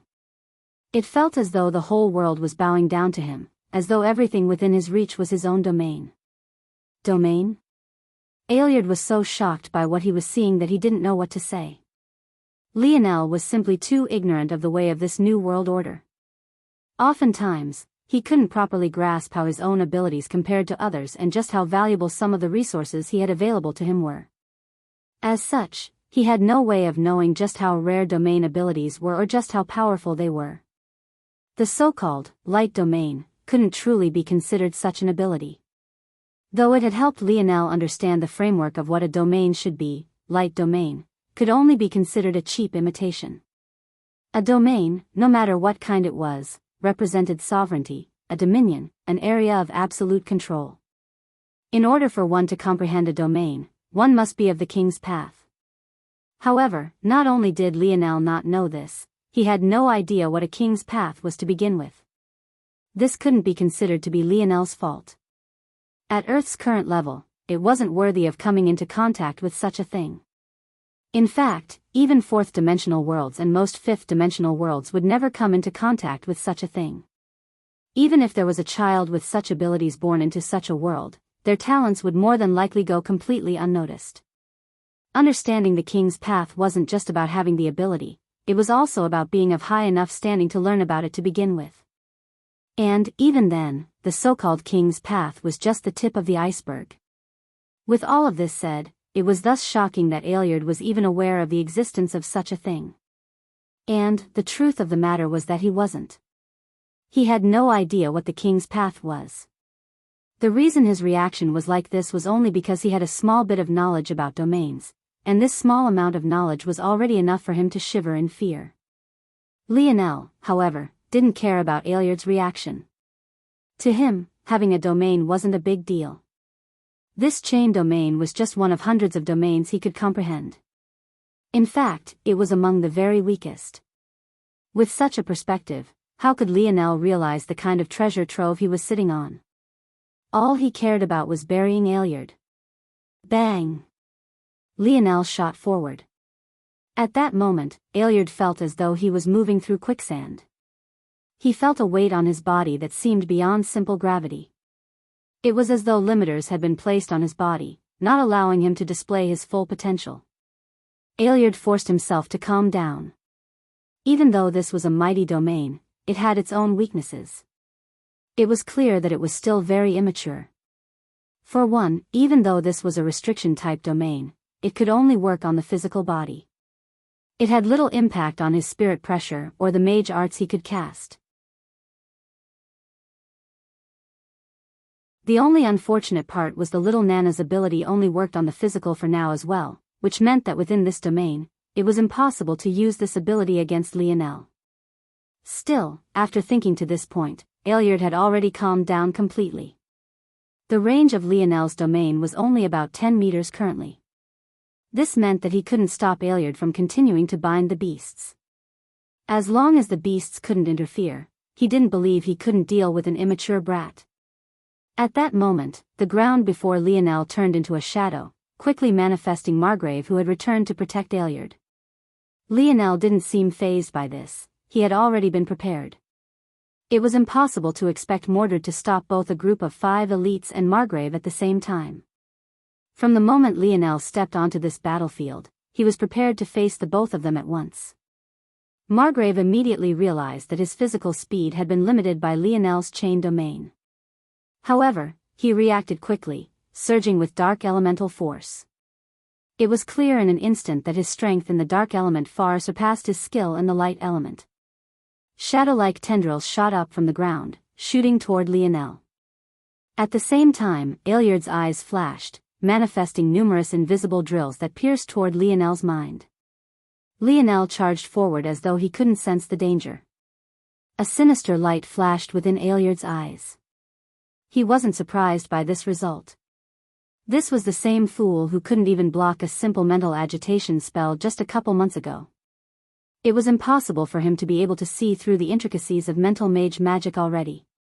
Lionel's spear swept forward, a strong spear force and light coating its tip. It slashed apart Margrave's attack as though it was formed of tissue paper, allowing him to close in on the former pope in the blink of an eye. Margrave felt the restrictions coating his body. He couldn't move as he willed, and even if he could, how could he, a lifelong mage, match Lionel's speed? Shadow Shield. Numerous triangular curved shield appeared between Lionel and Margrave. Though Lionel shattered the first two with absolute ease, the third and subsequent fourth slowed his steps greatly. It seemed as though his momentum would come to a grinding halt at that very moment. It was then that Aeliard's invisible attack entered Lionel's range. If one could look into the world of a mental mage, it looked as though 6 cone-shaped drills were spinning toward Lionel, each more sinister than the last. One was even directed right toward Lionel's brainstem, looking to kill him with a single lethal strike. The strike seemed inevitable. Even as Lionel shattered the last of Margrave's defenses and closed in on the man, the latter was relaxed as though he could already see Lionel's corpse. However, it was at that moment that Lionel's eyes closed and reopened.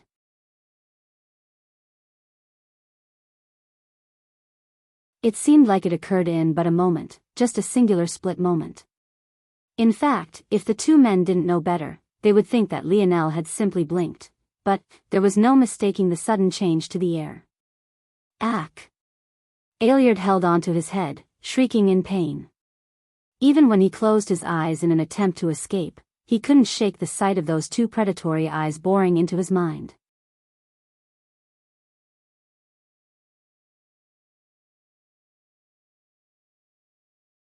Chapter 325. Lionel didn't seem to hear Aeliard's cry of pain. He had already closed in the distance to Margrave. Darkness due. Light domain. Lionel's indifferent voice cut through it all. The original creator of Light Domain didn't spend years of research constructing this spell so that it could enhance light elemental arts. Though it worked out this way, it could only be considered a mere afterthought, an unexpected position outcome. The main reason it was created wasn't to boost the light, but to restrain the dark. Lionel could tell that the reason Margrave was so good with the dark element was because it wasn't a simple affinity. Lionel was certain that manipulation of darkness was Margrave's ability, not much unlike the little mink. However, even still, Light Domain directly suppressed his ability to converge the dark element. It was just a small delay. But, in a battle of such intensity, especially when Margrave had already been caught off guard by Lionel's counterattack once, did he really stand another chance? An image of a valiant man with a mane-like beard appeared in Lionel's mind. He was a man with an indomitable spear, one that could pierce through all things. The first time Lionel used this man's consciousness in battle, he had been using a wooden spear. But, even then, he deformed a heavily reinforced shield and sent a shield man flying. It was that will that manifested again. A man with a single spear facing the whole world. Even though it looked like a simple pierce, it felt as though even if there was a mountain before Lionel, he would shatter it. PCHU. Margrave looked down at his chest with an incredulous expression. What shocked him wasn't the fact Lionel's spear had gone through him. In fact, it was the fact Lionel's spear hadn't targeted him at all that left him stunned. Lionel's spear ran through a seemingly inconspicuous shadow on the ground. Yet, Margrave felt as though his chest had been run through and his life was quickly escaping him. You. How? Lionel's gaze carried an undying sharpness. It was as though he had used the universe itself as his whetstone. How many times do you think the same trick will work on me? How much longer did you plan on feigning weakness? Since you don't seem to take me seriously, just die. Margrave's mouth spluttered with blood, his face painted with an incredulous expression as he slowly fell over. It seems that you never fell for it at all, right? Margrave died with grievances. His shadow heart was one of his greatest trump cards. He had no idea how Lionel had seen through it. But, even worse than that, Lionel had never fallen for his weakness ploy even once, even if one considered Coyote's sneak attack. So, why did he sound like the one who had suffered the loss? Lionel pulled his spear from the ground, walking by Margrave's corpse as he slowly approaching Aeliard's writhing figure. This time, he didn't allow the eyes of his snowy star owl to fade. If it wasn't for it, he really would have fallen for Margrave's ploy and likely suffered a loss. Seeing how cunning these people were, he no longer dared to lower his guard. For individuals like this, he had every intention of remaining cautious to the very end. Lionel stood 1.5 meters from the screaming Aeliard, leveling out his spear until it hung just before the man's forehead. The bishop, who is he? Lionel asked coldly. Aeliard continued to writhe in pain as though he couldn't hear Lionel's words. In the distance, the battle between Arthur and Pierce was reaching a climax. But it was clear that King Arthur's legend wasn't for show. He had gained a slight upper hand, and if given enough time, Lionel felt that victory would be his. If Lionel turned back now, the battle would be as good as over. As for Mordred, she was even freer. She had gained support from the other demons and humans early on, giving her the easiest task. In addition, it seemed like Margrave's control over the 5 members of the Aderna family collapsed. Chain. The moment Lionel's judgment descended, Aeliard found himself wrapped in countless illusory chains. It seemed that whatever tricks they had completely collapsed. This time, Lionel really had been too cautious. He had underestimated the kind of effect his snowy star owl lineage factor could have. If it wasn't because Aeliard's comprehension of mental mage arts was so far beyond Lionel, his mind would have been directly shattered. Lionel's palm flipped, causing a snow globe to appear in his hand. Aeliard seemed to finally react to this sudden change. He tried to shift backward, but the chains that bound him made him look no different from a pitifully escaping worm. Lionel shot a kick forward, clipping his chin and knocking him out completely. Only after Aeliard had been trapped within a state of suspended animation did he sigh a breath of relief. He didn't know if he could extract any information out of Aeliard, but what he did know was that he couldn't continue to remain in the dark like this. Lionel turned back, only to find Mordred and King Arthur dealing a final blow to Pierce. A breath he didn't know he had been holding was finally released. Were things really over now? It seems that Nana's family hadn't died, they were just taken control of. Lionel had thought that Margrave was a necromancer, but it seemed like that wasn't the case. Or maybe they had only kept Nana's family alive so that it was easier to control her. If that's true, it's likely that whoever can extract abilities and copy them to others needs their subject to be alive. Lionel made the only conclusion he could with such limited information. It was clear that this bishop valued Nana's ability even compared to others. This was ultimately a good thing for Lionel. He had so many enemies already, maybe being a friend to a hidden family wouldn't be a bad thing. Still, he didn't get ahead of himself. He had seen no lack of ungrateful people in this new world order.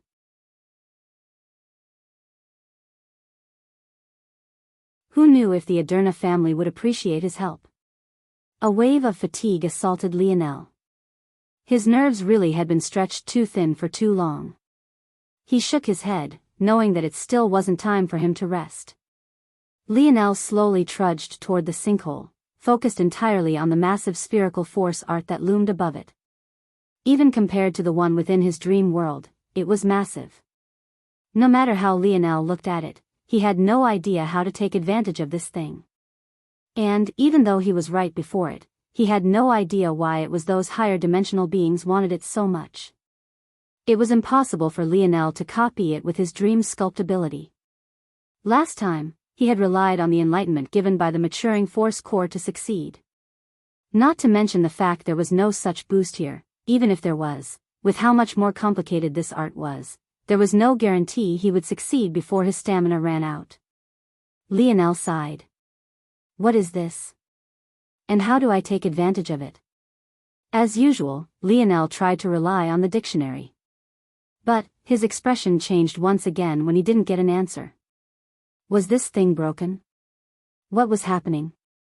Lionel frowned. If the dictionary was really broken, this was too big of a loss. Maybe, Lionel's palm flipped over and another snow globe appeared. He looked from the snow globe to the sinkhole and spherical force art before him. Won't know unless I try.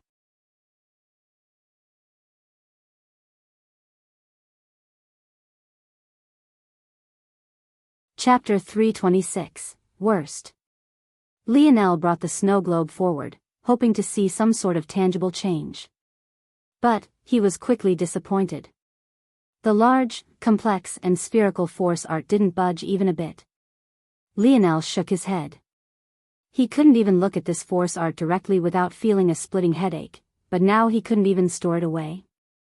Suddenly thinking of something, Lionel began to search the bodies of Aeliard, Margrave and Pierce. There had to be a clue on their bodies about what their plans for this force art actually was. King Arthur watched this scene as though he was hesitating to say something. A part of him wanted to say that these treasures should be split. If he did say so, he wouldn't necessarily be in the wrong. After all, he did participate in the battle and he did alleviate the pressure Lionel had been feeling. So, compared to some other shameless individuals, he would have more of a right to speak of such things. However, a part of him wanted to hold back. He didn't know why, but he felt as though saying something like this would be inappropriate. Lionel continued to search through their bodies as though nothing was happening. It was only after finding a few spatial treasures that he looked up toward this king that seemed to be just a shell of his former self. Arthur felt somewhat uncomfortable beneath the gaze of Lionel. Didn't say anything for a long while. But Arthur was ultimately a king. His deeply ingrained pride didn't allow him to look away. Suddenly, Lionel smiled. "Your Majesty, did you forget that there are countless treasures floating around? What are you standing around for? Do you want them all to disappear first?" Lionel's words suddenly snapped everyone out of their stupor and absent-mindedness. Due to the harsh weather and the subsequent battle, everyone had forgotten that the initial spark for everything were the force art skills and the treasures of Merlin's trials. The dark skies and rushing rain made it too easy to miss the floating treasures in the air. They could hardly see their hands right before their faces. Arthur was stunned for a moment before he laughed and shook his head. Instead of heading toward the treasures as everyone expected, he slowly walked toward the bodies of his fallen brothers and kneeled by their sides, falling into silence. Sometimes actions spoke louder than words. And in this case, Arthur's actions spoke the loudest. No one knew what would happen to Camelot. The weather had only been growing worse and the rumbling of the ground had never stopped. In fact, it was only growing more intense. In such a situation, Arthur was actually still thinking about treasures. Even he found himself to be laughable. It was impossible for a person to change in an instant of time. But it seemed possible for someone to take a first step. Arthur placed Pierce's head before his brother's, falling into silence. Lionel watched this scene from afar and didn't say much. Mordred's gaze flashed for but a moment before returning to normal. She seemed more interested in Lionel than anyone else. "Everyone." Lionel spoke. "I want hog everything. You can rely on your own abilities to snatch the treasures that remain. But, since there are so few of you remaining, I hope there won't be any more killing. The future is still uncertain right now, so do your best to preserve yourselves." Lionel knew that the integration with Earth's fold of reality definitely wouldn't be smooth. Though, this situation was much better than it could have been. Since Camelot was appearing with its own land and resources, it wouldn't be encroaching on Earth, at least not immediately. But, who knew how long that would last? As things stood now, Lionel didn't feel any sort of special attachment to Earth, and he definitely didn't have one for Camelot. He just hoped they wouldn't massacre one another to the last man. With those words said, Lionel turned his attention back to the rings in his hands, completely ignoring the gaze of Monet and Violet Rain. It was no surprise that they both believed that his words were targeted at them, but what could they do about it? Lionel had made his stance clear, and he also made it very obvious that he was the most powerful individual here. Monet's gaze narrowed. "I stand no chance against him. Unless the fourth dimension descends, it'll remain like this. Every would cause an overall evolution of its world and people." Monet felt that even with the strength of her ability, she would need it to evolve again for her to stand a chance against Lionel. But, by then, wouldn't Lionel's ability also evolve? The variables were too many and the future was too difficult to read. Whether or not she would succeed in surpassing Lionel when that time came was still questionable. Lionel, however, had no intention of letting those he had already surpassed threaten him in the future. "There's nothing in here," Lionel frowned. Within Margrave's spatial ring, the most important thing he found were crystals that held various dark elemental spells.